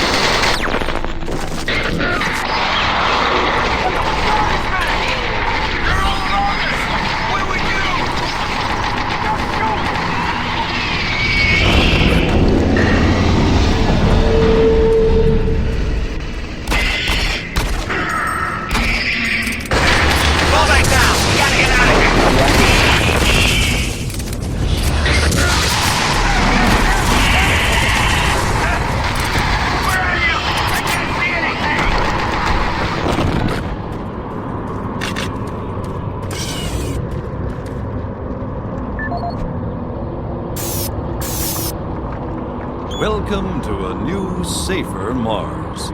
This briefing is designed to inform all personnel of our mission goals and act as a reminder of our ongoing commitment to the safety of the entire UAC family. There are many reasons to be excited about this new UAC Mars mission. Not only will you be part of what promises to be exciting discoveries, you are also laying the groundwork for the future of the UAC. We ask for your cooperation in following all UAC procedures outlined in your team manual. Discuss any issues or problems with team leaders only. And for your safety, please stay in your team-designated areas. Our continuing commitment to safety includes advanced training for all of our security detail. Our security team ratio has been doubled from our last Mars mission to provide our workers with the absolute safest working conditions. The UAC knows that safe workers are happy workers, and we will continue to do everything in our power to provide a secure workplace. Thank you for your attention and enjoy your stay on Mars. The UAC AM3 series portable power plant is an ideal redundant energy solution for military and commercial applications. Once deployed, the AM3 can sustain a power output of up to 750 megawatts off a single cell for up to 50 years. An optional dual-chamber model is also available, delivering up to 1.5 gigawatts of sustained power. This makes the AM3 the ideal portable power source for the most demanding industrial and military hardware. Powered by proprietary UAC MagSeal antimatter canisters, the AM-3 allows for safe transportation, even in the harshest of environments. Boasting zero waste emissions thanks to the most advanced gamma-ray radiation shields, the AM-3 is the environmentally safe energy solution for all your portable energy needs.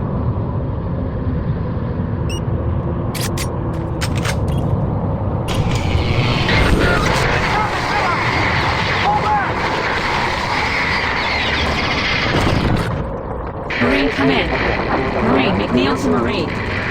You need to make your way to the surface with that artifact.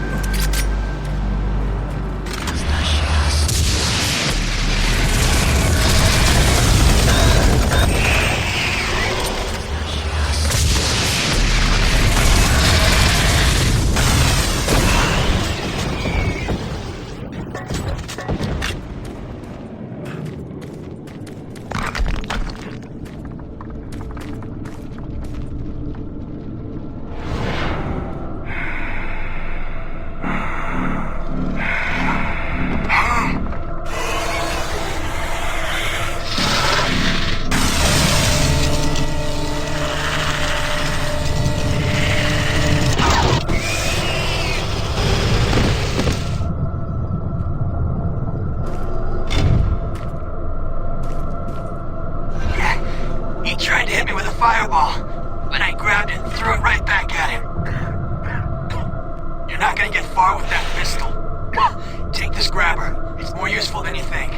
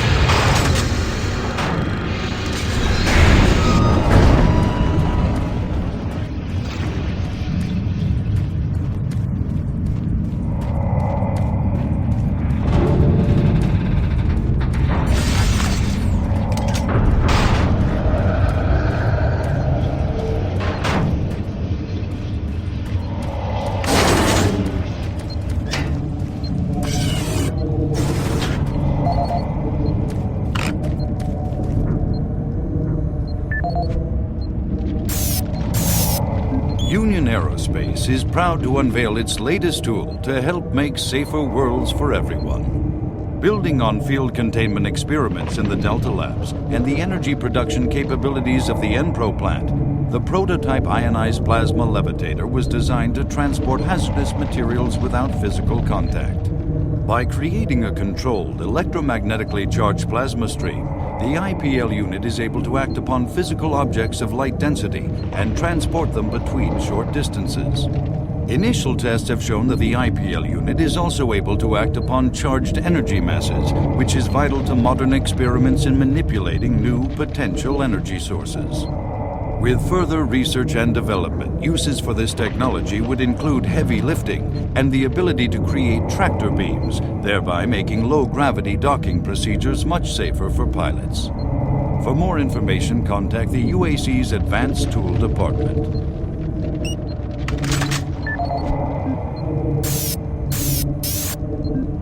Audio log for Marcus Tanner, team coordinator. We shouldn't be here. I don't think we... This dig site. We've seen structures like this before, Representative Kaplan sent back to Dr. McNeil. Up until now, we hadn't seen any artifacts in what must have been their original state. There seems to be some sort of defense mechanism in place, attacking these godforsaken creatures. Get the gate open. The amount of chaos and movement within is new to all of us. All of us that are left. Team leader didn't make it. He's pinned down by something. What it was. The best bet is to seal this place up and get the hell out of here. It's happened again. I can't believe it's happened again. Lying bastards. We didn't come here for this.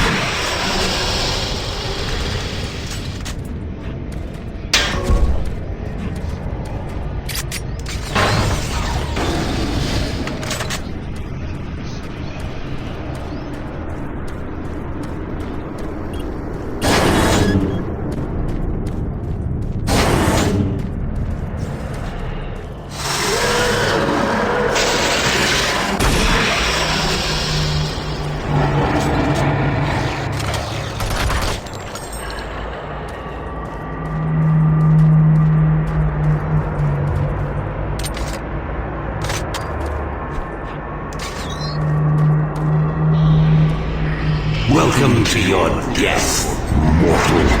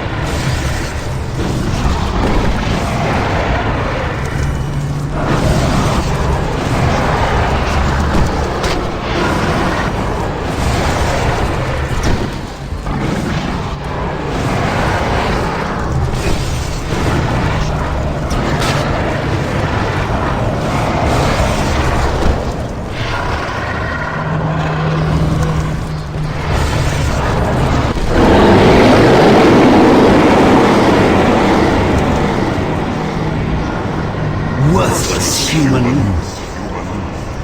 This fight has only just begun. Marine. Hello, Marine? Come in, Marine. Signal strength is back to broadcast level. Listen carefully. This isn't the first time we're facing this, but I need more information. The artifact you recovered is obviously capable of incredible power. It may also be the source of this invasion. Do whatever it takes to get the artifact to me. I'll try to contact the others. Out.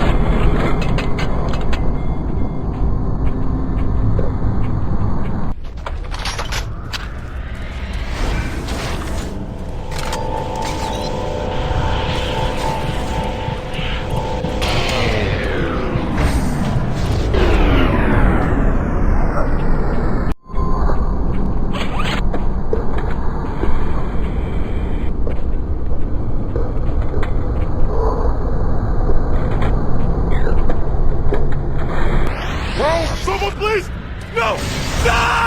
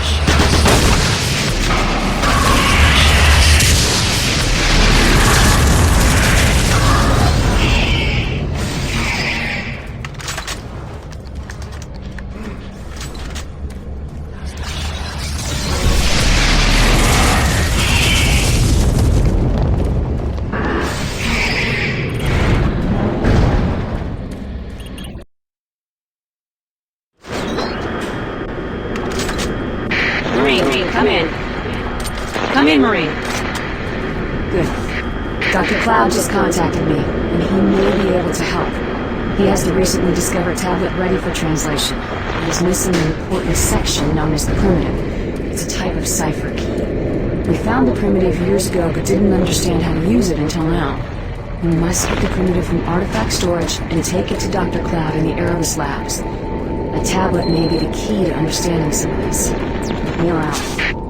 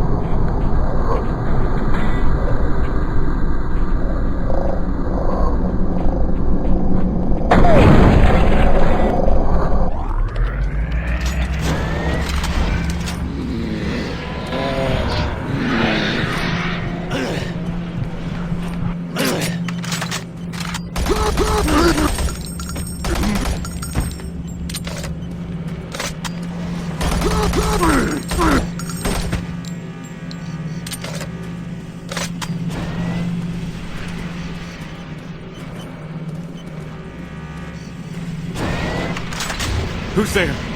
Oh, get away! Stay back! Don't get it! Don't get too close. I'm not okay. No, keep away.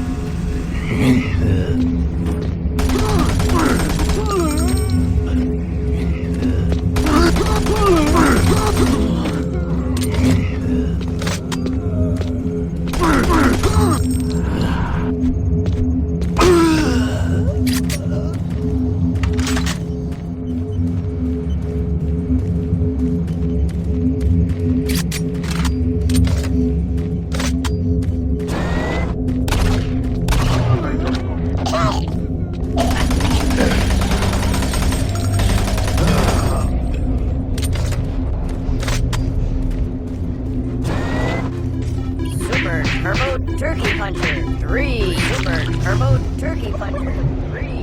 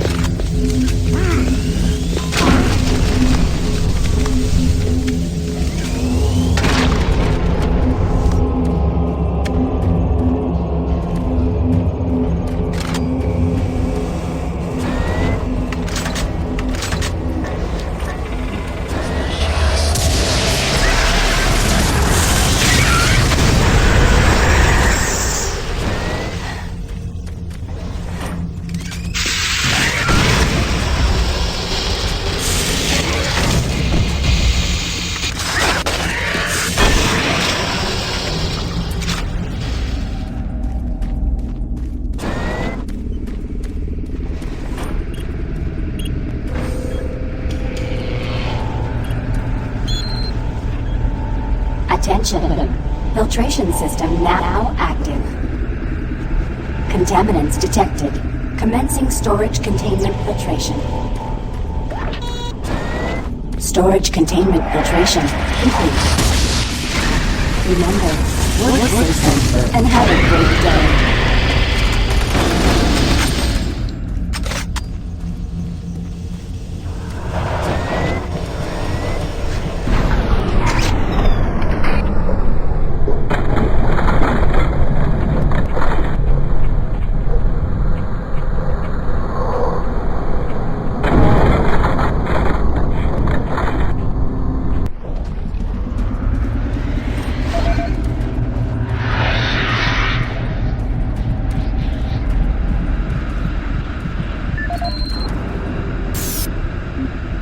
Audio log for Dr. Viktor Kharkov, lead science officer. I feel fairly confident that once we get the missing tablet fragment, it will confirm our belief that there is somehow a connection between what we're translating as hunters and the beacon that our excavation teams are searching for.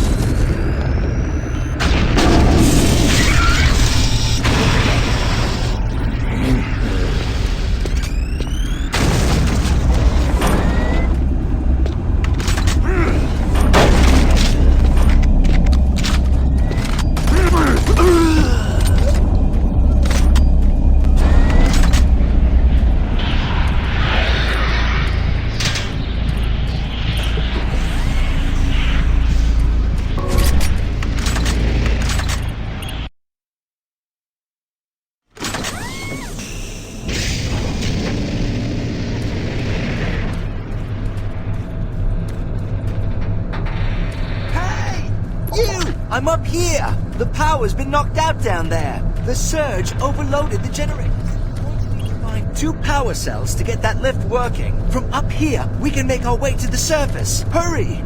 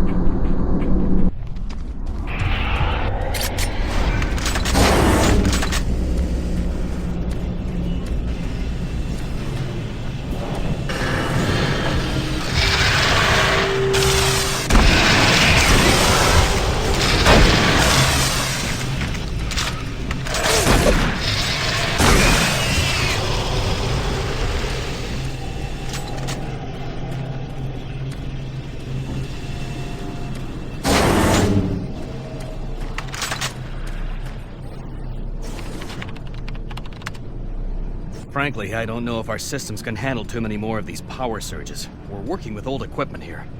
If I don't have the primitive soon, it'll be too late. See? Told you he'd make it. Oh, speak of the devil. Your Marine has the primitive. Let's get the computer started on the translation. Damn! Another surge. Still there? Dr. Cloud, are you there? It's working. It's all here. Amazing. Everything is right here. The invasion, the demons, it's all exactly the same as the ancient writings. Dr. McNeil, our assumptions were correct. The artifact is a weapon of unbelievable power. That explains Betruger's obsession with the ancient civilization. Yes, but it looks like there's more to all of this than we had thought. The ancients write of 3 unstoppable beasts, horrific and powerful demons they called the Hunters. Apparently a reference to their protection of the artifact. I'll contact you when I know more. Good luck. I'll be in the Phobos labs. This is starting to make some sense. Not only is the artifact a source of great power, it's also a gateway. A one-way portal from hell to our dimension. I need to gather more information here, but Dr. McNeil is an expert on the ancient civilization. You must get the artifact to her if we're going to understand how to destroy it. Take the key to the armory. I need some extra firepower.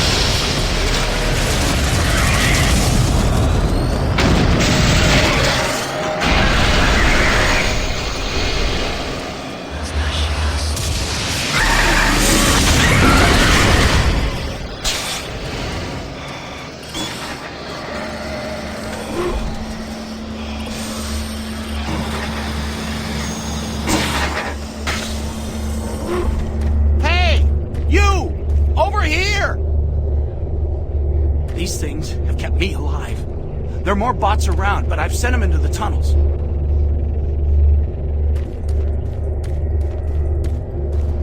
Remember, they're on your side. Stay close to us.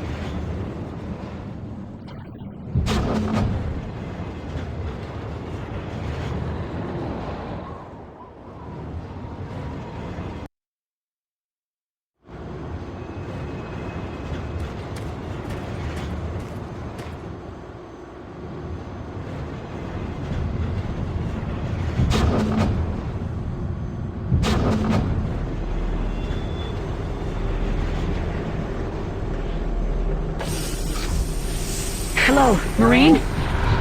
If you're hearing this, listen to me. You must get the artifact to Delta Labs by using the Phobos experimental teleporter near your position. I have the information from Dr. Cloud, and the only way to end this is to bring that teleporter online and transfer to Delta. The artifact can be destroyed by taking it over to...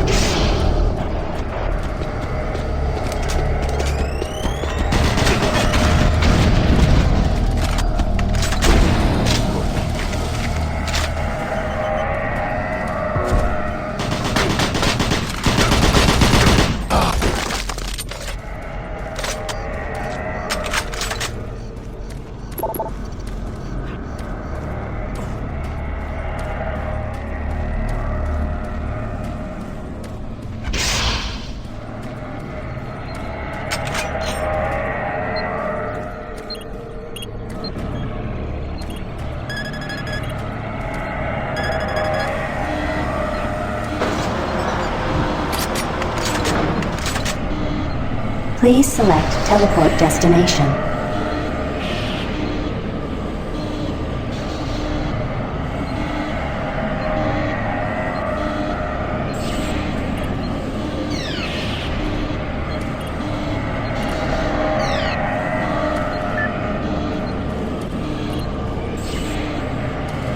Pad 1 selected.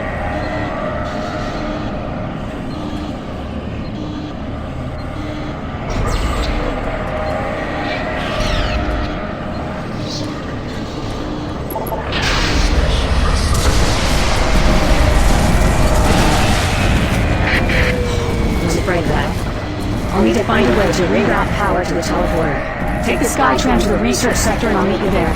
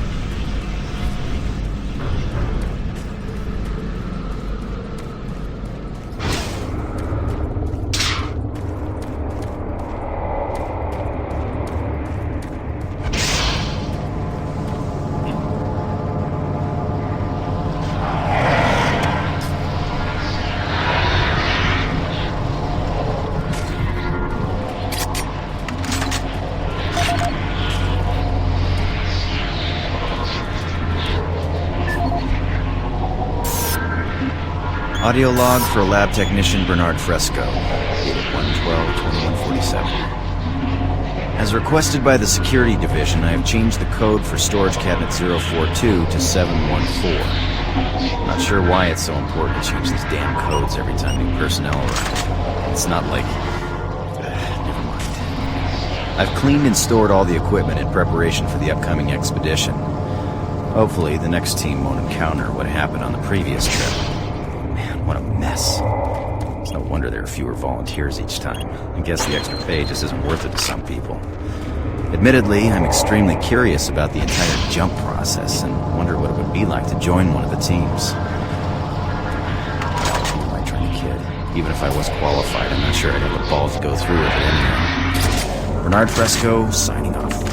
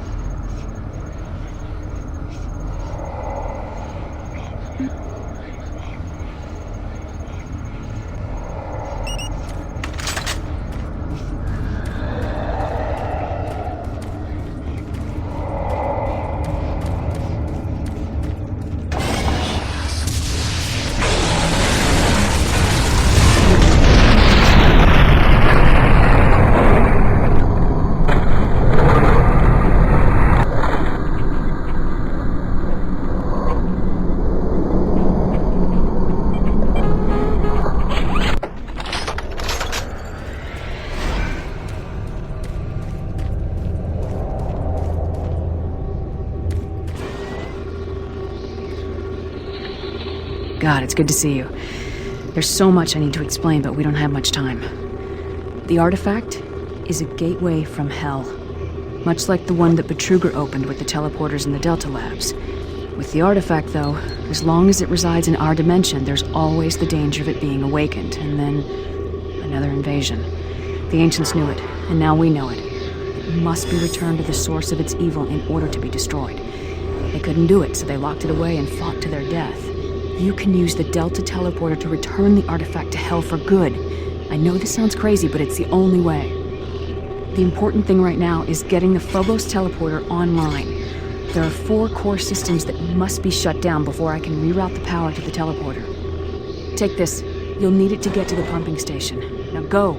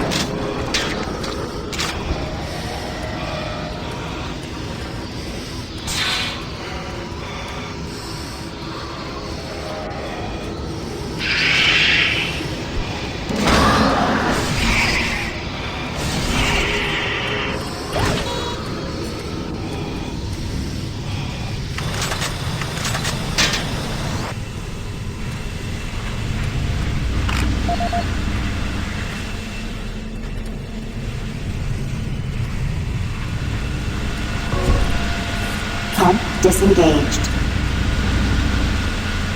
Pump station shut down. Sensors are showing the pumping station offline. That's one down. Now shut down auxiliary power to the research complex. This is maintenance technician Seth Killian. I'm looking for anyone that's survived, but... What the... I don't know what these things are after, but... They're killing everything! We gotta get out of here! I'm gonna try and take the maintenance tunnels to Mars City to get an emergency evac. If you find this, then it probably...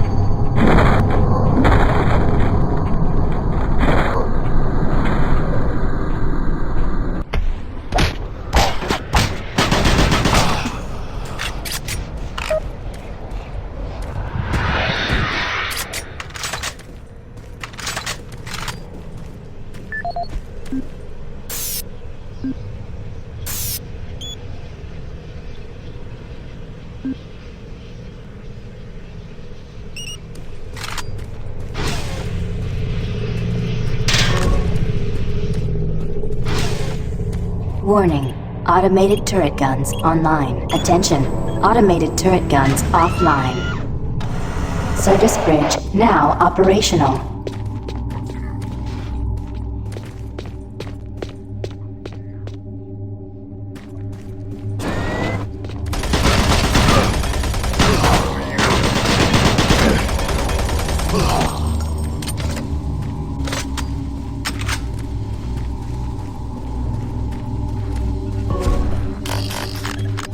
Access granted.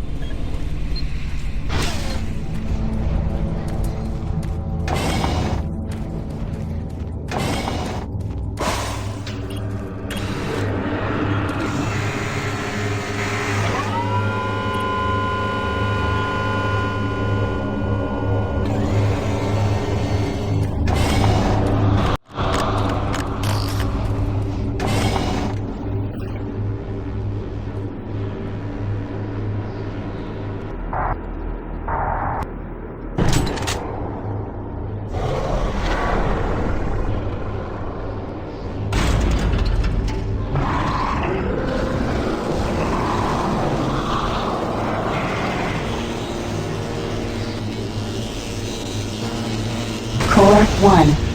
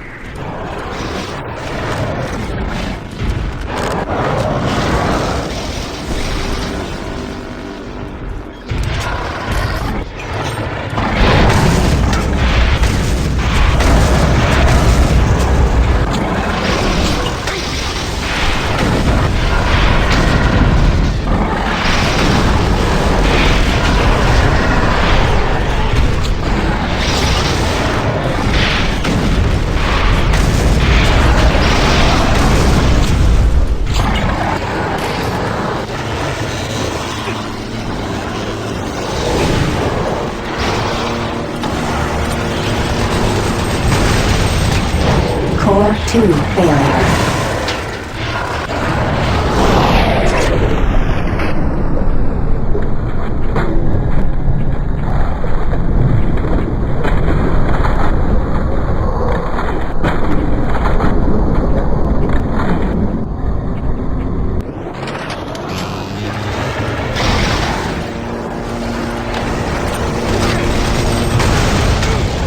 Core 3 failure.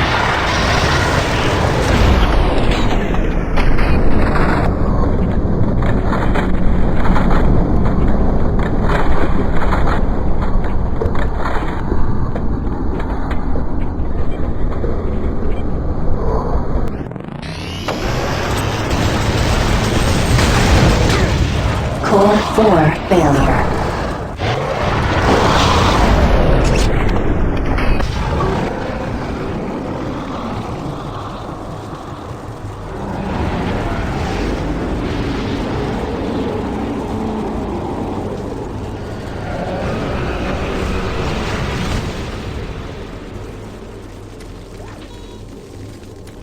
Auxiliary power is down. Rerouting. Good. Now take the Skytram to the reactor complex. You can access the last 2 systems from there.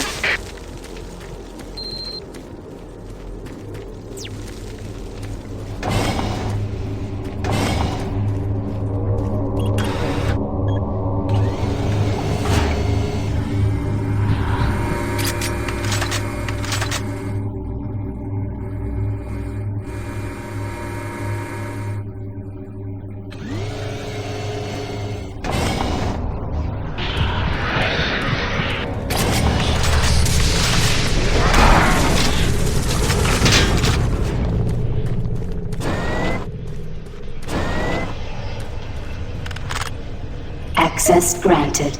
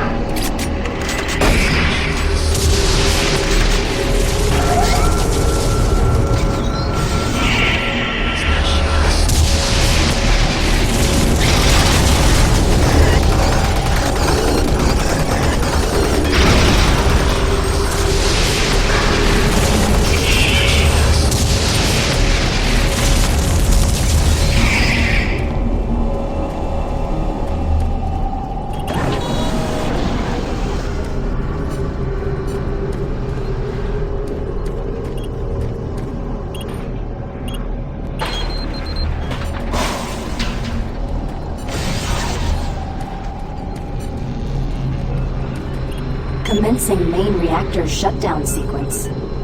Shutdown in T-minus 10, 9, 8, 7, 6, 5, 4, 3, 2, 1. Shutdown sequence complete. I've rerouted power from the 3 systems you've already brought offline, but it still isn't enough. You'll have to shut down the life support systems for this base. You can't think twice about this. It's more important than any of us. I'll contact you again once the teleporter grid is online.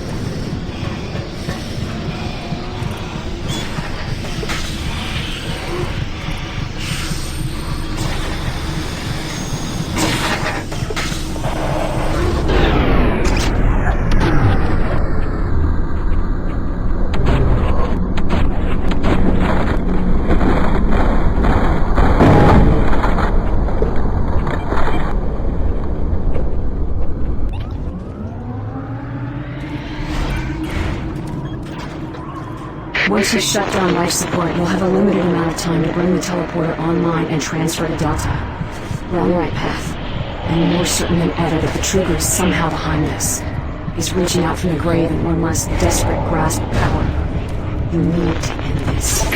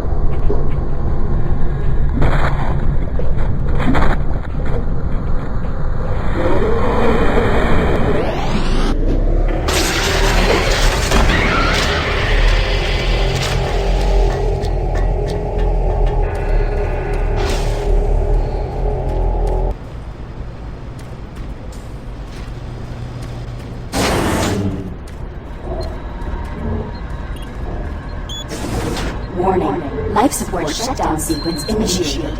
All personnel are to evacuate Phobos Labs immediately. Follow evacuation procedure 4, 2. Locate your safety supervisor if assistance is needed. Attention, all Phobos personnel. Life support shutdown sequence initiated. All personnel are to evacuate Phobos Labs immediately. Follow evacuation procedure 4, 2. Locate your safety supervisor if assistance is needed.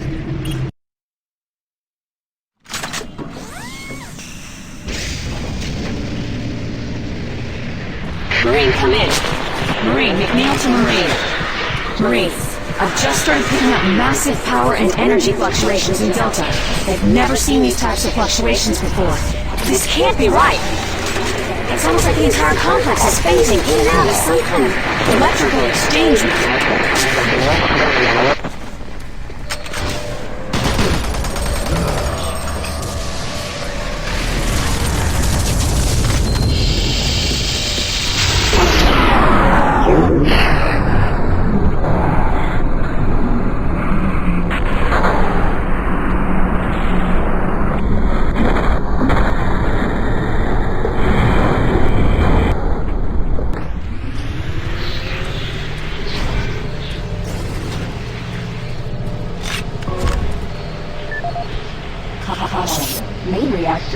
Ron Jolson, artifact cryptologist, Phobos Labs. Auxiliary power. The team and I worked a double shift to recompile last week's data extractions.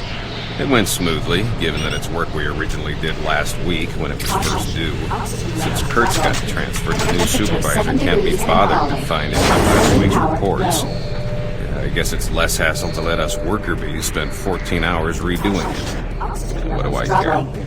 At the end of my day, I have a lumpy bed, shitty food, and the company of sleep-deprived number crunchers to look forward to. Tomorrow we'll be starting analysis on the new acquisitions. It'll be nice to do something new, even though this entire mission will never yield anything exciting. Researcher R. Jolson, log complete.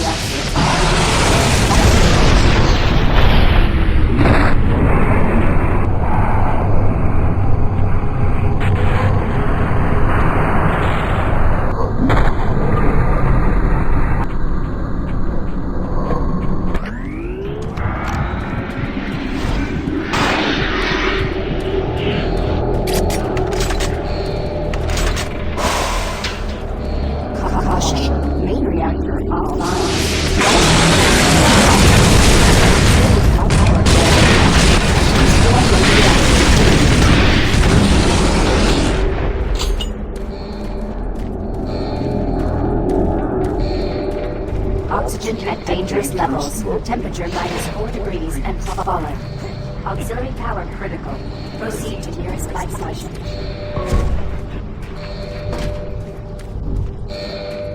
Caution. Main reactor offline. Life support systems offline. Auxiliary power low. Restore main reactor.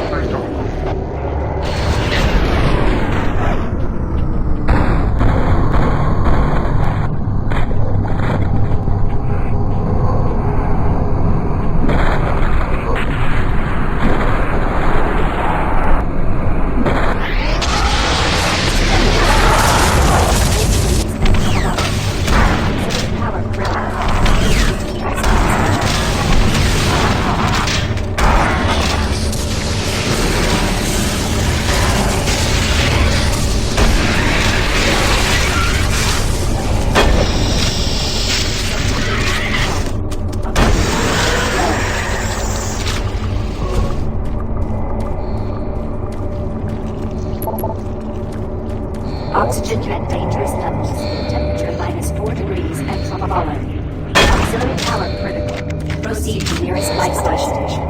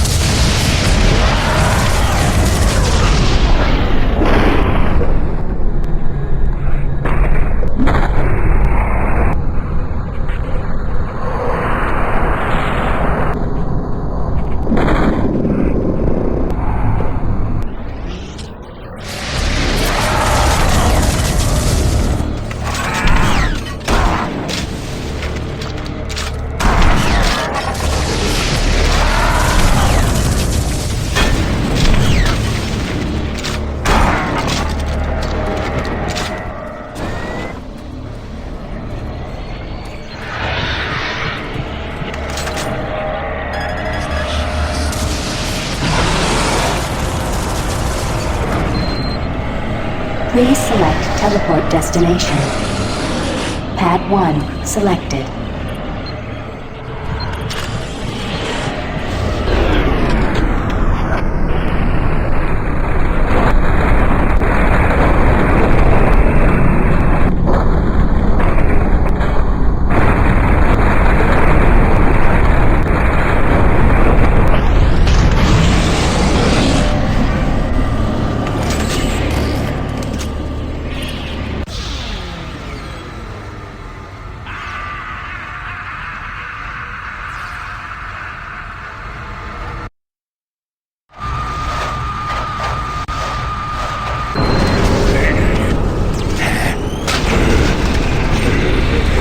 Welcome to your death.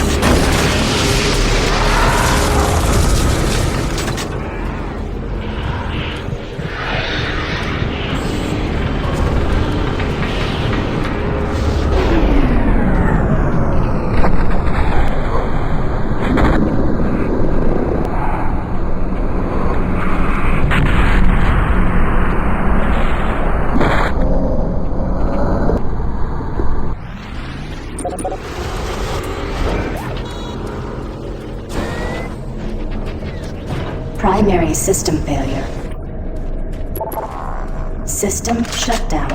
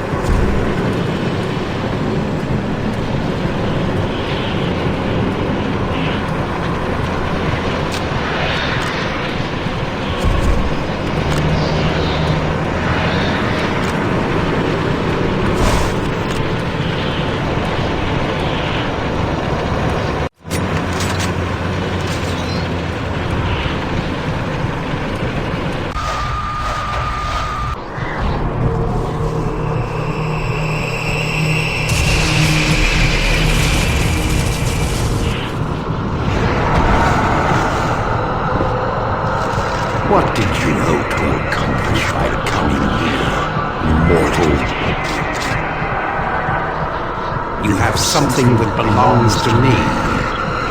And I want it.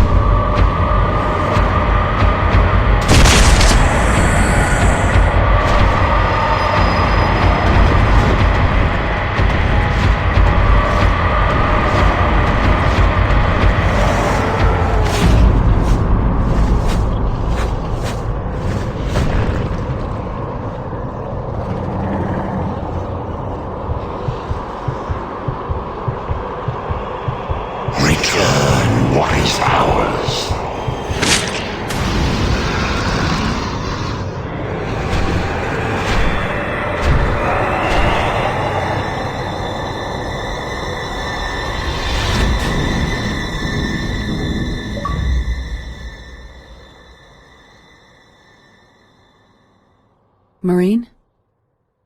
Marine, welcome home.